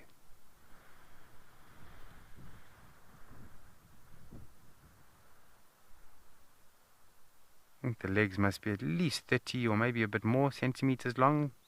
Bit more, yeah, about 45 centimeters long. So a ruler and a half.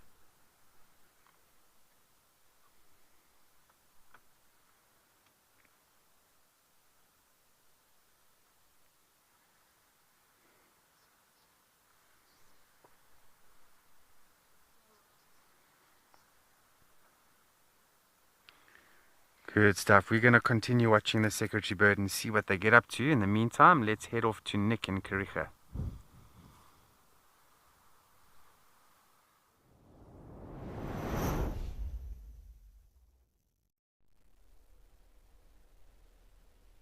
And we've still got our giraffes munching away here.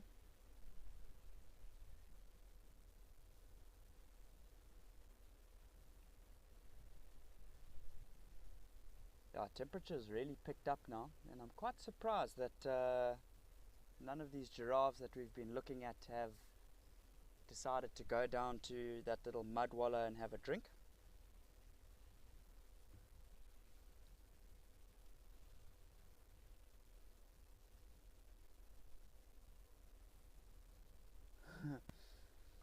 That's a proper mouthful, that, both cheeks are full.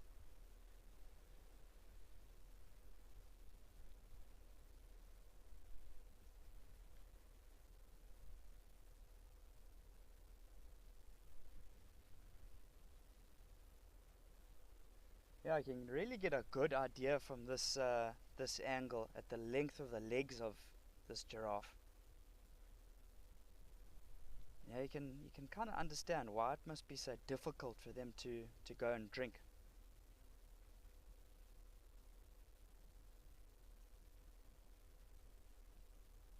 Yeah, I've seen a giraffe heading down to the river to drink. It was midday, it was hot. He had the right idea. And he kind of gingerly made his way to the edge of the water and started to kind of splay those legs to the side to balance himself. And the poor chap slipped on some of the rocks that were covered in algae.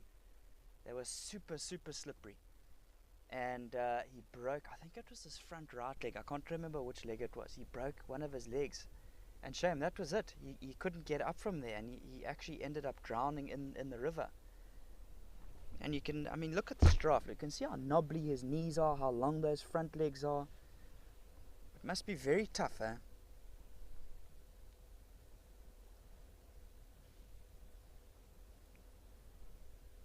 Yeah, it was amazing to watch how, you know, he died in the water.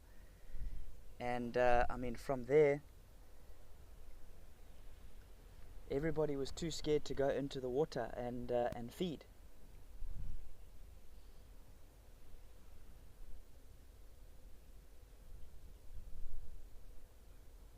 Off he walks. I'm going to pan us to the right.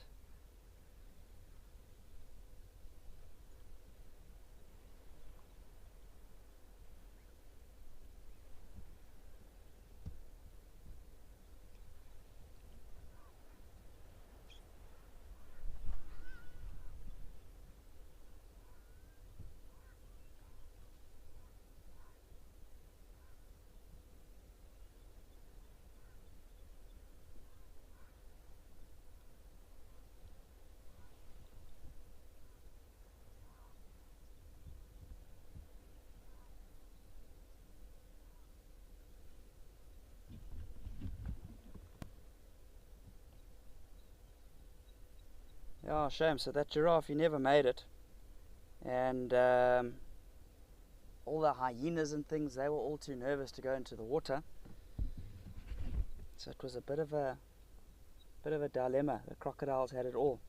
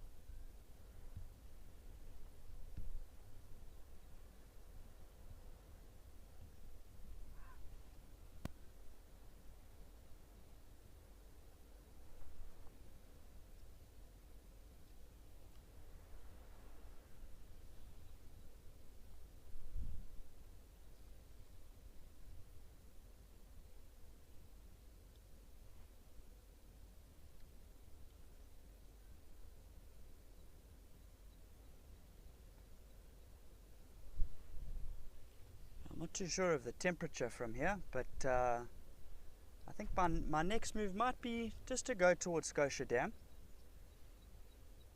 Just have a look and see what type of activity is happening there. You know, even though there is a bit of a breeze, it's still very hot, so I'm hoping there might potentially be a bit of movement around the waterhole there.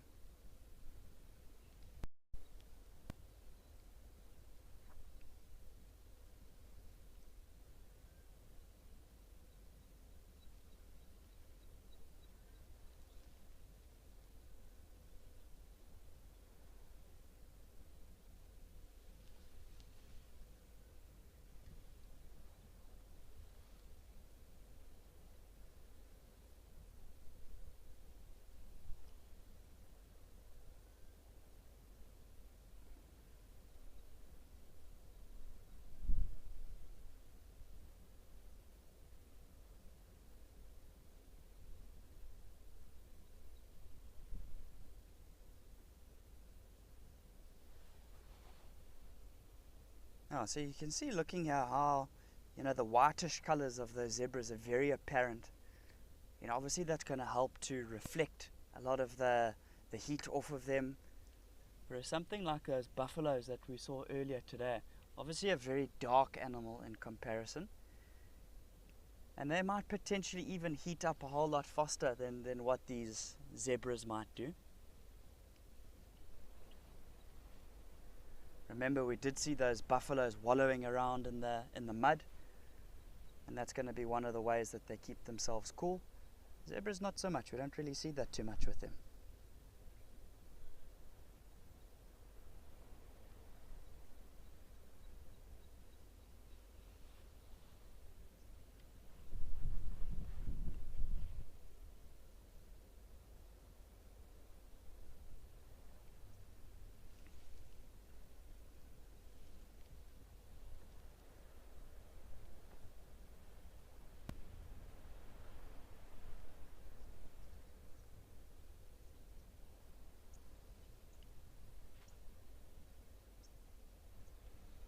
Well, I'm going to make my way to Scotia Dam and see if there's any changes there.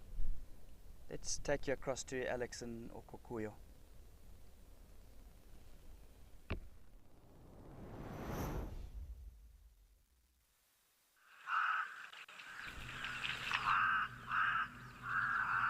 Thanks, Nick. And more pleasant scenes up here in Okokuyo. The clouds seem to be building, so I wonder when they're going to break.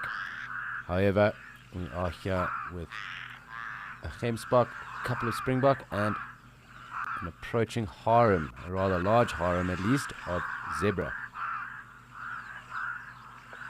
And very cool sights and scenes. Let us take a closer look too.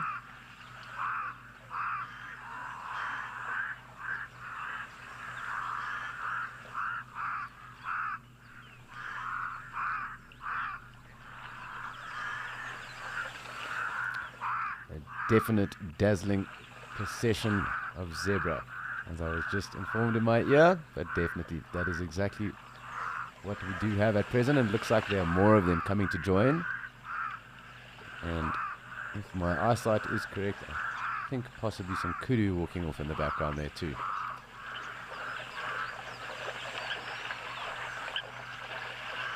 That or wildebeest.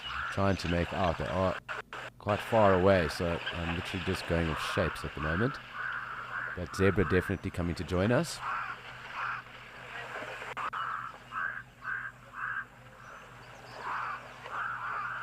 It really is so awesome when they are here. These striped ponies. Such cool markings.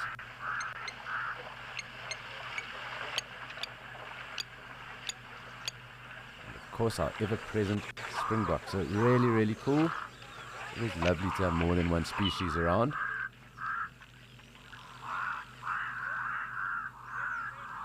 It really does look like a very good artist would have a fun time on some canvas here.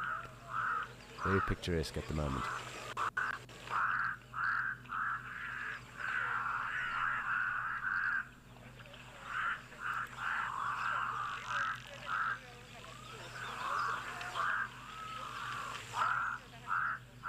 So I am just listening out to hear if we do hear those bee eaters. I did pose the quiz to all the viewers. How many bee eater species are in South Africa? We have one correct answer at the moment. So if any of you want to partake in the quiz, please do send through your answers. And I will definitely let you know shortly if you are correct, like Darcy Miller was earlier. And I will also give the correct number of species too.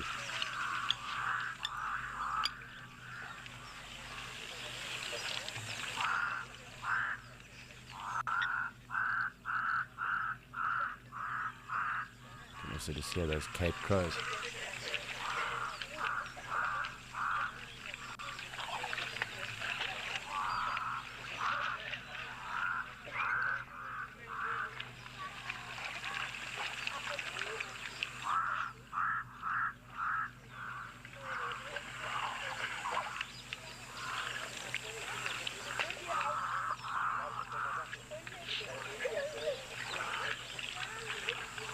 It does look like the zebra are going to fill the screen imminently.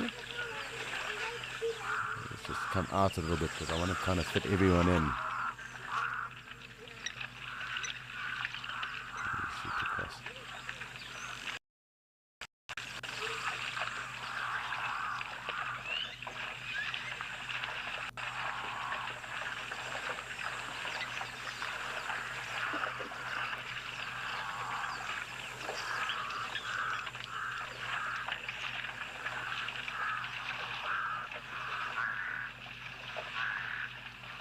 I really have got quite deep today. I normally don't come this deep or walk this far in, so great to see that too. Nice to notice different behavior going on.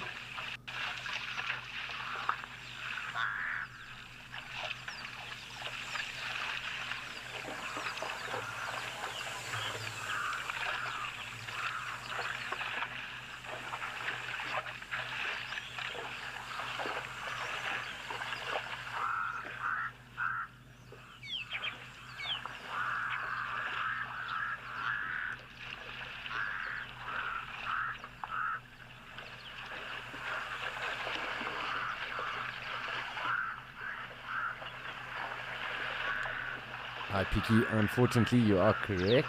There are more than 7 species actually. I'll give you another chance. So more than 7. Anyone else who wants to partake, please send through your answers. I'll definitely let you know the correct answer. But how many bee eater species are found in South Africa?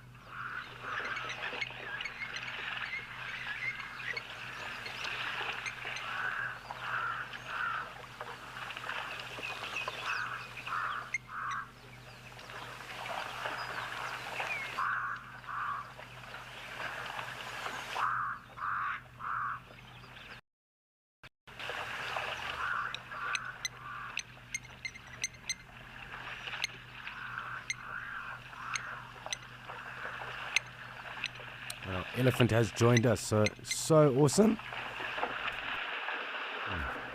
And it is the bull that we see quite regularly here. His stunted tusks and hairless tail. So very cool to see him. And that characteristic white chalky paint dusting that he really has. Very, very cool. Lovely to see him. Just kind of come through at this time of the day, throughout midday. And I suppose I'm going to give that answer for the bee eaters.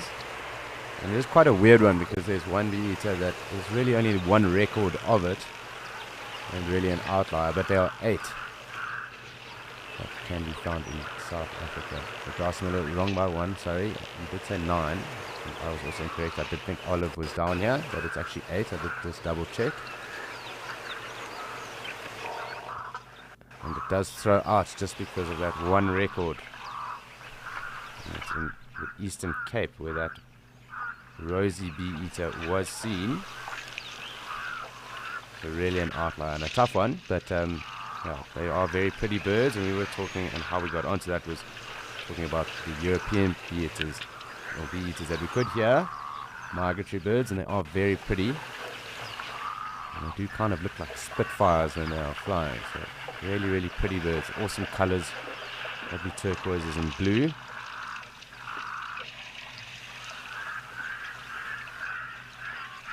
And they do travel quite a vast distance to get here. We do also have the intra-African migrants, carmine bee eaters, and we do sometimes get that white-throated bee eater, normally seen up near Pafuri, at the Lavuvu Bridge. So I know that people have seen it in the past. Very, very cool. But lovely scenes here with our zebra and this elephant.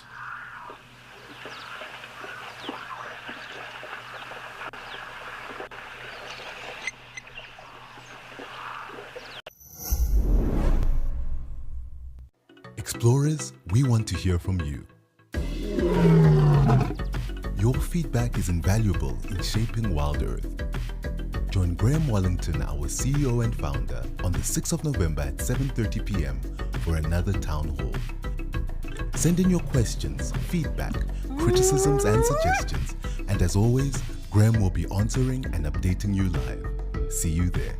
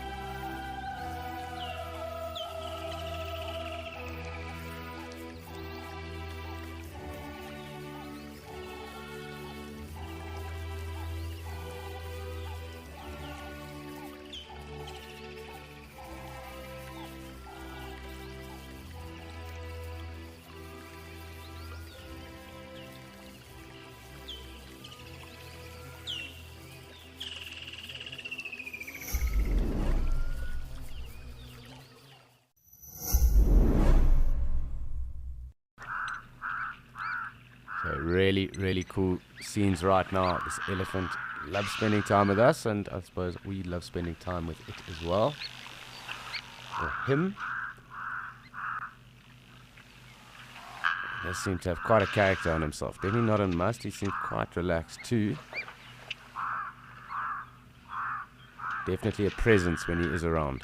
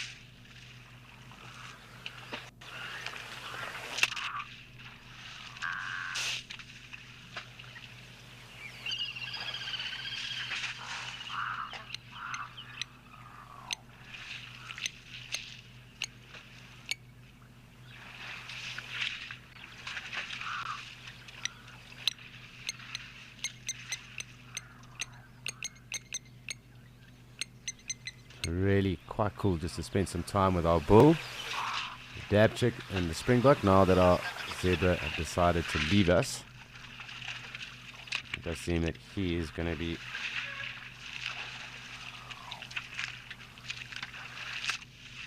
spraying himself. His mud party on.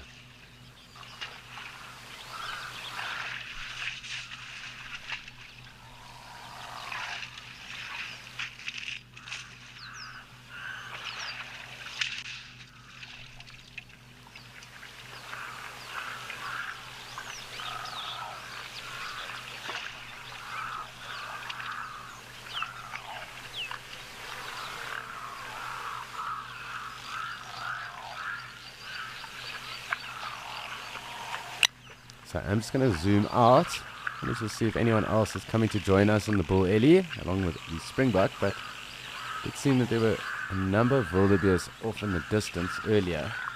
They haven't come through just yet. Unless we're here before. So let's just have a little pan around quick. It does look like the Ellie will stay with us for a minute.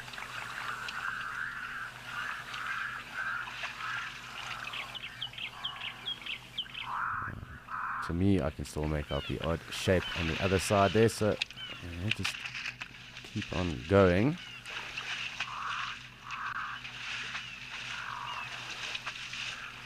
It seems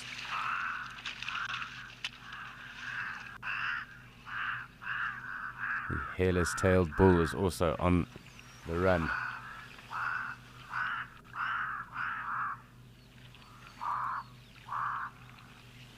Maybe it's time for a dust bath.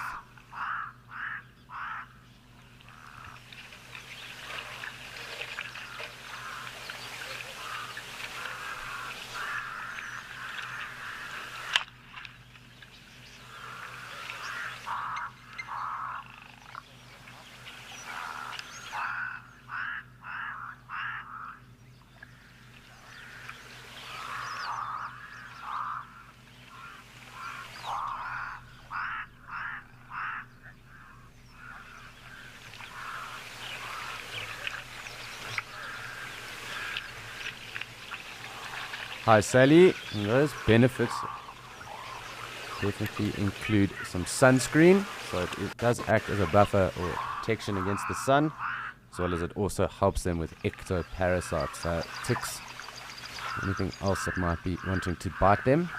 So they do have very thick skins, it's around 4 centimeters or so in the thickest parts of those creases, and around 2.5 centimeters thick. And the smallest parts are in those basically troughs of those creases that they do have on their skin. So it'll act as a sunscreen and as a protection against anything that might be wanting to bite them, so any insects that might be wanting to bite them as well.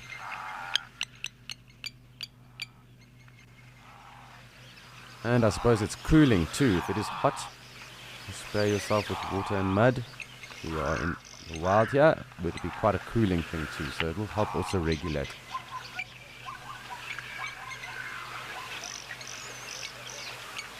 Quite a cool scene with them walking off like that.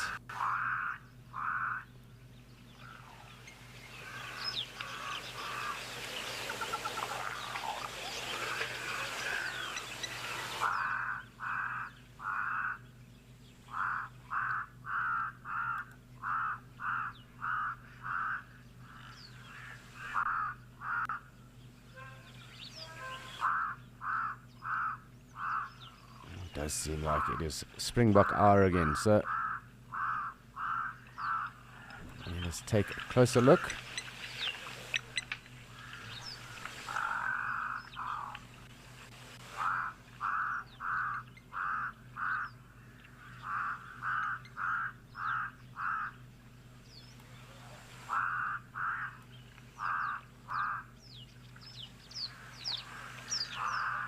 And really so different today with these clouds around. It does give a different almost feeling to the area.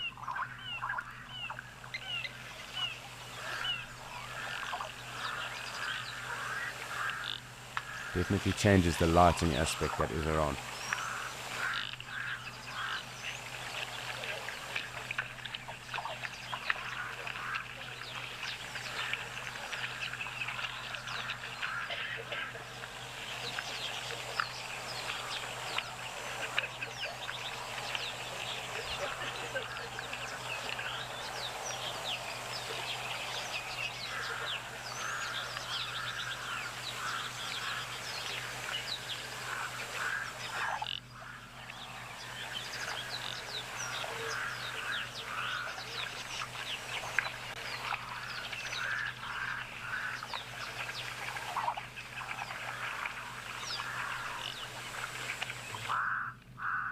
Rather peaceful though as well. It does, obviously with that change of light, does make it seem more relaxing and almost quite placid at the moment.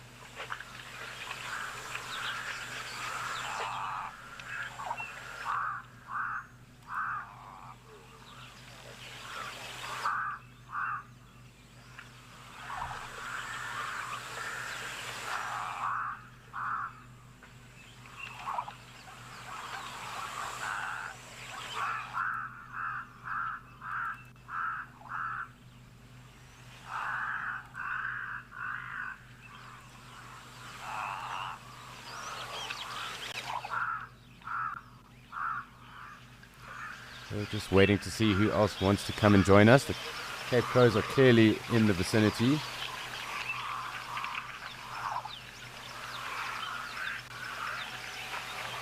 Some doves and obviously our Springbok at the moment. Looks like an impala coming down too. Nice impala ram.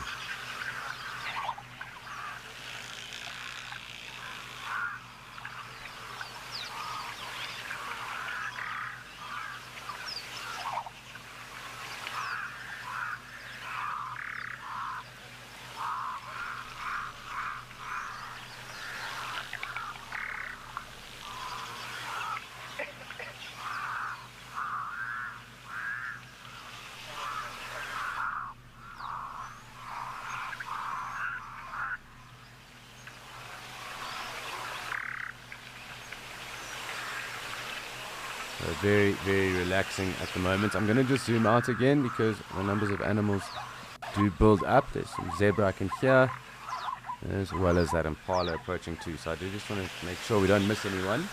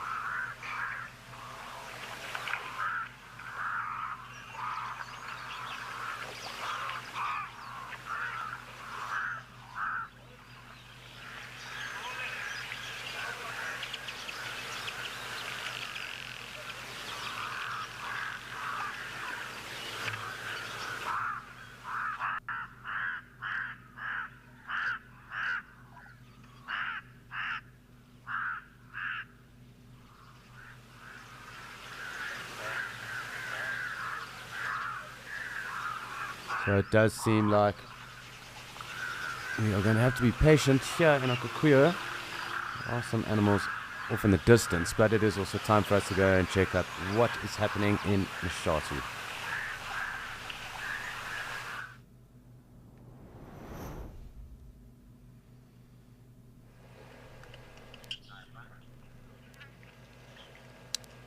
So we are back in Mshatu and joined by our baboon troop. A couple of impala around too. But really great to have the baboon around. Always interesting to watch them. Something that is always up or interesting. Whether it's grooming, playing, fighting.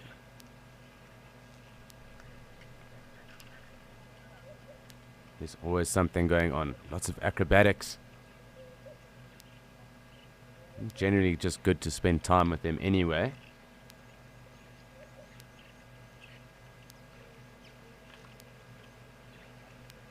So really cool. Nice to have those impala in the background as well. So I'm just going to zoom out a minute and we can come back to these drinking baboons now.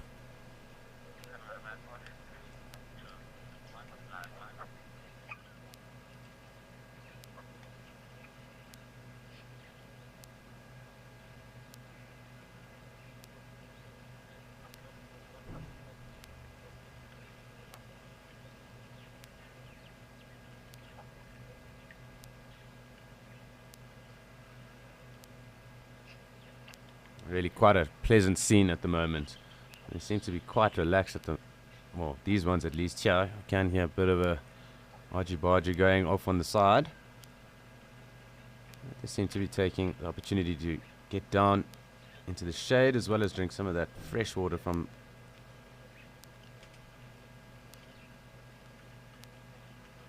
that borehole pump that is there. So, sorry, I'm just wanting to see who's up to what and what is going on. Maybe we'll get a better look closer up as well. Let us just have a look and see what is going on.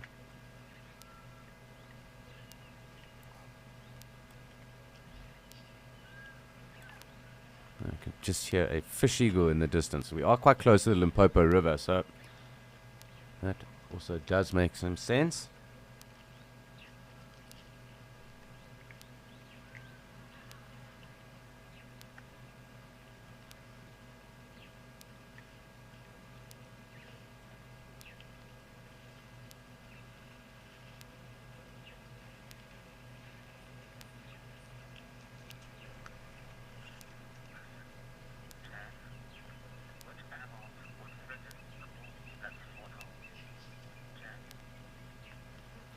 Hi Chad, so definitely elephant would push them off, or they would actually also move off themselves.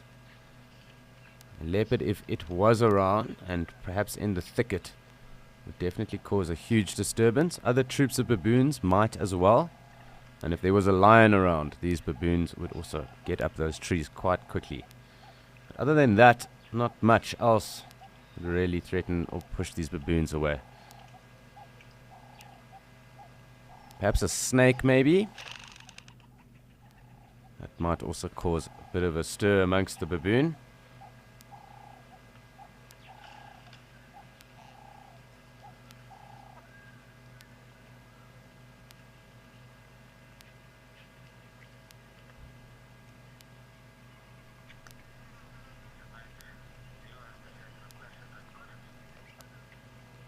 So it really is so fantastic watching these baboon.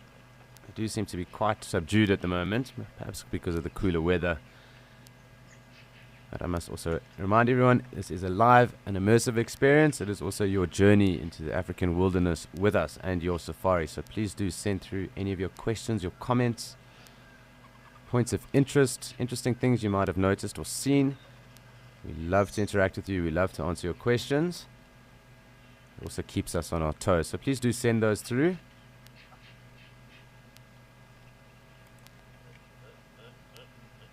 You can hear the baboons conversing amongst each other as well. So really, really cool. One of the cooler animals to spend time with during the day because, as I did note, they are always up to something. There's always someone doing something.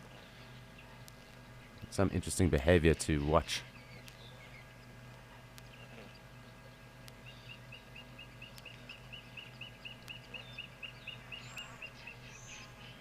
Really different sounds today after the rain.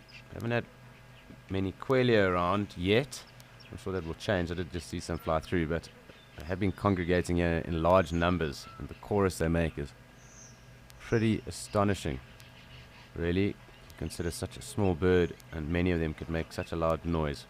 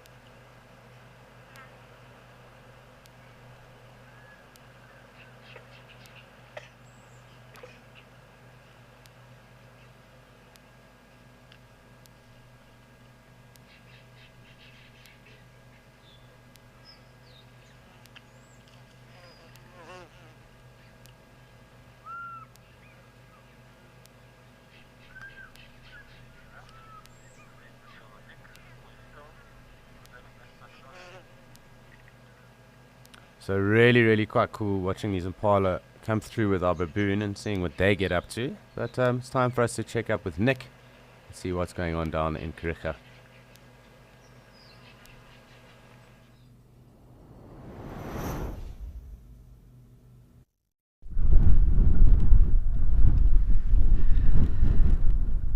And we've got a nice up-close view of this herd of buffalo and a monster bull as well. You can see there's a calf just walking back there.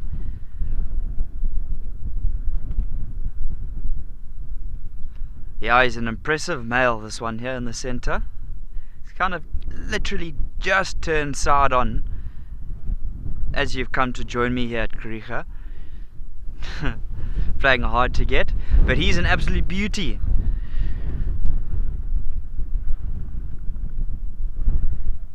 You can see he's had a little bit of a mud wallow, very dirty.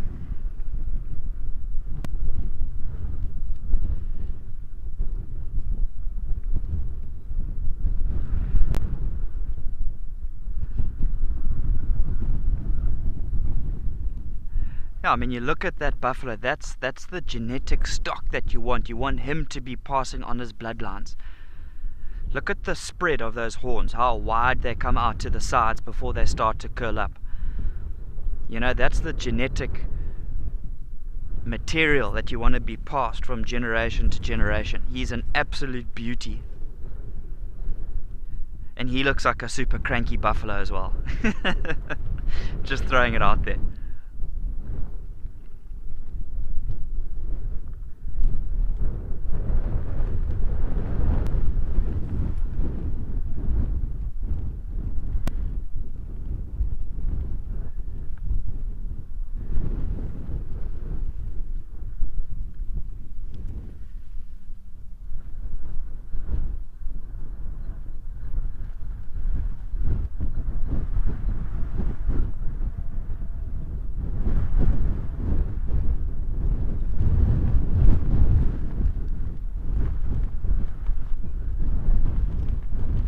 Hill giving us a good show of his table manners there.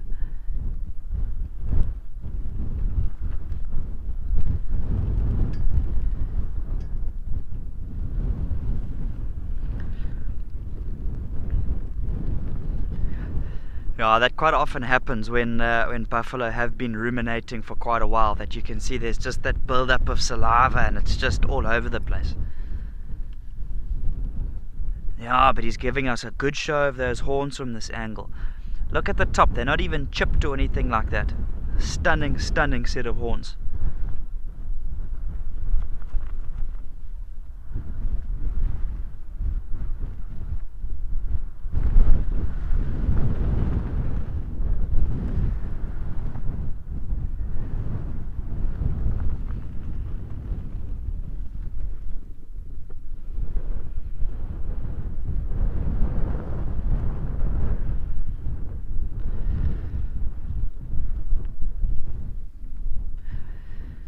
Yeah, so I was making my way down towards Scotia Dam just to have a look around there and see if anything was happening, have a little bit of a gander, and bumped into these guys along the way. It's a nice surprise.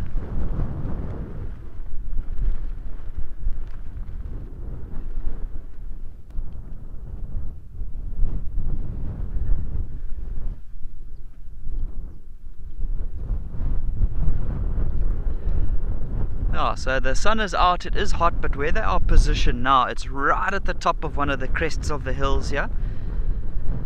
So there's the full breeze moving across here. I wouldn't call it a breeze, I'd more call it a strong wind. And that's probably helping these buffalo to stay cool.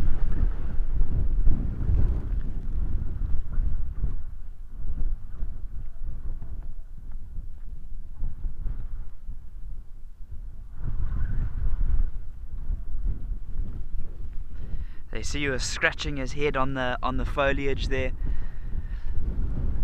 So often for these bulls, what they'll try and do is almost horn the ground like that and try and get some foliage kind of entangled in the horns there.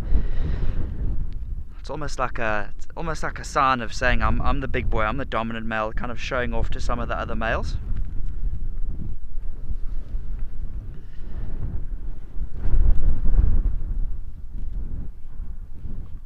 You can see there's a little calf lying down at the back there as well. Small little horns just poking through.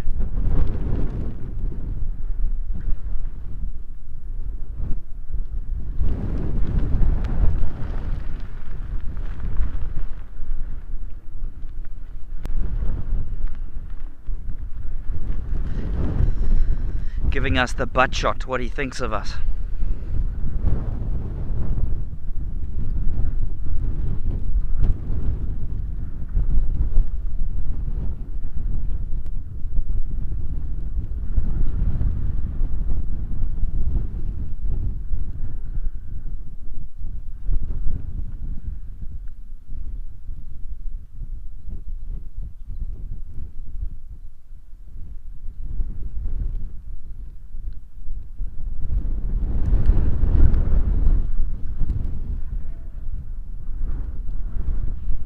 Oh, it's interesting how this female here has just got a little bit of mud on the face. Maybe when she was drinking, there was another buffalo left to the left of her, or to the side of her rather, that kind of made a quick movement and kicked up a bit of mud. Maybe that's how she got it there, because looking at the rest of her body, it looks pretty clean still.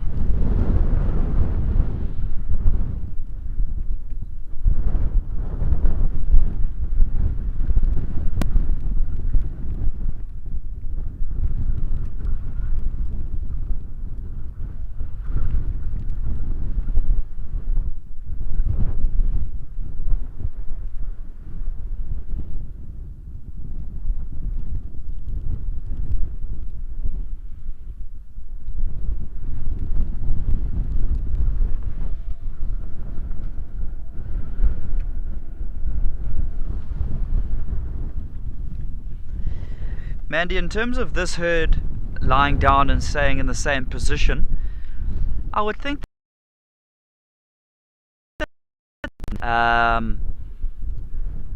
yeah, I think this has been the spot where they've been taking it easy kind of midday, and I think they're going to start to probably get up and move in the next hour or so.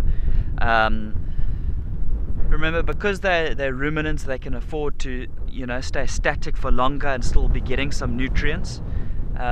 But I would say that they're probably going to have a good afternoon feed, maybe, you know, a good 2 hours, 2.5 hours or something like that, before they settle down again for the night.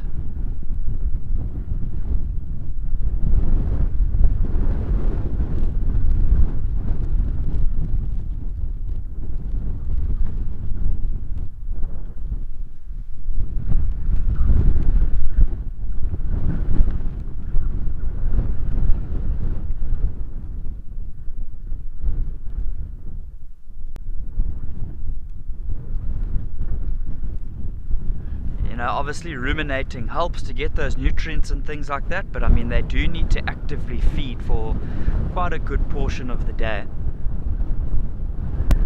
And there's already signs of the herd starting to get a little bit restless. You can see everybody starting to kind of nudge around.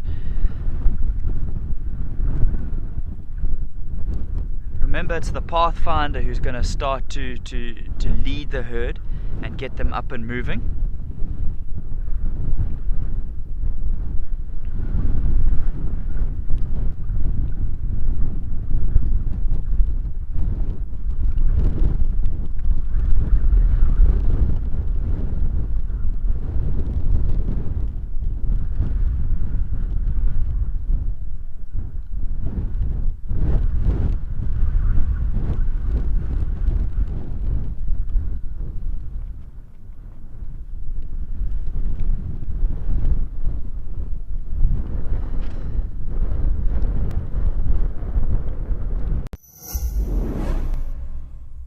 If you aren't an explorer yet, here's a sneak peek at what you're missing.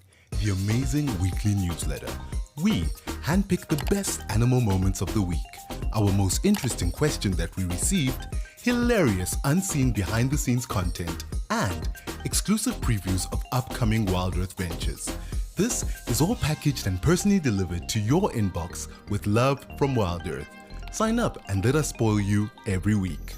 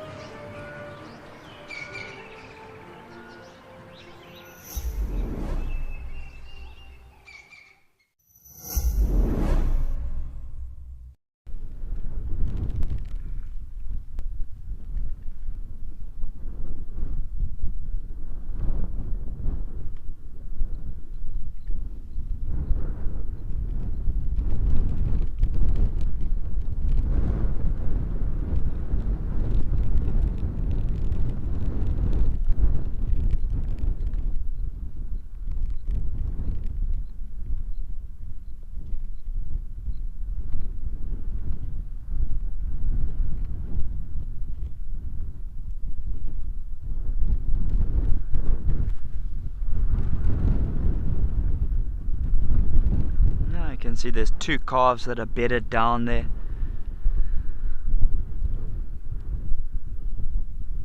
You can see the one on the right is almost using that buffalo as a little windshield there from the wind.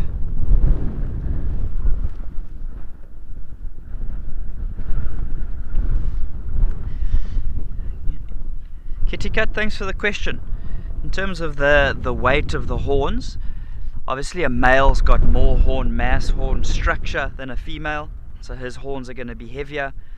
I would say a male's horns will be 20, maybe 25 kilograms, and a female's will be a little bit less than that. You know, solid things. Let me see if I can just pan to the side here and show you the difference in structure between a male and female's horns.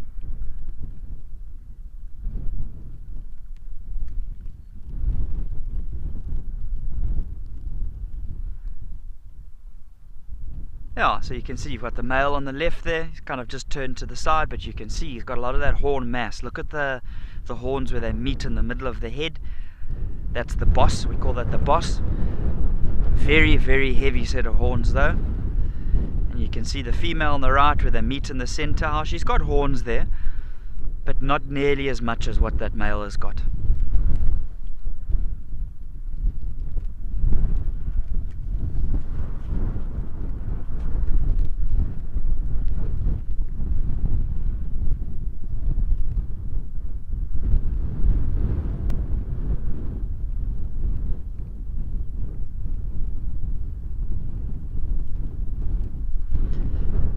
Yeah, and I mean, if you look at the sort of the bison that you get in America, you know, they're also going to have horns, but much smaller, not nearly as pronounced as the Cape buffalo, the African buffalo. And those bison have also got a slightly different structured body, a lot more sort of physical mass closer to the front of the body, the shoulders and the chest giving rise to that very sloping back.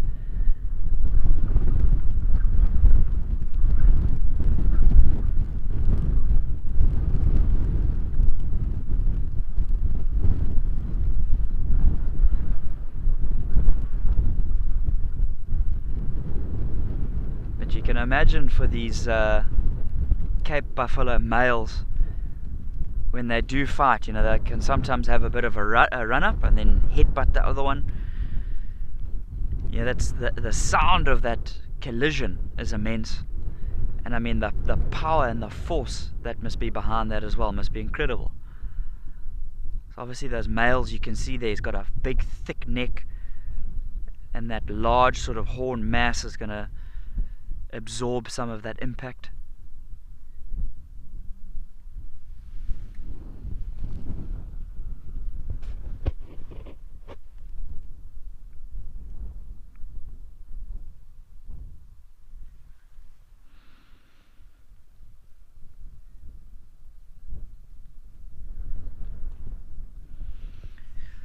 Tyler, in terms of males fighting with females, not too much.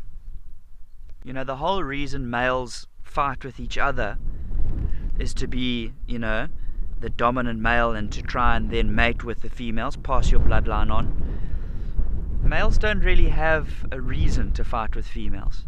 You know, sometimes if the males are just having a bit of a bad day, maybe there'll be a little bit of an argy-bargy, but there's not really going to be an intense, full-out fight of a male with a female.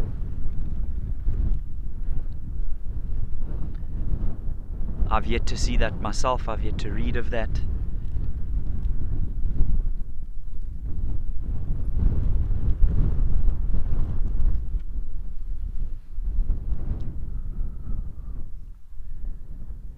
You know, you must remember that, you know, buffaloes are more hold a lot of sort of home ranges and things like that as opposed to territory, so they shift up and down. So that's going to sort of minimize fighting between buffaloes. Whereas you look at other species like a lion, for example, both male and female lions are territorial.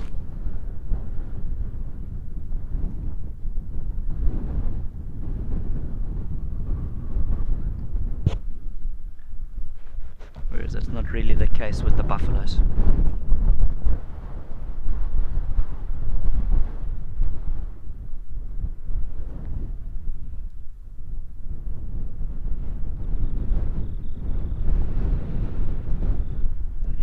With lionesses being territorial, if they did find a rival male lion coming into their territory, they would fight and try and get that male to move out, especially if there was cubs around in the area.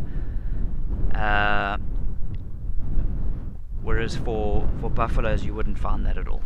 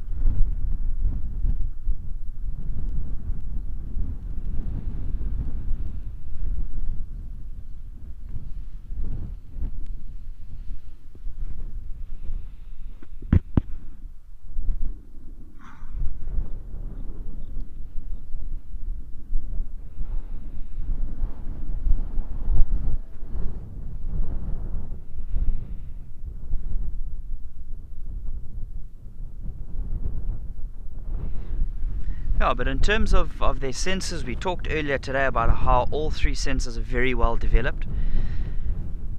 And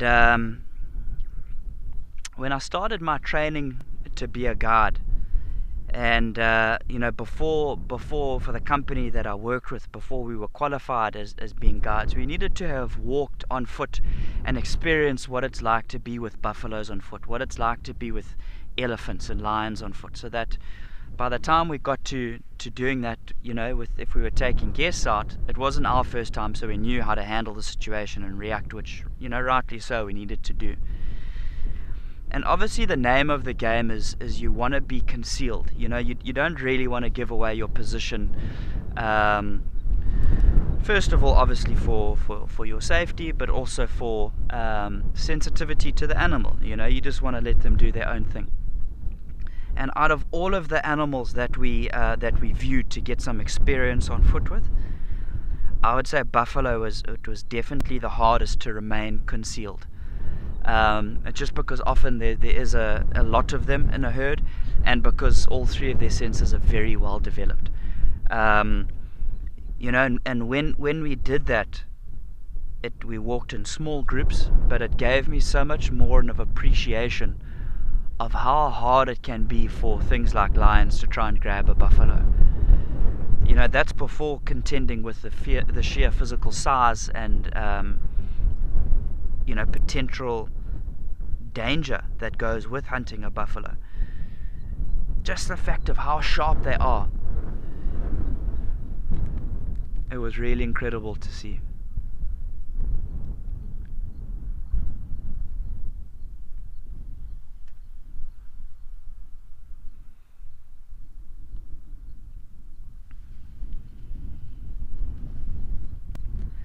And if I pan to the side here, have a look at this female. There she goes as she walks away.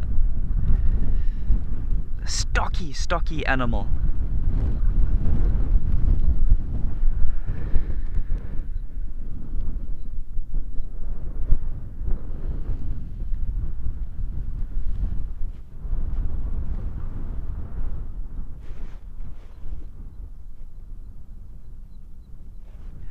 Yeah, so I'd say I've definitely got a healthy respect for these animals. You can see there's a bit of movement here. A few of the buffalo kind of shifting their positions. I wonder if there's going to be any potential move now to head off for a little bit of afternoon grazing.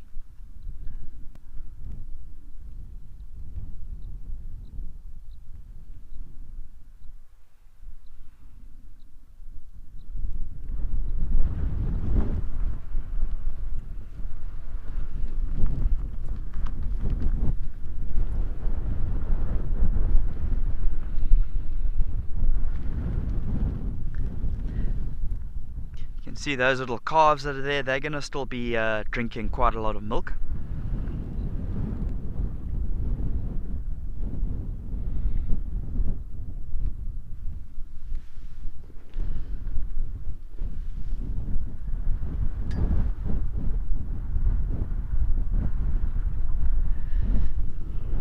Yeah, and the milk content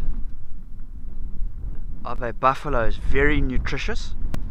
High levels of proteins and things, so those buffaloes will put on a lot of mass quite quickly. In terms of some of the most nutritious milk out here in the bush is going to be from a hyena, spotted hyena.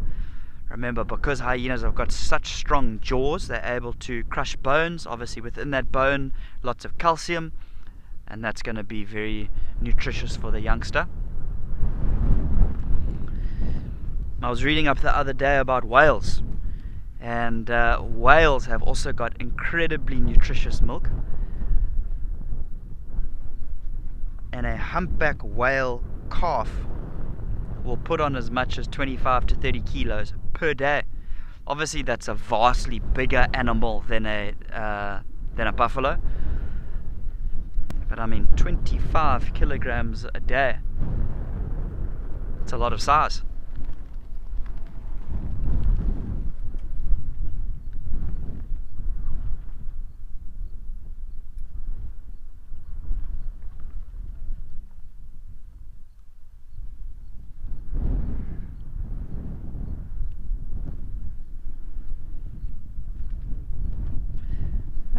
And a little photo bomb.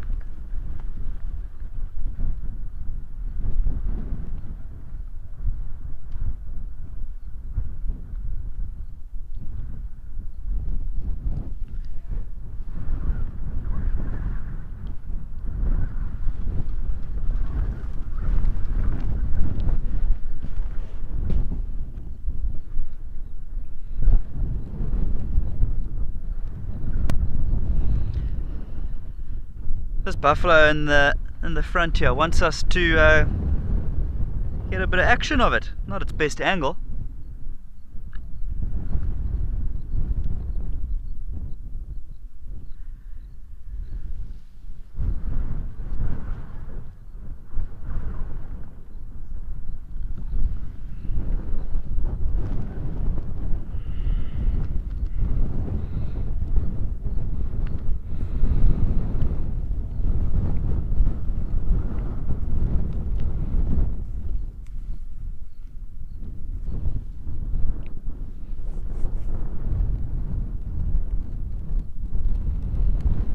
No, talking about whales and their nutritional milk content. Has anybody ever dived with whales?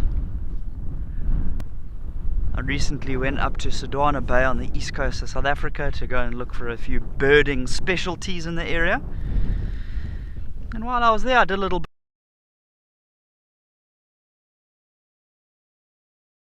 back whales, which was amazing.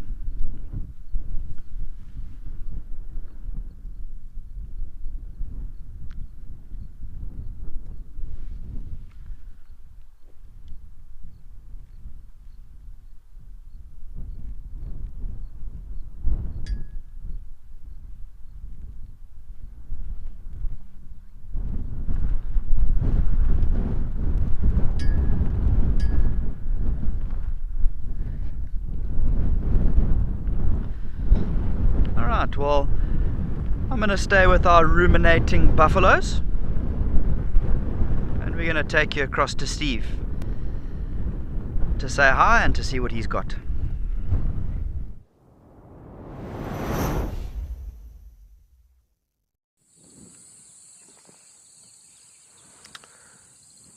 Welcome to Madikwe, everyone, where, believe it or not, it has been raining all morning and the sun has finally come out. And, well, we've caught up with some lions up here in the north.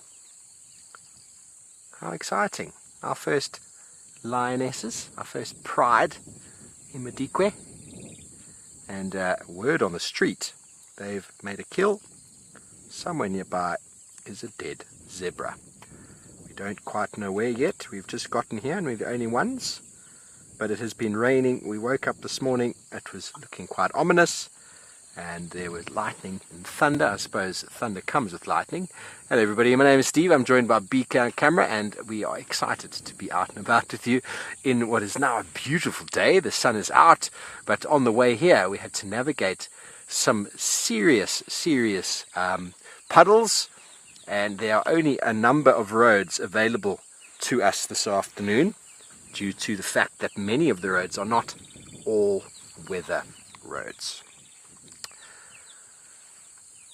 Sleepy lions in the afternoon.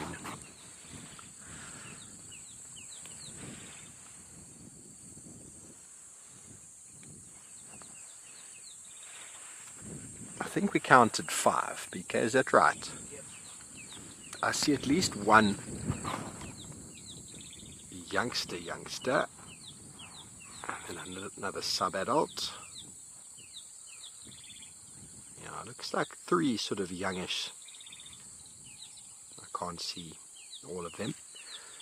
But obviously with the rain we've had, there's going to be no off-road driving, but how convenient that these lions are lying in a patch very visible to us from the road. We'll take it. We will take it.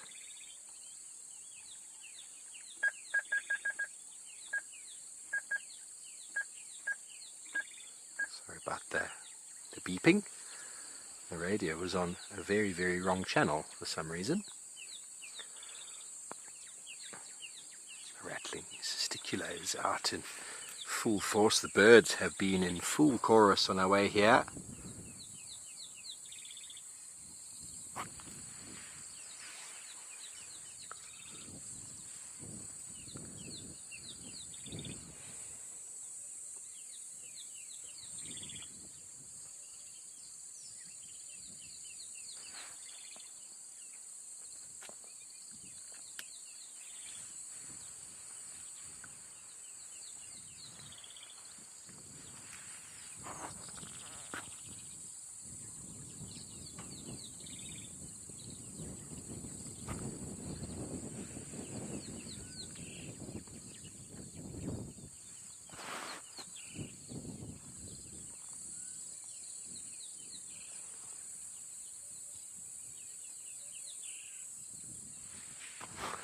MJ, that's a good question. What the characteristic of lions is region dependent. I can't really tell you. I mean, lions themselves all look very much the same. Obviously, the Kalahari lion are genetically a little bit bigger. But what would possibly be behavioral difference in different areas would be the prey species that they select. We talk about it quite often. Some lions are very good at hunting buffalo. Some are very good at giraffe. Not all lions are good at hunting everything. So that would be a behavioral change that they learn from their parents. But invariably all of the general game is fair game for a pride of lion. But characteristics, lions are pretty similar when it comes to behavior in most general things they do. The Kalahari lions generally seem to be bigger and dark mane genes, really big dark mane genes have been said to come from that side.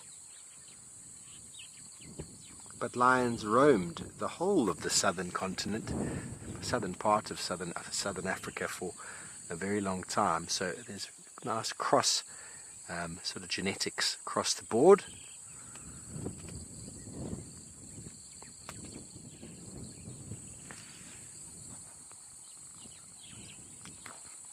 Obviously the white lions historically only pop up naturally in places around the Timavati in the Kruger side.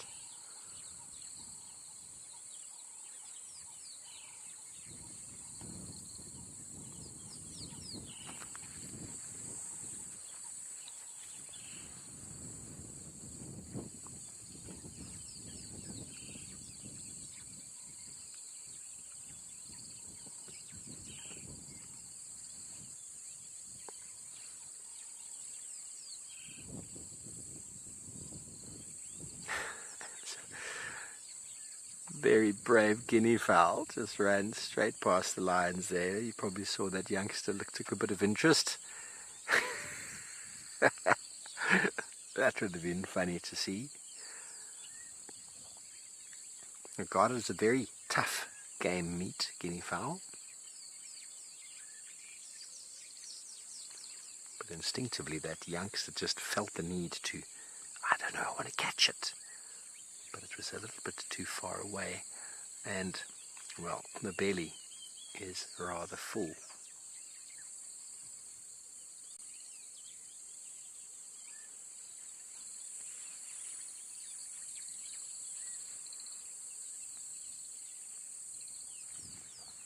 can probably hear the insects, the cicadas.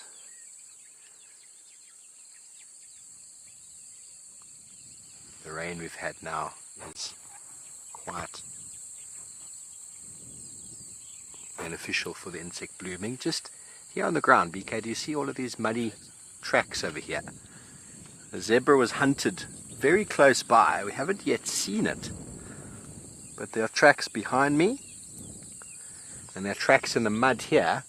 And you see how slippery that was. And lions are able to splay their toes to change the size of the track when it comes to muddy conditions, and often we find in rainy conditions, in wet weather conditions, that our predators are successful because they have the upper hand in the muddy, wet conditions over our prey animals that have the hoof, which is very useful for running on hard ground. It's designed for running on hard surfaces and for carrying the animals long distances, but when it's slippery and slidey, the hoof doesn't give them any traction. and they are often overwhelmed when it is raining. And around us there is lots of tracks. I'd love to be able to get out and explore all of them. Obviously the lions are still here, so we won't be doing that, but when finding a scene like this, when we're tracking and we find where lions have made a kill and they've moved off, to move in and to have a look at all the activity and the tracks and how it took place is something that fascinates me.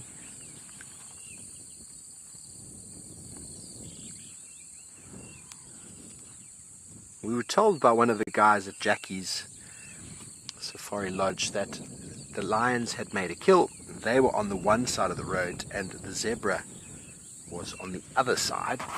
From where we sit, we can't see it, but that's okay. No doubt when they are hungry once more, they'll go back to eat. If there's anything left, that is.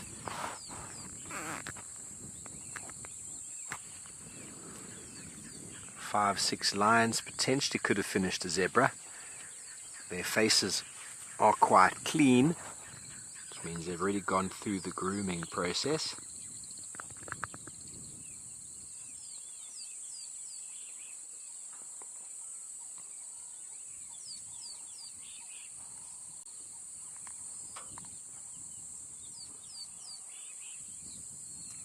A little bit more grooming to be done.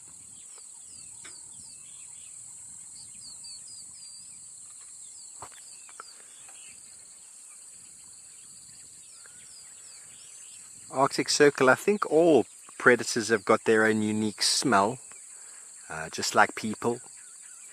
And I don't know if a male smells different to a female, it possibly does, but I think they all smell uniquely different. To us they smell like lions, just like wild dogs smell like wild dogs, but to them they all have a scent, no doubt, that they're able to pick up on. They know exactly who's friend and foe would be someone they're not familiar with the smell.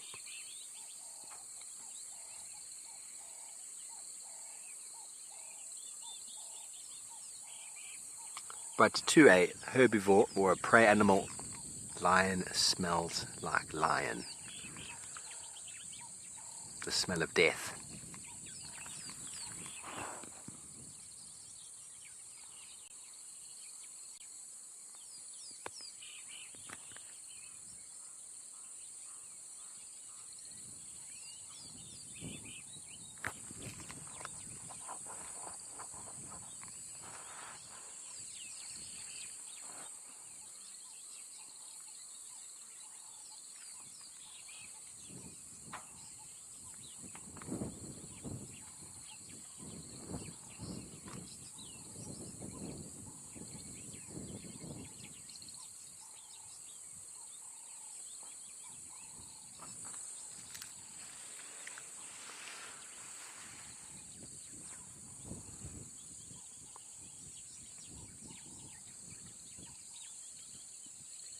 They do look rather cute now, don't they?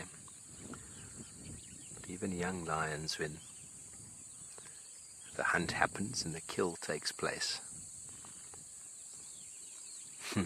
their inner lion takes over. It's quite an incredible thing to see and to hear, the noises that transpire when lions are feeding.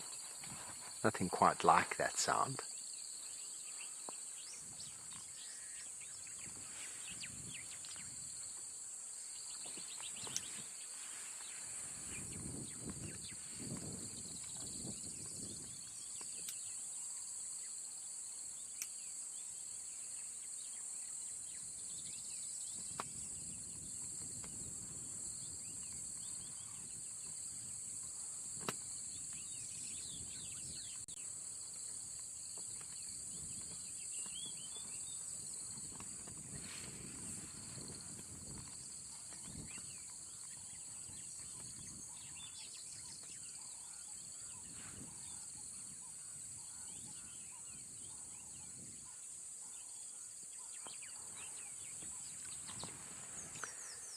And Gina, I don't know if you've ever had a big meal, Christmas dinner or Thanksgiving.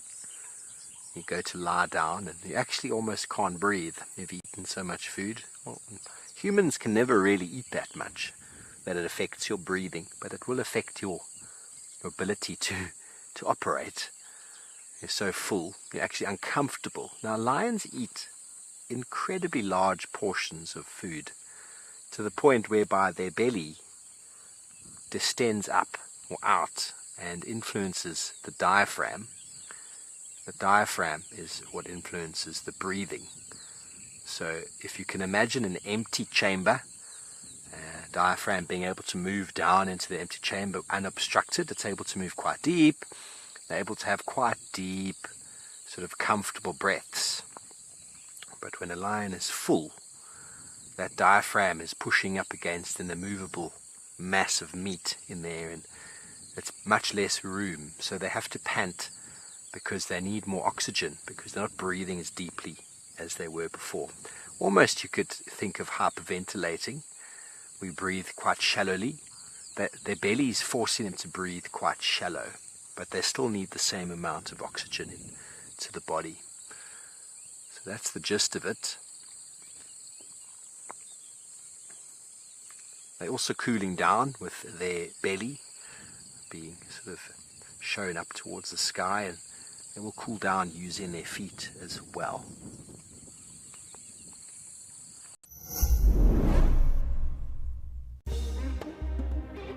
To sit down around a fire in conversation is a practice as old as mankind. There is an ancient sense of magic about sharing and learning as embers twirl into the night sky. Here at Wild Earth, we see the value of this practice and want to retain it in an age where so much divides us. If you sign up to be an explorer, you can join in this gathering and return to the ritual of connection with Wild Earth.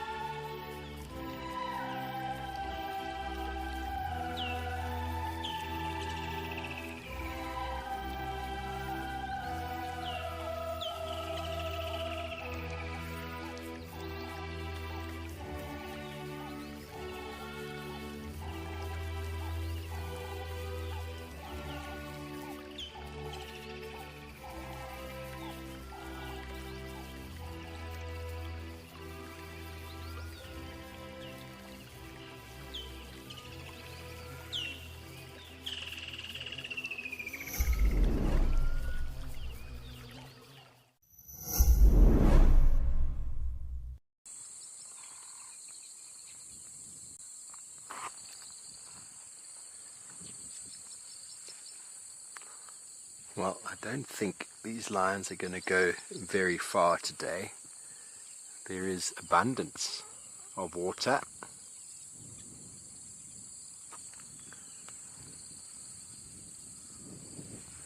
But you never know.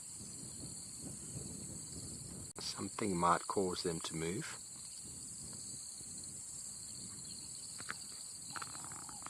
Is there any station at Tukuru Dam for you, man?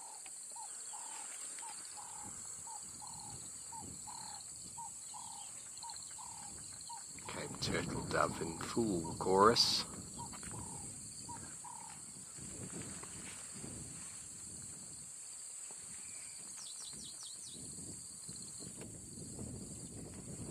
quite close to a dam called Kolobeng Dam. Don't know what that means.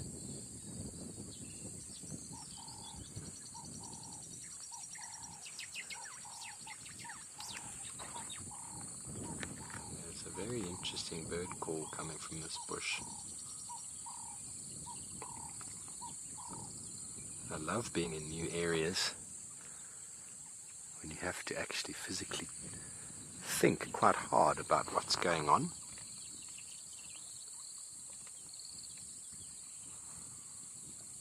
New birds, some potentially new trees as well. That lioness has spotted something. They can't help themselves, even if they're full. If something presents itself, they have to go and catch it. Cats for you. But I was saying they're close to water. They've got a bit of shade. There was an enormous amount of game on our way here.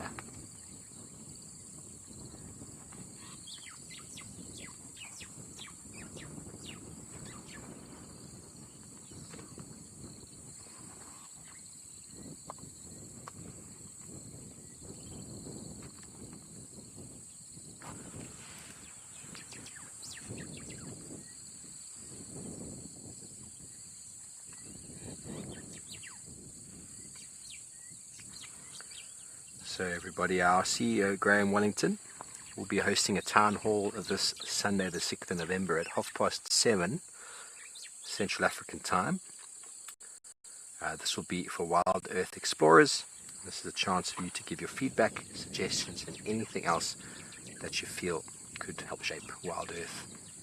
And Graham will also be there to answer all the questions and give you some interesting behind the scenes information about Wild Earth's future. So be sure to check in to that this Sunday.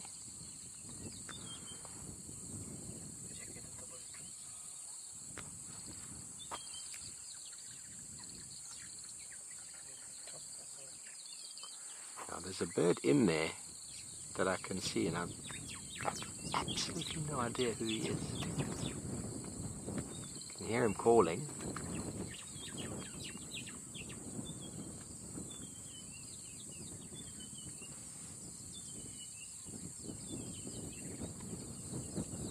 Might just be a white-browed sparrow weaver giving me a hard time. Yeah. White-browed sparrow weaver, and now the crimson-breasted shrike off to the right-hand side. Those of you who know me know that I like to do a little bit of birding. Can't see the birds right now, they are hidden in the thickets. That is what they want to do, and that's okay. I'm not sure if you've seen a white-browed sparrow weaver on camera, but we would love to show him to you. He's in this blackthorn. I think it's a blackthorn. It might be a monkey thorn.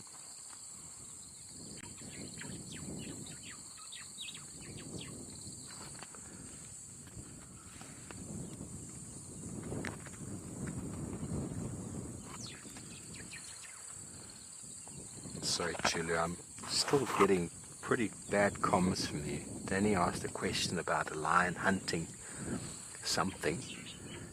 Beeks, here's the Levalence cuckoo at 11 o'clock there. That's always a nice one to put on camera. Levalence cuckoo.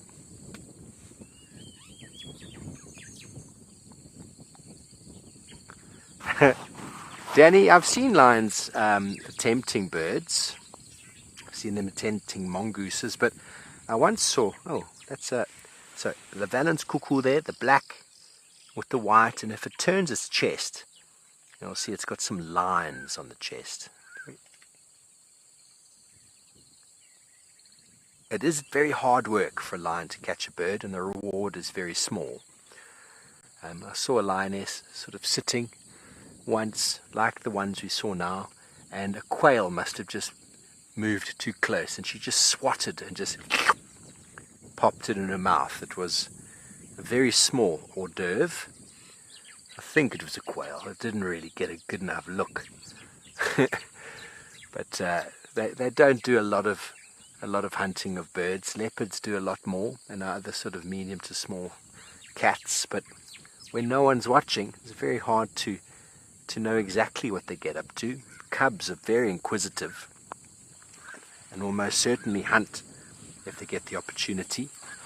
Obviously, we don't get as many ostriches out in these parts of the world due to lion predation, as well as that of possibly cheetah.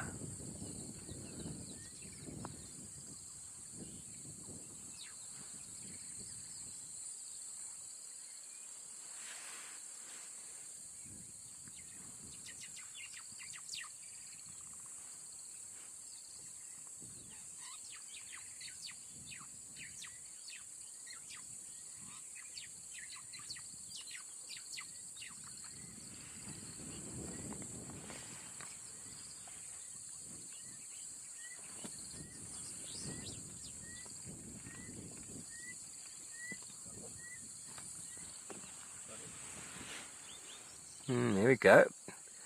White-browed sparrow weaver. You see the white brow?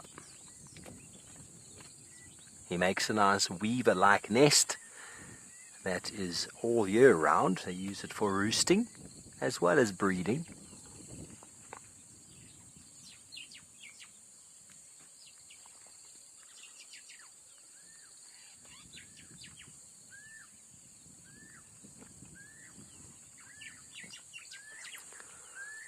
Please do let us know if this is a new bird for your cameras. It's definitely not one I've put on camera before. For your cameras, for your online birding list.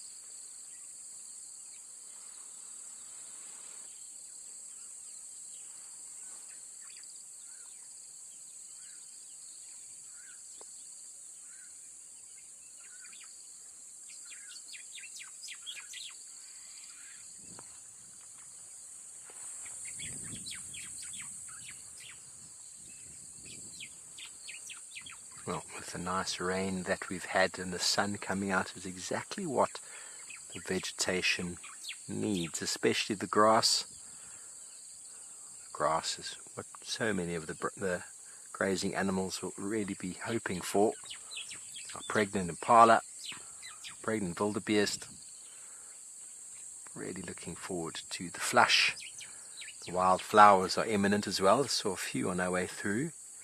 And obviously the weavers for nesting material. The thickening up of the vegetation is not going to benefit the lions as much because there's so much more water spaced around. They're going to have to work a bit harder to hunt, but that is part and parcel of what happens.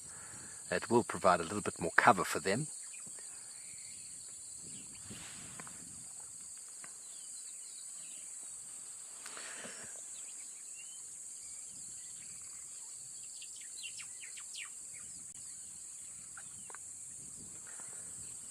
So we do thank you for joining us on this afternoon's escape to nature. Do stand by for the highlights. Thank you for your questions and comments. We will be throwing you straight across to Penguin Beach and then see you again this afternoon on the Sunset Safari. Don't go anywhere. The action doesn't stop. Live footage from the Southern African continent. Until then, have a blessed day and we'll see you soon. Good day and goodbye.